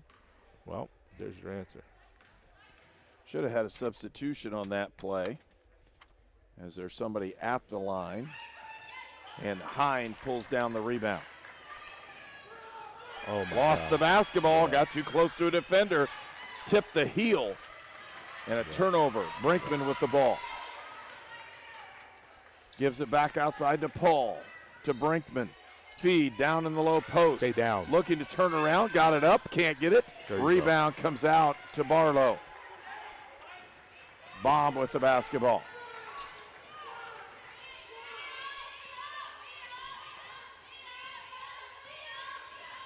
Jamie working on the outside. They'll give it to Hine. Hine uses the screen. She drives. Screen and roll. Back inside to Barlow. Kick in the corner. They're going to call an offensive foul, even though she was inside the lane. Yeah, she created some space before she made that pass. They're going to call it off with a foul. I would have loved to see Rowan Hine take the little free throw line jumper. I know she wanted to get the ball down low. She's by nature a distributor. I understand that. But, man, at this point in the game, when you're struggling to score, that was kind of a low percentage pass because Barlow was going to be underneath the basket. Takes a little 12, 14-footer knock that down and go back the other way for defense. Clock's winding down, and we're going to end up with a barn burner before this thing's over. Oh, looked like a potential travel on that one. Inside, and there's another one. Turnover number 19. Rose-Hulman has 17. So both of these teams, they're both teams at the bottom of the conference in turnover margin. Both of them leave a lot to be desired when it comes to taking care of the basketball. Jamie Baum gets it across the 10-second line. 20 seconds on the shot clock. Open look for Miller. They're going to feed it inside to Barlow. She'll put the shot up and doesn't get it. Just in and out. They're having a hard time lit on that basket at this end. 9-point lead for Rose-Hulman. Again, they're looking at that kickback for the three, and nobody's taken. There's a three-point shot up. No good. Tipped around and picked up. Good play that time by Good. Did a great job to track down that offensive board to get another possession, chip into this lead, get it down to 7 or 6. Good, squares up with it on Miller. Three-point shot up, no good. Rebound comes out to Wilson. 5:35 left to go in the ball game. Jamie Baum over to Hine. Rowan off the screen. Pull up, got it up, can't get it to go, and the rebound comes out to Defiance. That's what she's got to do, though. She's got to pull up. Miller with another board. Here's Day on the outside. Not going to shoot it from there. Outside, potential. There's a lot of shuffling when somebody takes off anymore. Yes. Looking inside, held up, open look for Day, and again, Paul will drive. Good double. Right in the middle, good double team. Loose ball picked up, and he got a held ball. Here. No, but timeout. Can't have a timeout if you don't have it. He got a timeout? He got a timeout. Oh, my gosh. Timeout called. We'll take one as well. 4:57 left to go.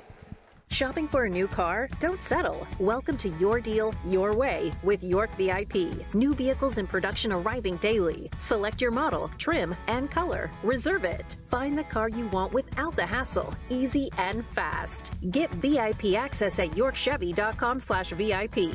Start online today and we'll show you why we're not number one. You are. We're not number one. You are. You're number one at York. It could be anyone. The star student, the all-state athlete. I never thought it could happen to me, that I could lose everything.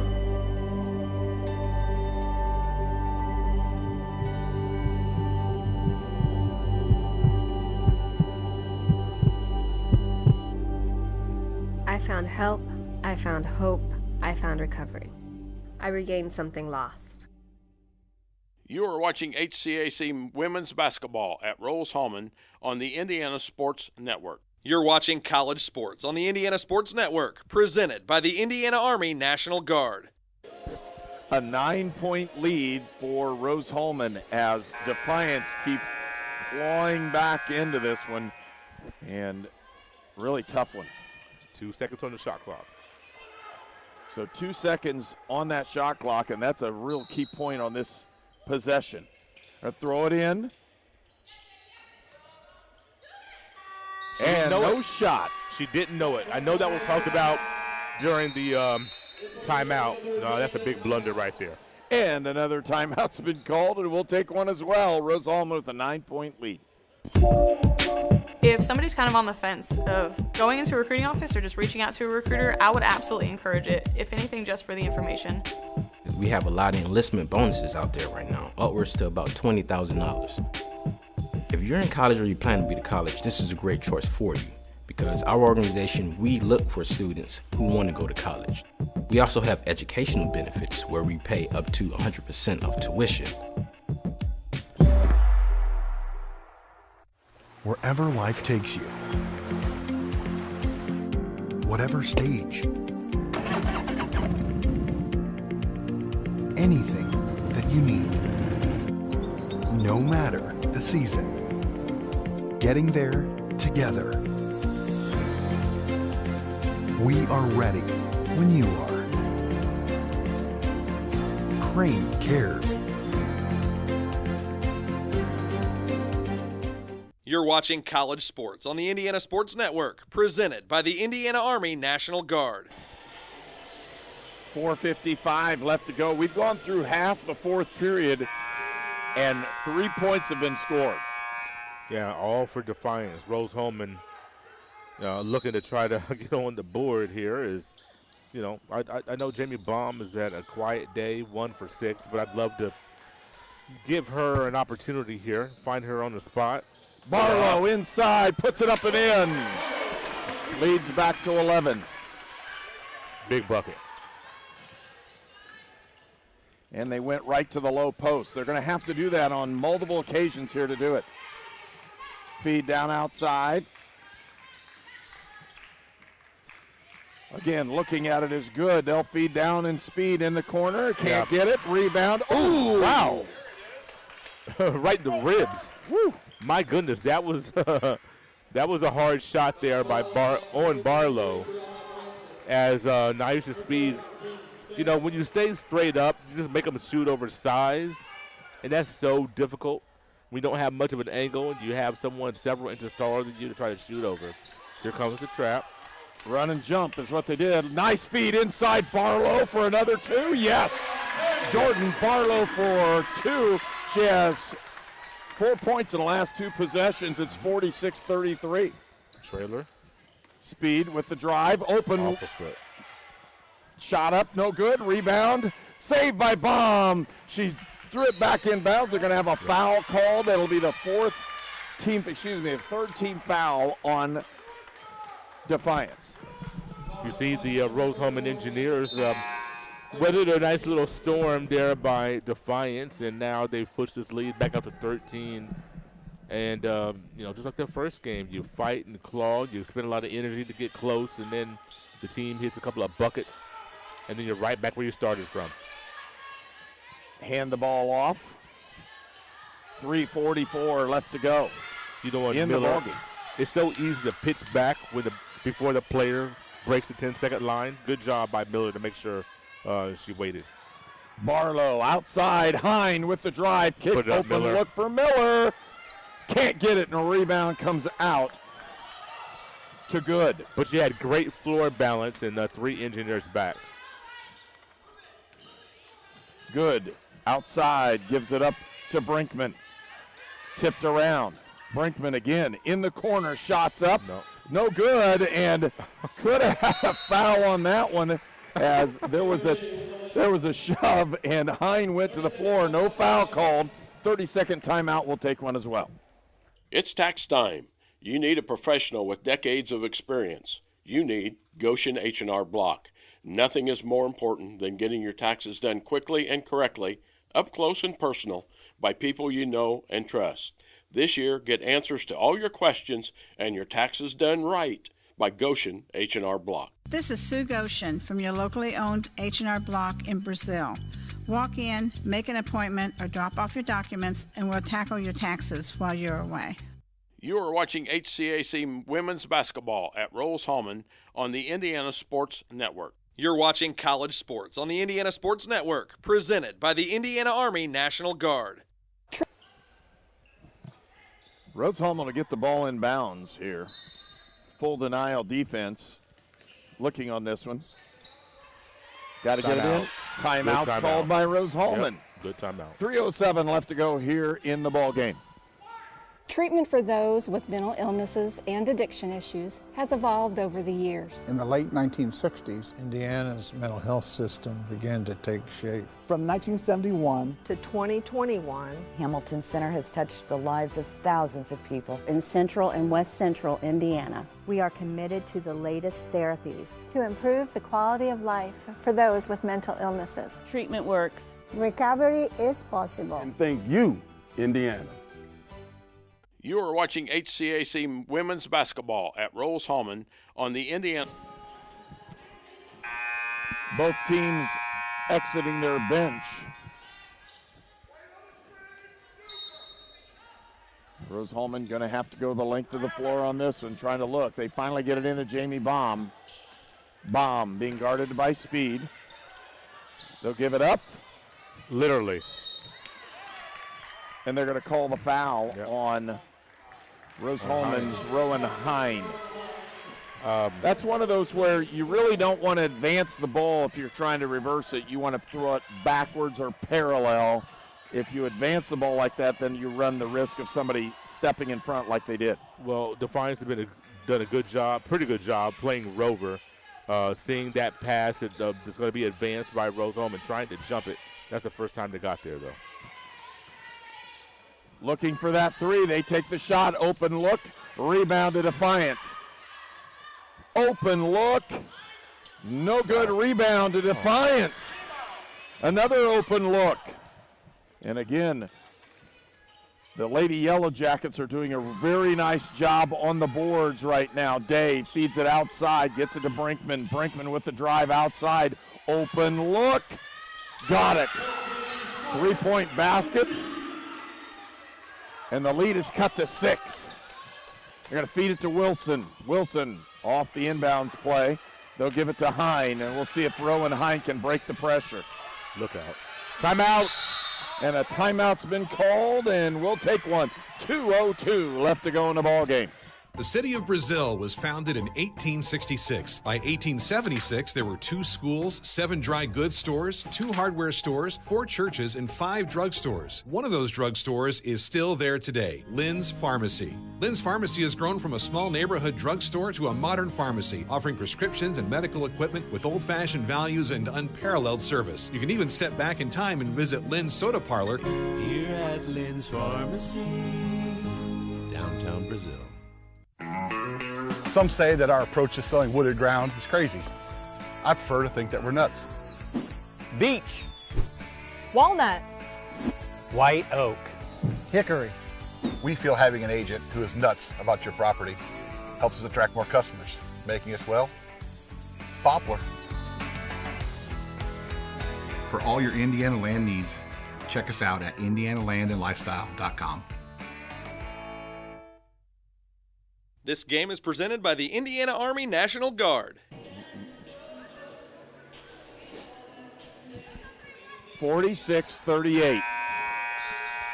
Key timeout by John Prevost. He saved the opportunity. There's 21 seconds. They were at 9 seconds on the clock coming through. Could have cost them an actual turnover. Trying to get the ball inbounds. They'll do so. Jamie Baum with the basketball. A bucket here will be huge.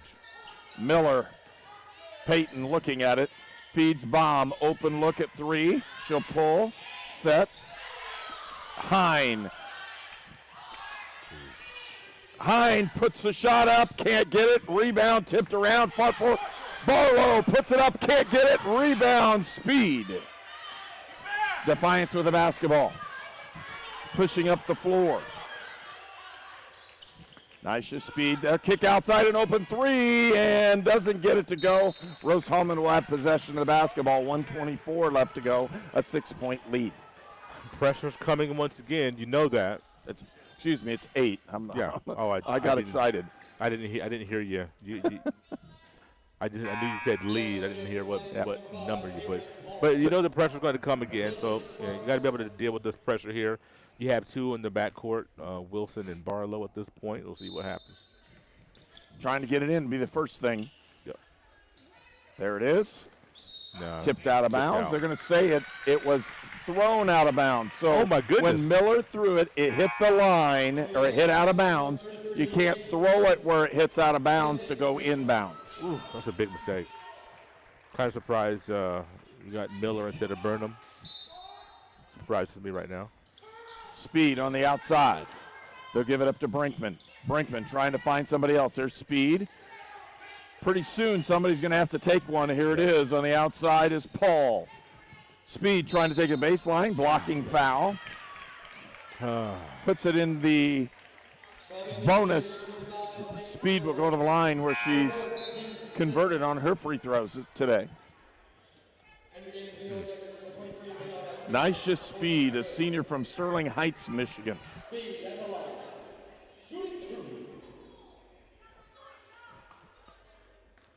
Again, an opportunity for the lead to be cut to 6. Speed puts the first one up and does not go in.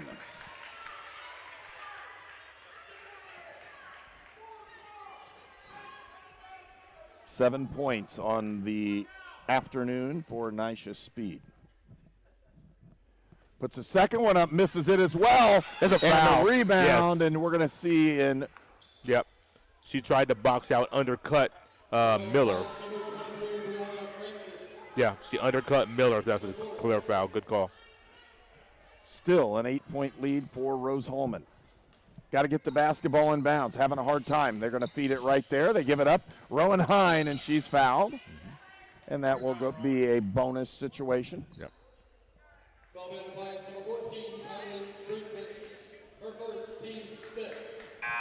And the interesting, you see Hine talking to Jamie Baum, shh, be quiet, it's going to be all right. I know she knocked you down, it'll be fine. And Rowan Hine goes to the line. So far today, Rowan Hine, 9 points, has been, well, I'm not going to say this next part. I'll wait. Another question to the officials. They're all going to have some fun here as they talk another one through. I don't know what went on, but could be a clock issue too. Winner of this game, as we talked about, plays Transylvania at Transylvania next Friday evening. So hopefully that will be Rose-Hulman with that opportunity to play one of the best teams in the country for the third time this season. And they played them very well. Had them on the ropes here at the Holwood Arena. Transylvania was able to get that game to overtime, and they were to put it away. But Rose-Hulman had them fourth quarter up 8 points in the last 5 minutes of the game, and just couldn't close the couldn't deal. Close. Rowan Hine puts the free throw in.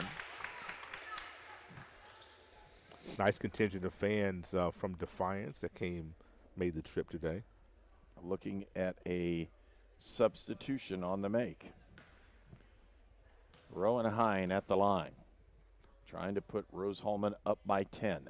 And how about Hine? 5 for 5 from the free throw line today. I was going to say something before the free throws. I figured I'd wait because the streak that I've been on lately, jinxing people. So, 1:05 left to go in the ball game. A 10-point Rose-Hulman lead as Defiance trying to desperately score in a quick way. There's an open three. Airballed it. Rebound. Saved with the drive. Shots up, and they're going to call a block. That's just one you don't want to do. Shot doesn't count. Two things that you want to do. You want to chase them off the three-point line. You also want to not foul. We gave up a three-point shot, and then we fouled off of the offensive rebound. What are you seeing, Herb? 51 seconds left to go in this one, and I don't know what Jamie was questioning. Say, look, what did I do? I'm standing there stationary. What are you going to call? Well, she swatted down ever so slightly. Yeah. That's what it was. The referee was right there.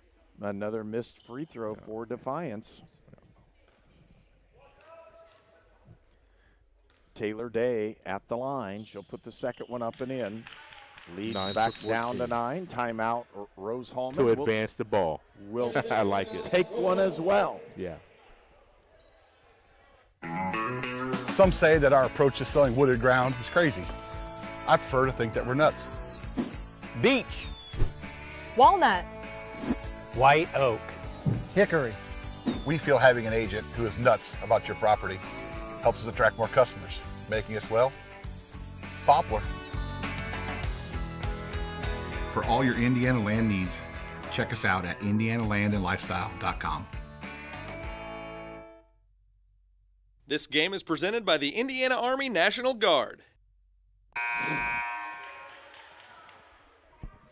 51.9 seconds left to go. Advancing the ball is Rose-Hulman. And there are effectively 4 places you can throw the ball in bounds in college basketball, which I was pointed out to. That's different than high school and different than other levels of basketball. Trying to get the ball in, they do, and they get it into Rowan Hine. Got a foul. Hine with the basketball. They're going to give it up to Black. Black back to Hine, and they'll finally call a foul. 43 seconds left to go, and Ashley Black will go to the line to shoot 2 shots. Yeah, if Defiance has any shot, they're going to have to foul to extend this game. And, you know, precious moments going off the clock there, trying to get this foul. In women's basketball, there is not a 1-and-1. You get 2 shots when they reach it. It's very similar to the NBA. Yep. Ashley Black still with the 12 points. Hopefully we'll have 13. After this free throw, did all her damage in the first half. And she gets the second one in. It's a 10-point lead. And now Defiance will do the same, and we'll take the break as well. You're watching Indiana Sports Network. Home. It can be the family farm, a small town, or a busy city. But wherever you call home, we are where you are.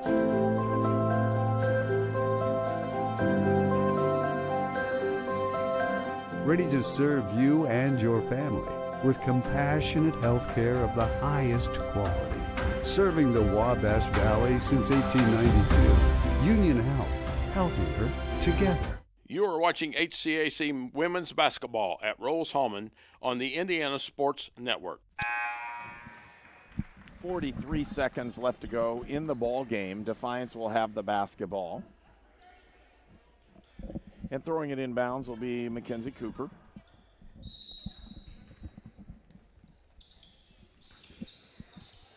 And they'll give it up. Outside is Caitlin Paul. Kicking in the corners. 3-point shots up and good. Banking it in is Kylie Brinkman. Hine, she's fouled, and she'll go to the line at the other end. It's going to come down to a couple free throws, and Rose-Hulman needs to can about 4 free throws in this sequence. I'm going to be honest with you. Even if they don't hit any, they're going to hit some free throws. But even if they don't hit any, at 34 seconds, 3-possession lead, this is a tough one. Yeah. Even if they didn't hit any free throws at all, that would be very, very tough.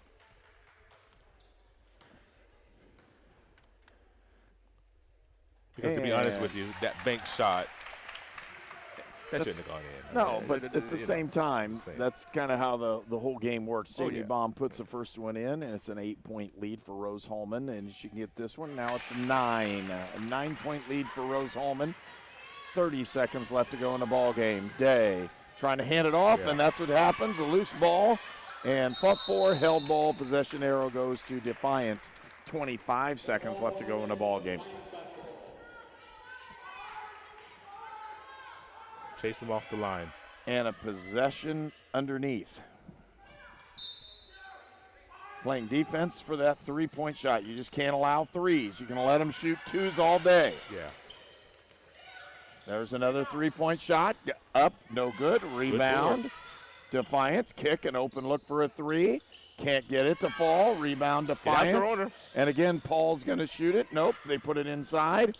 Open look. They'll pull it back down. And that should end things as they miss that shot. Again, shots up, no good.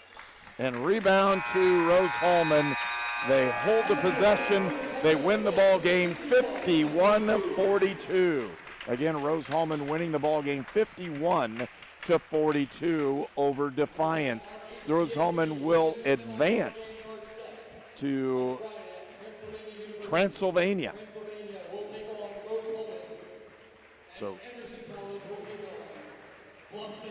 So Anderson and Bluffton in game 2 next Friday, and Rose-Hulman will take on Transylvania in the first ball game Friday evening. And again, for Walter Gordon and myself, this is the final ball game that we'll have a chance to broadcast here from Holbert Arena in the campus of Rose-Hulman. And we were able to watch a lot of really good basketball here this year. Really thankful we have the opportunity to bring you these ball games here at Rose-Hulman, and you can thank the sponsors that we have and thank the people at Rose-Hulman for giving us the opportunity to come and broadcast basketball here. It's always fun.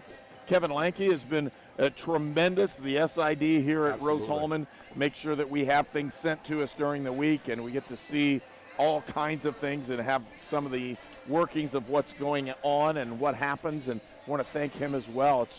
It's always a good time to come to Rose-Hulman. If you have an opportunity to do that, I would highly encourage you to have that chance.